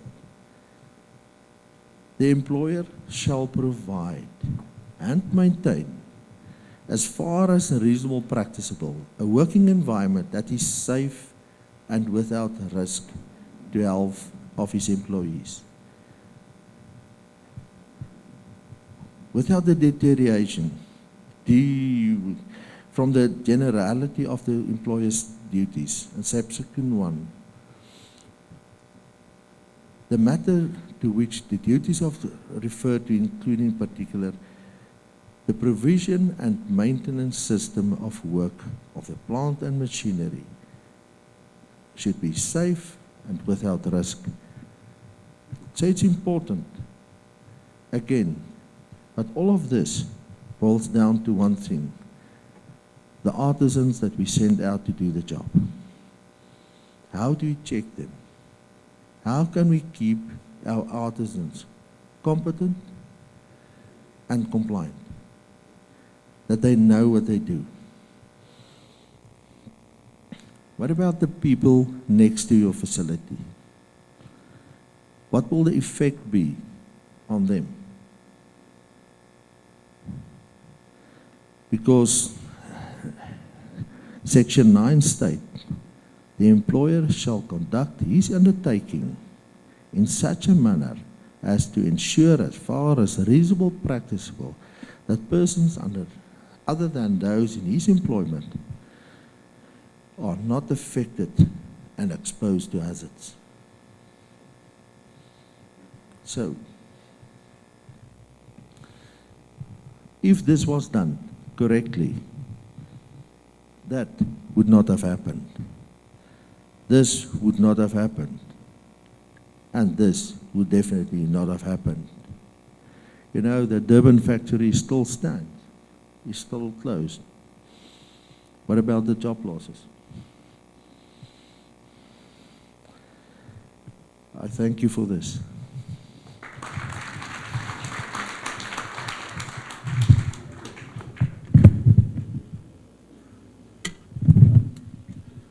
Thank you so much, Gus, for the presentation. Another round of applause, please, for.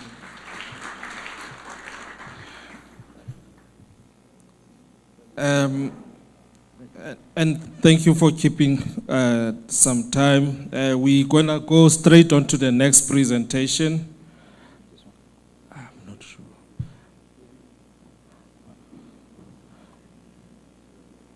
I think he's going to connect this laptop. Okay, our next speaker is Mr. Ruan Kutsie. Ruan is a compliant officer and he's got an experience in litigation matters. He's got a BCom degree and an LLB. He's also got a qualification in project management as well as construction. One of his duties is to ensure adherence to regulatory frameworks. at his company, and he's working for the AIA as well. Over to you, sir. Thank you very much. Thank you very much, ladies and gentlemen. I don't know if I'm important or you're important, but this room is way too full for the last speech of the second day of the symposium, but I thank you very much for your intention. It might be that the topic that I'm presenting is very important and that it affects you all. And this is basically my job 24/7, is answering the following questions and the legal aspects as to what is happening and what is the legal liability of electrical installations. When we're dealing with legal liability, the first and the worst thing that we can imagine is transpiring currently in the country. And we've got a few that is in the news and everything. And the first thing that we need to think, or when somebody phones me, is like, who's going to pay for this and what can I do to repair it? We're first going to deal in the process of the, I would say, in the hierarchy of the legislations. I'm going to first deal with the Electrical Regulation Act, and I first want to get that out of sight before we go on with the Occupational Health and Safety Act, because that affects each and every one of you. If you charge your cell phone, you technically need a COC, so that affects you as well. And then most of us are homeowners or are in the process of acquiring a home or are utilizing a home, and therefore the Consumer Protection Act as well as the Property Practitioners Act has got new legislations that also affect and actually help consumers ultimately at the end of the day to ensure that they become the owners of compliant electrical installations. You'll see in the news that there's a lot of concern about registering your solar installation and with Eskom and or your municipality. But there is some madness. I would say there's some sense behind the madness, because the aim of it is in order for the municipality to address its obligations in terms of Section 26 of the Electricity Regulation Act. And you shouldn't be confused, or you shouldn't confuse, I do apologize, between the electrical installation regulations, which is something separate from the Electricity Regulation Act. All right? And as someone told me the other day, I'm a 2000. I do apologize for copying directly from the acts, but I need to show my work and in order to motivate where we get it, and this is the basis of it that we, or for my arguments. So, Section 26 of the Electricity Regulation Act, in the event of or dictates that in the event that there is a injury or damage as a result of induction or electrolysis that on the infrastructure of the municipality, then when there's a claim for damages, and that is where the civil proceedings in this definition comes from, the assumption that the court starts with is that the supplier was already negligent. So it's not on the injured party to prove that the municipality was negligent. The court starts off with that the municipality was negligent, and the municipality then has the onus to prove that it was not negligent, and it has to present evidence that it complied with the various acts and legislations. All right.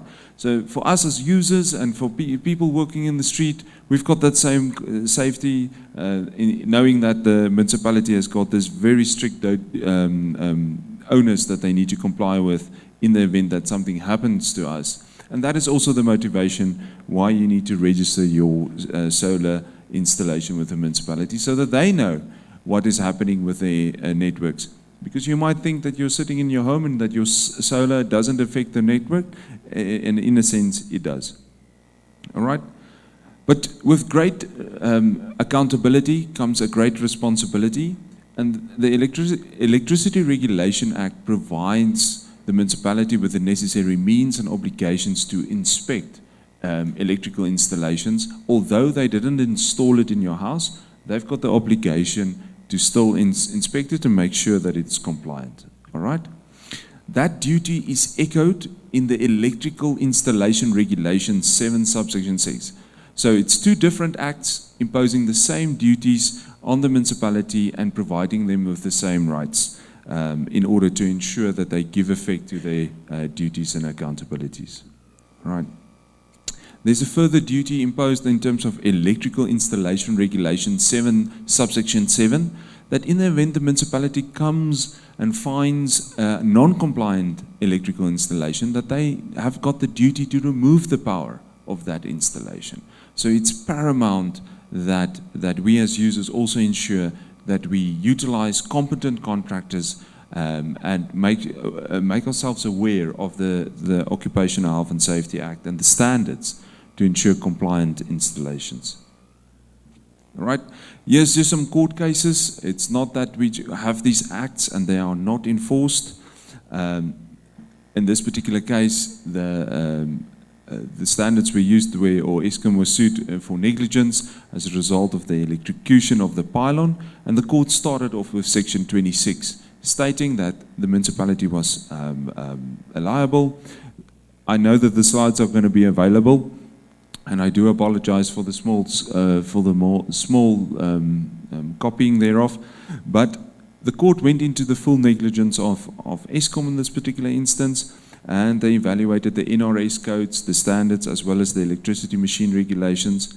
And although Eskom did everything in accordance with the electrical machine regulations and in accordance with the NRS codes, the court still found that said they could have done something a little bit more, and as a result, Eskom was held liable for the damages. We're moving on now to the Occupational Health and Safety Act. And I find this question quite a lot from a lot of people saying, but the Occupational Health and Safety Act only deals with people at work. And this is totally incorrect. If you go look at the definitions of employees and employees, it expands the normal definition of employers and employees, all right, to include the person that pays for work, and the employee is a person that does the work. But there's also other clauses in the Act that makes it open to the general public, all right? Obviously, we all know here that there's a general duty on each and every employer to create a safe working environment. So in short and summary, if there's a plug in your office or in your workplace that shocks you, that is technically an unsafe working environment, and liability can ensue, right?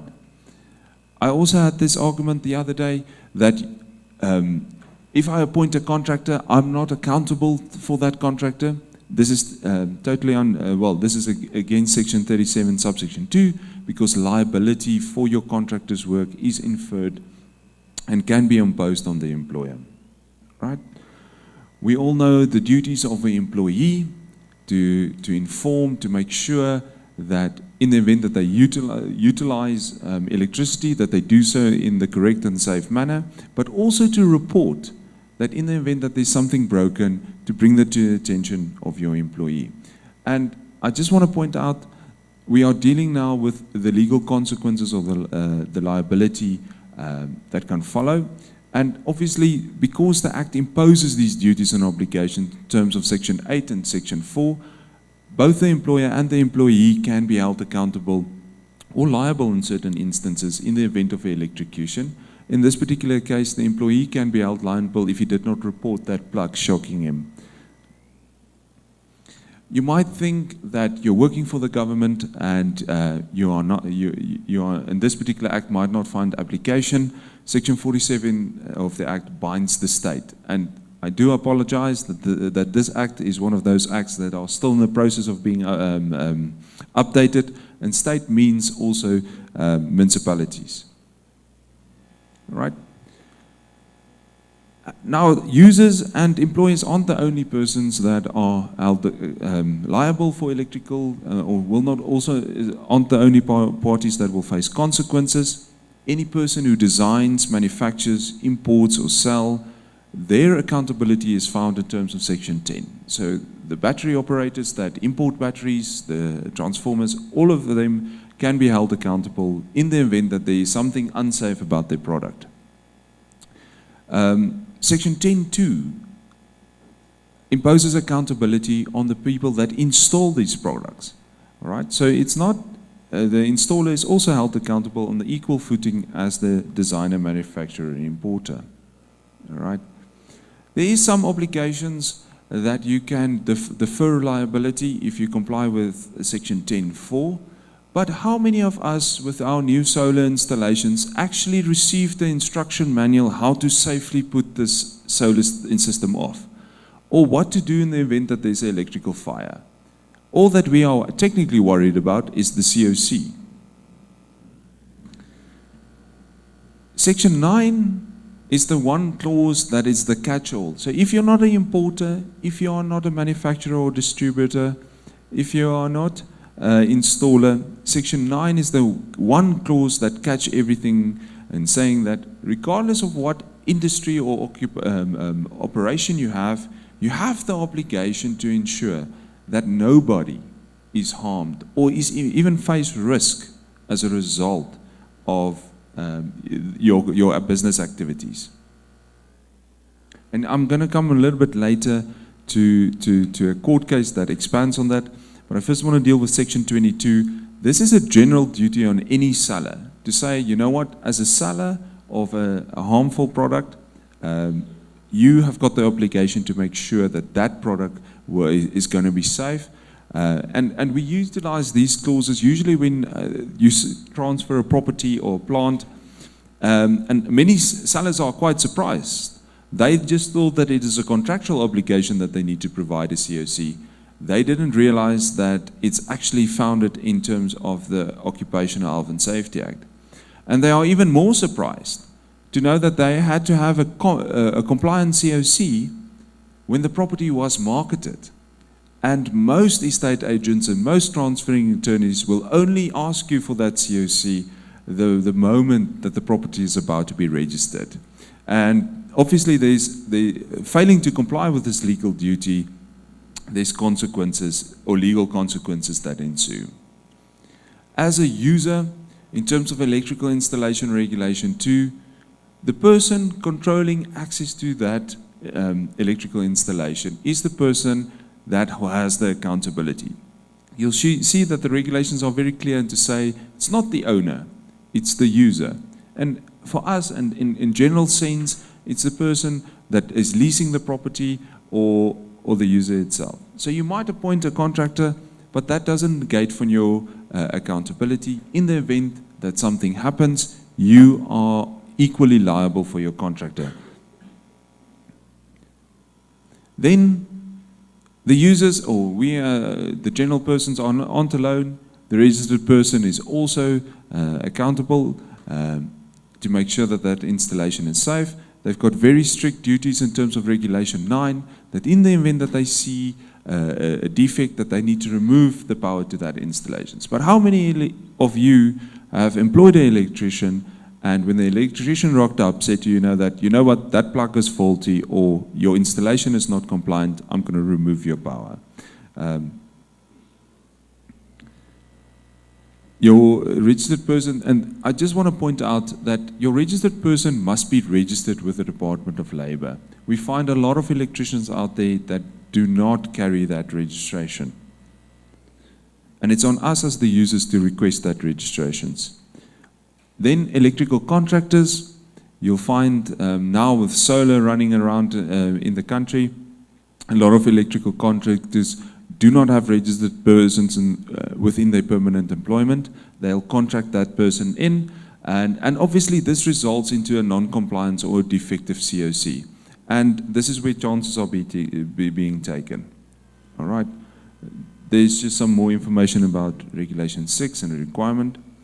Obviously, the Occupational Health and Safety Act comes with its own offences, which is fines as well as imprisonment.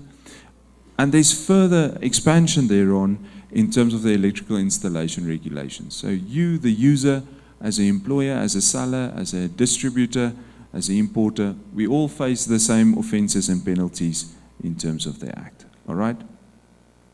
But there's most recently a further development in terms of to ensure accountability, that the Consumer Protection Act also imposes a liability. So if you install the solar, We find a lot of electrical contractors now claiming that the Consumer Protection Ombudsman, that they need to refer it to the Department of Labor. But this is actually, the Consumer Ombudsman has got their own act, has got their own duties and obligations. So as a electrical installer or solar installer, you might be faced with a complaint both from the Department of Labor as well as from the Consumer Ombudsman. But we as users can then either decide which one to enforce.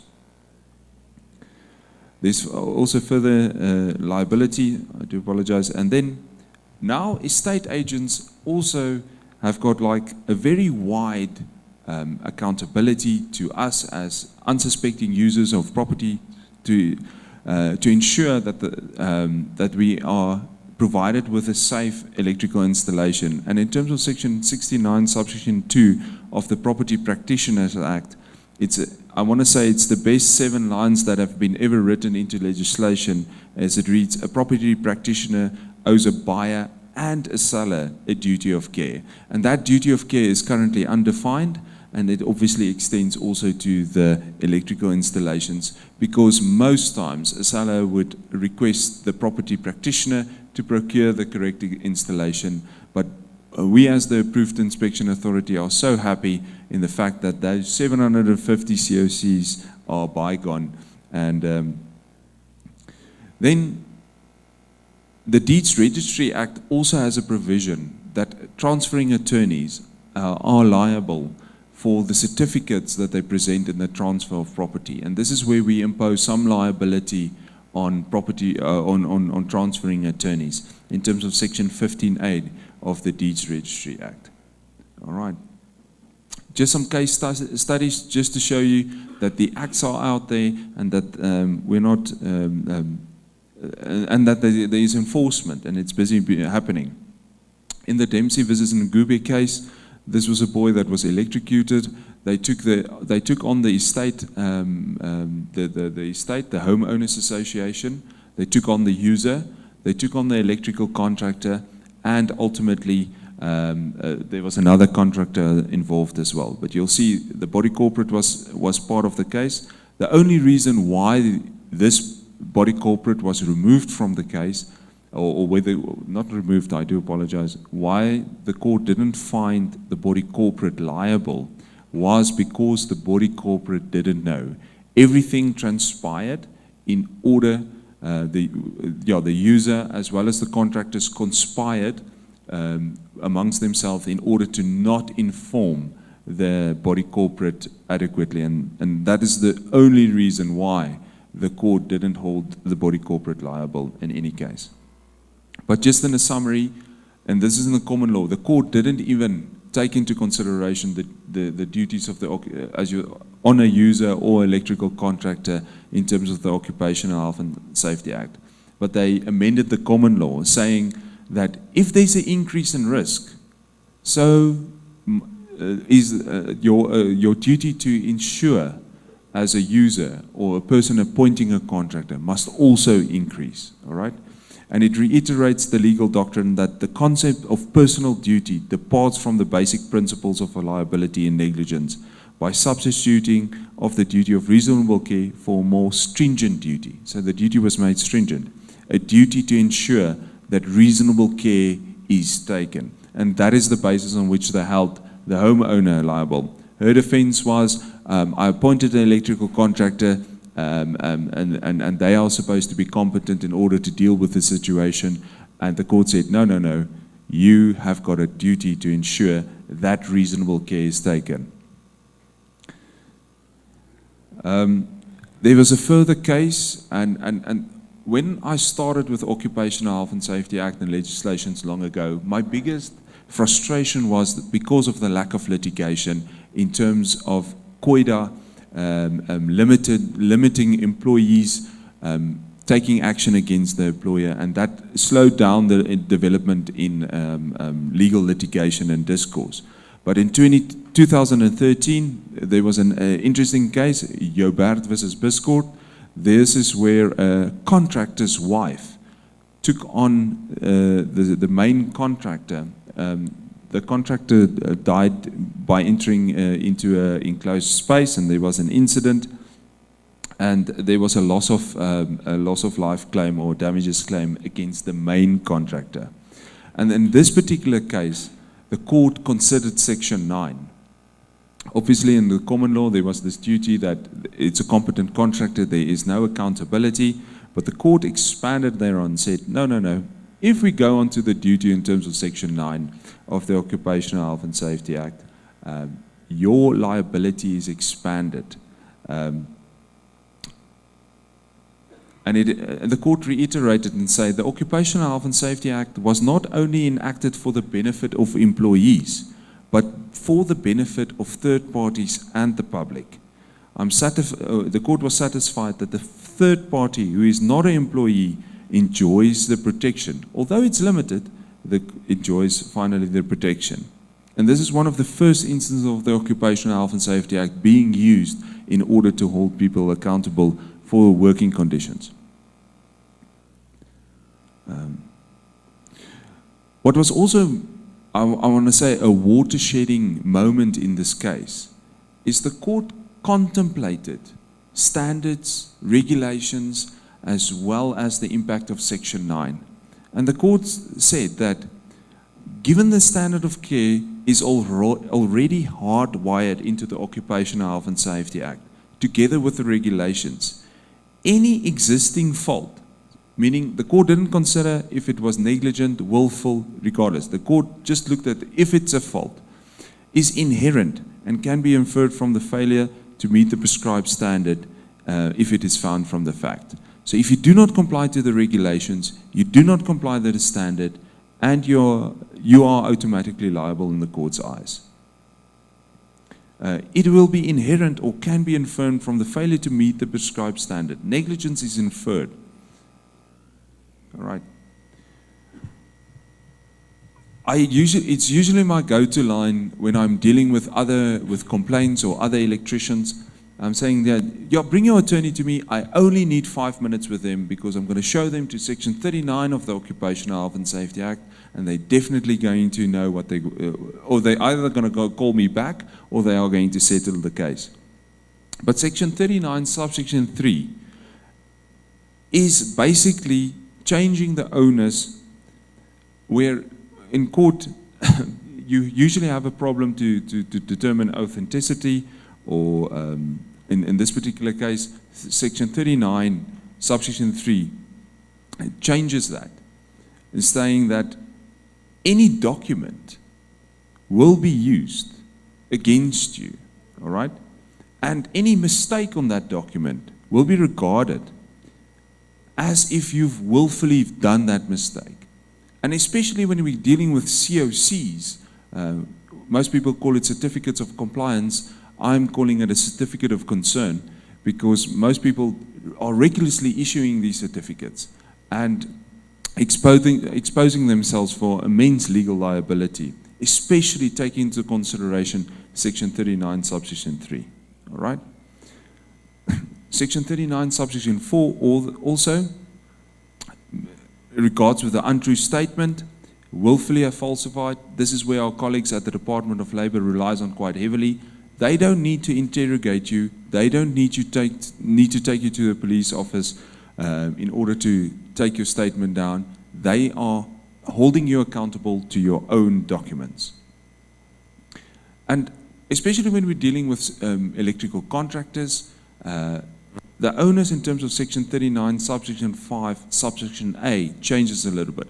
And just to provide a little bit of context, Section 22 says you will comply with this prescribed court requirement, in our case the SANS 1014 Part 1. But Section 39, subsection 5A changes it a bit and says, whenever at the trial of any person charged with the contravention of Section 22, it's proved that the accused sold or marketed any article, substance, plant or machinery, or health and safety equipment, it shall be presumed until the contrary is proved that such article, plant or machinery, and health and safety equipment did not at the time of the sale or the marketing thereof complied with the said requirements. And in my cases, in many instances, arguments done. All right? It's on the electrical contractor to prove that he installed that installation correctly. It's on the seller to prove that they did everything correct ultimately. And on the supplier, on the user, and on the buyer side, you just have to allege that I was either electrocuted or the installation was unsafe. All right, so it changes the dynamics of litigation, which is actually very much to the benefit, and it was highlighted in the Hubert versus Bergso case. All right. In conclusion, when we take into consideration legal liability of electrical installations, I want to say electrical installations, especially with solar, is a new horse, right? And it's a horse of a different color. Accountability comes and in accrues to municipality as well as your electrical suppliers, the new IPPs forming. There's accountability on the users.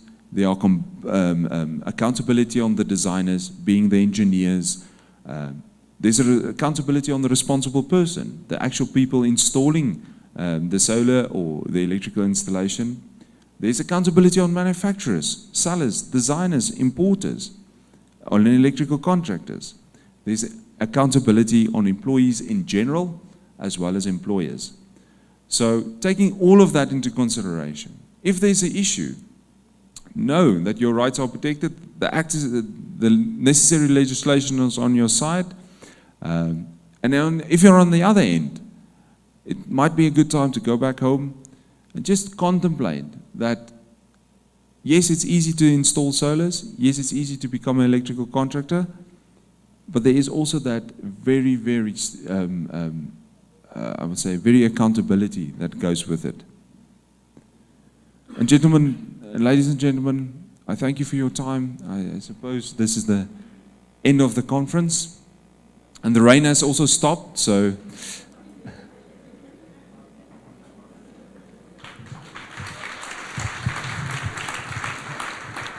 Thank you so much, Ruan. Those of you who already installed, Ruan, there's a token of appreciation to you, sir. Yeah, I was saying that those of you who installed solar panels, you've heard that, I don't know, he says it's a different horse. So you'll have to, because there was an article in the newspaper last week, and that's why I also picked it up, and I was wondering. Now at least I've got an idea where it's coming from. And let's give him a round of applause again, colleagues.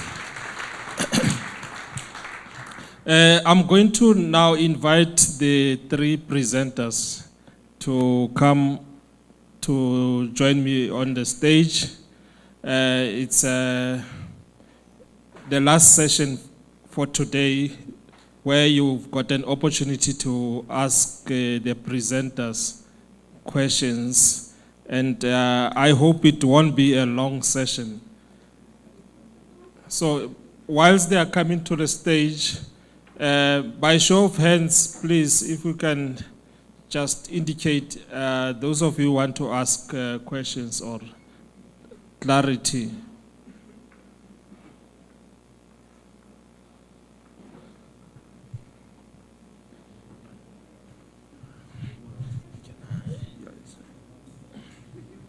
I don't see hands yet. Okay, there's one hand at the back there. Yeah, please shoot. It looks like you are the only one so far.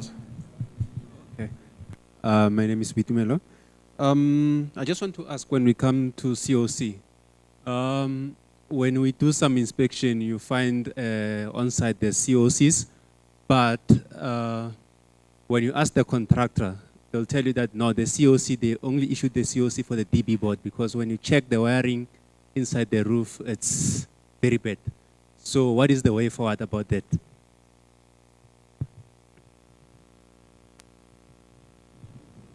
Are you gonna go for it? Because give him the legal guy. When we're dealing with COCs, I always have this question, if you go back to the definition of a COC, that's where you'll find the answer. A COC is from the point of supply to the point of control. And in layman's terms, it's where the municipality or where it's where the municipality supplies your installation with electricity, all right? Right up to the point that you put the kettle on, right? Everything in between. Electrical Installation Regulation 8 is very specific that says that any part of that installation not inspected cannot be used, all right? Mustn't be connected to the supply. All right, Regulation 8 says that. Cannot be used, all right? So if any portion of that installation, like you said, the wiring and the roof, they only did the DB, then it must be removed, so yeah. You're entitled to insist on that be inspected, simple as that. Just to add on that, if you go into the EIR 9.3, and this is, I love that portion, where it stipulates very clear, if at any time, any deviation to any part of the installation, the registered person shall refuse to issue the certificate of compliance. Why was that included into the legislation? Because contractors climb into a roof and they damage previous installations, and then they claim innocence. They are legally bound by the 9.3 to stipulate, where the regulations stipulate that you shall not issue that certificate. So in a little bit addition to that, should the registered person found the deviation, he needs to rectify it. Alternatively, he needs to isolate that portion, that circuit, and by regulation, he needs to notify the chief inspector thereof. So he must, there's no way, the electrician cannot issue a COC and tell you that portion is not included and that portion is not included. Because if at any time, any deviation to any part of the installation, he shall refuse to issue that certificate.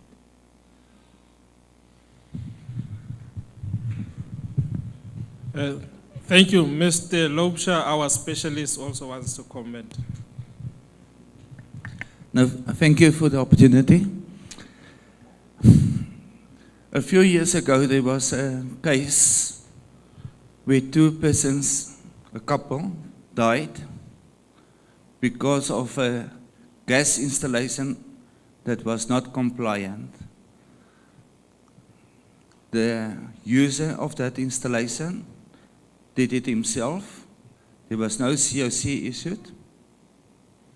And last month, that user was found guilty on 2 charges of murder. Not manslaughter or culpable homicide, murder. So just look out in the newspaper for the sentencing of that farmer. Just keep on Googling it. It happened in Corrido, on a farm where he was also running a guest house.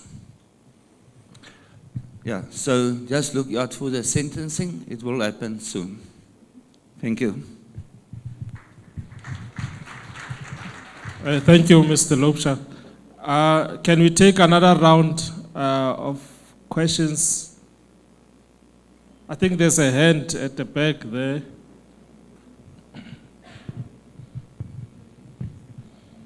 Good afternoon.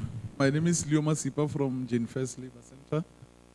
When electricians issue COCs, there are some components that they leave out, like the LEDs on the COC. Can you please have a reason why these components are not included on the COC? I think also the, if I'm not mistaken, the stove. Thank you. Will you please repeat your question? We couldn't hear it clearly there. My question was, when a electrician issues a COC, let's say for a domestic house. These days we have LED lighting. Are they also included on the COC?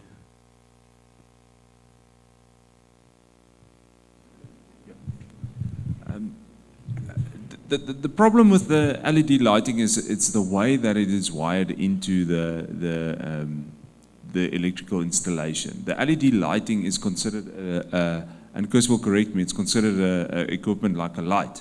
Although it might be a long strip, but it only is 2 wires. So the COC doesn't cover the component. So it doesn't cover the stove, the kettle, the microwave. It only covers the supply to that particular installation. So your LED might not be covered, but the wires to the LED is covered. Does that make sense?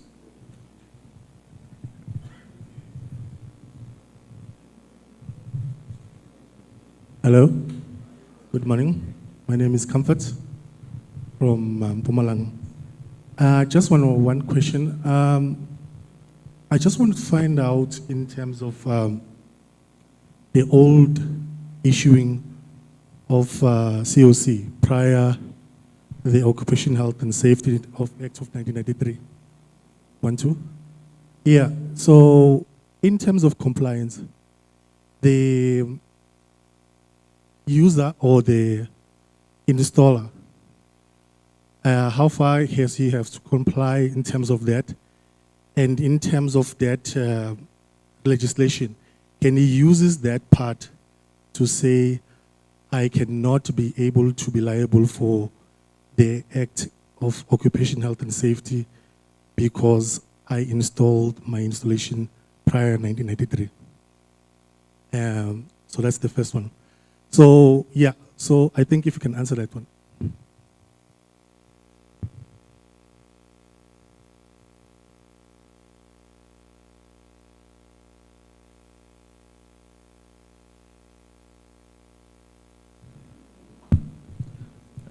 If you can look at the definitions of electrical installations, it's Regulation 9(2)(a)(b). And I'm going to use the layman terms if we can afterwards discuss the technicalities thereof. But what the intention was with the incorporation of the Occupational Health and Safety Act and the electrical installations, obviously there were existing electrical installation regulations.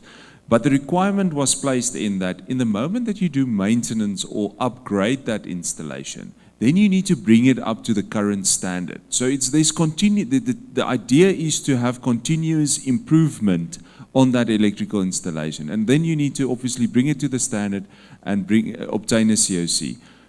There is some instances, and I know there's one in Joburg, that it's a historic house that has been built in the 1800s, 1806 or something like that.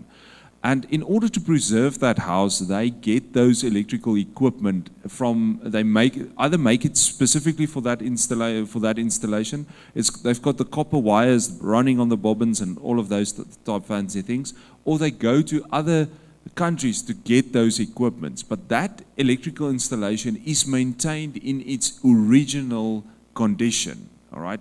So then the rules a little bit change. So if that installation is maintained up to the standard and the spec of its original spec it was installed in at that time, then obviously yes, a COC can be issued, but you are ensuring that that installation complies with the standards, particularly at that time. But that is in a very rare circumstances. The moment that you repair the installation or do an upgrade on the installation, you have to bring it up to standard. So nobody can say, yeah, but my installation was done in 1983, I don't need to comply. You still have to comply because you need to show that you maintained it. You need to show that if there's an improvement, either a plug has changed or you replace the wire, then the standards, you fall into the trap in that you need to bring that whole installation up to standard. But the Department of Labor understands, and I'm speaking for them now, that there's a process involved, but obviously everything's not going to happen at once. There's a maintenance upgrade or whatever system that but the argument that you don't need a COC, unfortunately, that is incorrect, and that will be against Regulation 8. Did I answer your question? Does it make sense?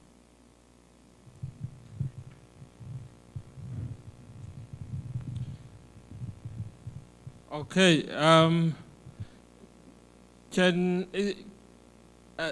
Please, let's have a bilateral after this, Mr. It's Masipa. No? Sorry? Okay, please go ahead. Do artisans who operate cherry pickers also need to have, what do you call it? The lifting machine. They also need to be competent for that. Because we have cherry pickers that you can operate while you're on the ground. There's people inside, then they take them up. And then there's those cherry pickers that you can operate from the inside while you are up there. Thank you.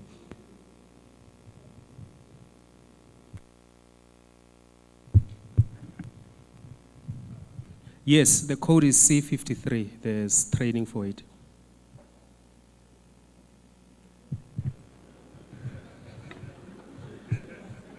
So the answer is yes. Artisans also have to be licensed and they have to be certified to operate those cherry pickers.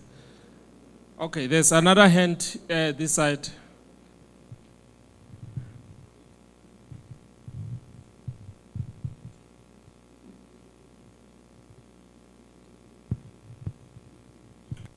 Thank you. Question again to Mr. Tanyani.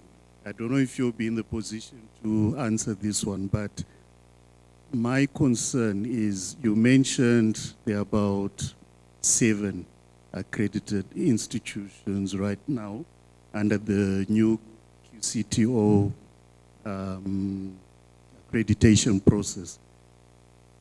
If we just walk out of this conference center, down the road, you'll have your F codes operators, right?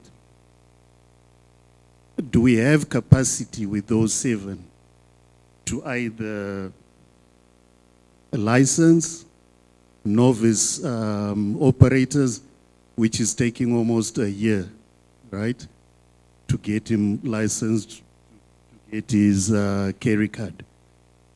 Then you've got the temporary license, which comes valid for 6 months. Businesses, they need to operate.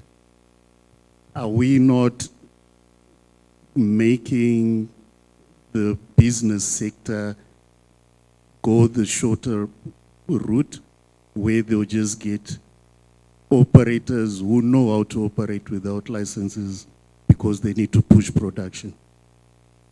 Thank you.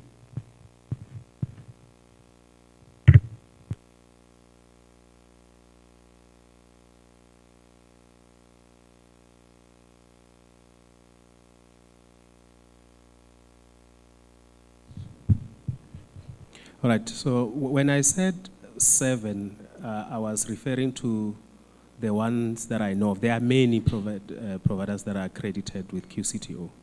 But currently, LMO providers are still accredited with TIT until 2027.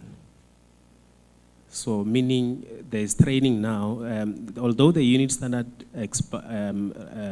registration ended on the 30th of June 2023, the enrollment date was extended up to 2026, 30th of June. There's still an intake of learners under TITA until the achievement date of 2027. Then post 2027, that's when QCTO skills programs will come to place. I don't know if I answered your question. Can I also just add what the presenter was saying is that there are 7 providers that have already been accredited by QC2O. However, the minister has also extended the mandate to Transport SETA. So Transport SETA can still accredit providers. And we know of a lot of providers that have been accredited or their accreditation has been extended. So we do have, I think, enough providers out there up until QCTO officially takes over. So as we speak, we have mandated QCTO and Transport SETA to continue with the accreditation. Thank you. Can we close this session? I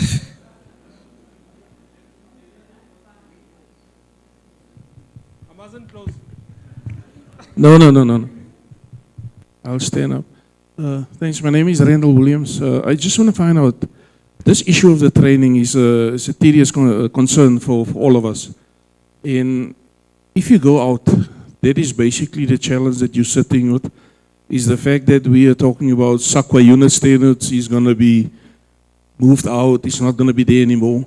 But my understanding is QCTO is looking at programs, and programs consist of SAQA unit standards. And if you look at the SAQA unit standard or a program, then you have 2 or more SAQA unit standards that form that program. It might be a challenge going forward, because I only want, say for instance, a truck-mounted crane operator. Then I need to go for a program that is going to be costly for the business, and the small businesses that is doing work for us. They do not have the money, they do not have the resources, the machinery that is compliant. And that's why when I go out, that is the things that I found when I go out. So I just need clarity from your side. Are you saying that as from 2027, SAQA unit standard is totally going to be demolished or not going to be there anymore? And we are then forced to go for programs where it is 2 or more than 2 SAQA unit standards to form that program. And if you say 7 and we've got 2 years left, I'm sitting on a WhatsApp group where training providers is struggling to get QCTO accreditation. I just need it, because what I also realize is that all of these things come into effect, but we don't take into account the time frames that it takes for people to comply or companies to comply. Simple example, how many agents do we have in construction? Do we have enough for all the projects in South Africa? How many safety officers do we have for all the projects in South Africa? And the question is, are we going to stop all the projects where there is no people that is registered at a certain, say, QCTO for training and professional registrations? What are we going to do? That's my question. Thanks.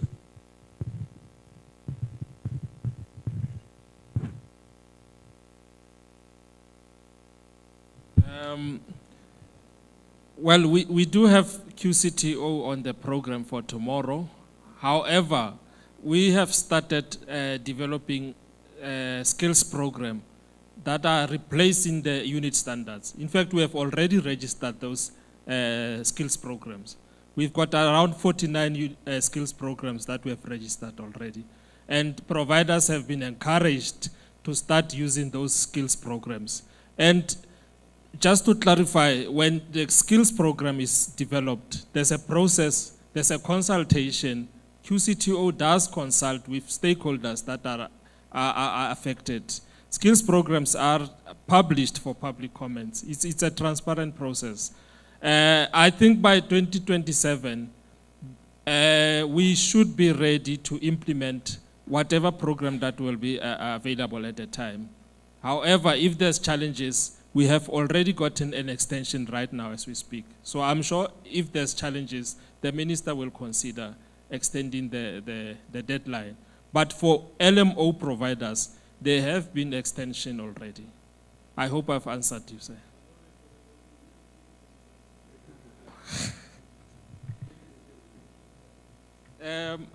Can we close this? Thank you. And a big thanks to our presenters.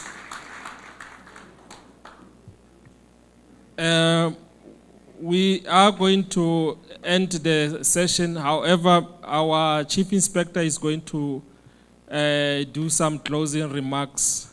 From my side, I want to thank you. You've been a wonderful audience. You can give yourselves a round of applause again. And thank you for the participation. And let's meet again tomorrow. Over to you, ma'am. Good afternoon. I must remember, they said I must look down to avoid the bright light. You know, it's encouraging to see the room this full. And it is 4:15. And I think maybe it's because we were threatening that we're going to start charging for our conferences, because what we would find is that we spend a significant amount of money on conferences of this nature. Just venues and facilities is almost R1 million for 3 days. And you'll find that people indicate that they're going to come, then they don't come, and we turn others away. We also find that people come, but then they disappear after lunch. Then it becomes fruitless and wasteful expenditure. So it's really encouraging to see the room this full. It means that the presenters yesterday and even today has done a very great job. You've kept people interested, and that is why they are still here. So let's just give all the presenters a round of applause, and also a round of applause to yourselves for staying. So I believe that today was very insightful.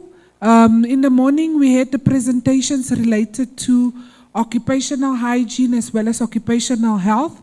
And what was very insightful about it was that they brought it home.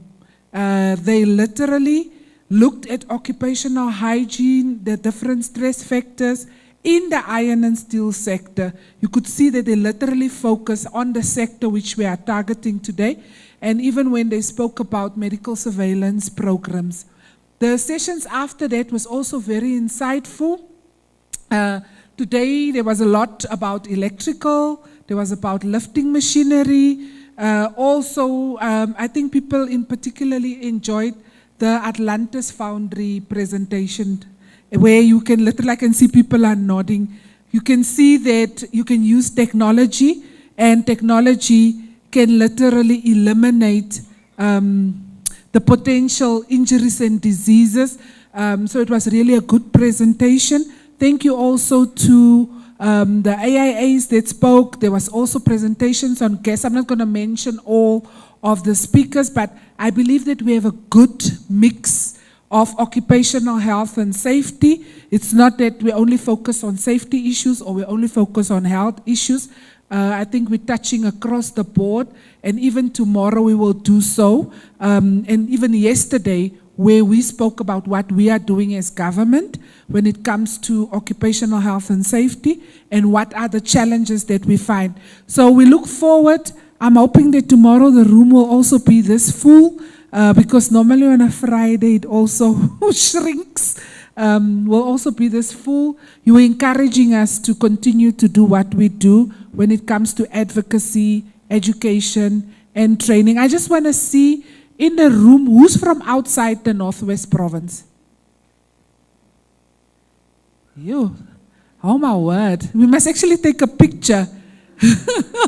You've literally traveled to come to the conference, so it's a good amount. And who's from Northwest? Hi, Northwest is few.